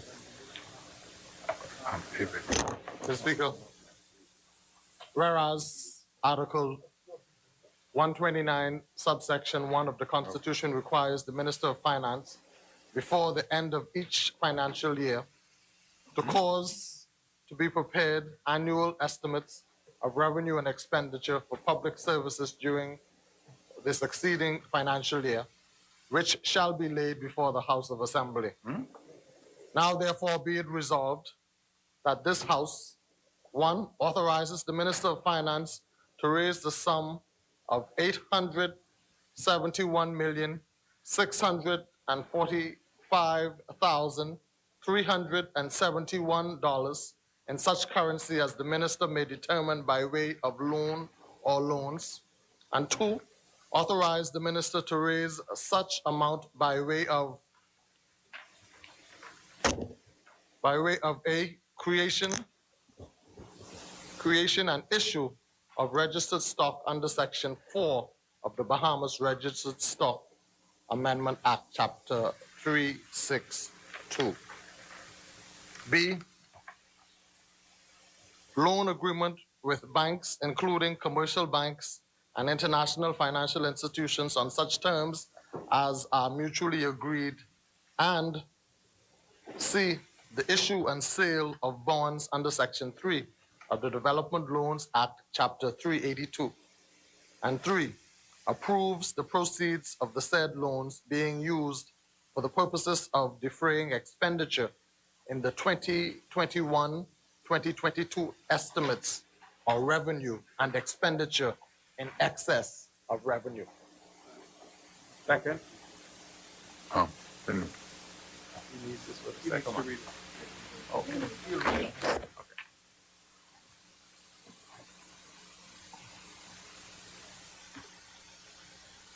Brian, sir.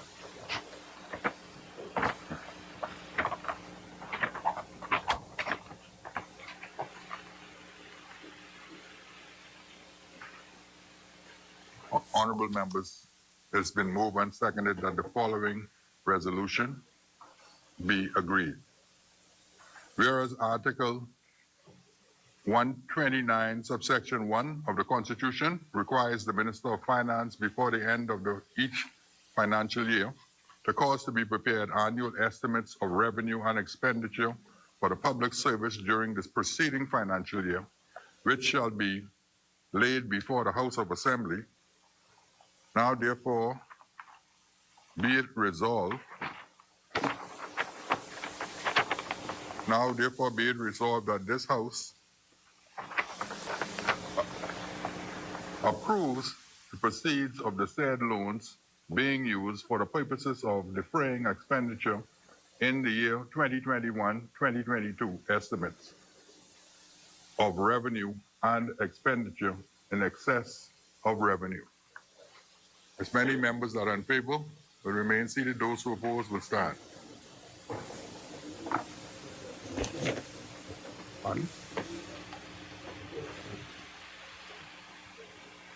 The resolution is agreed. Further resolutions. Chair recognizes the honorable member for Bamboo Town.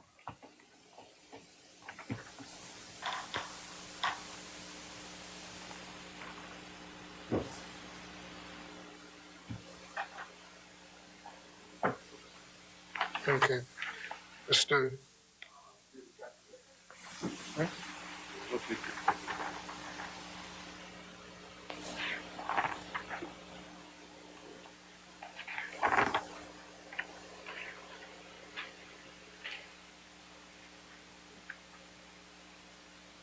Honorable member, I did the one that was given me.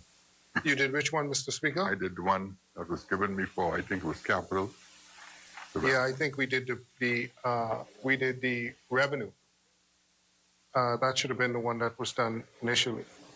The capital.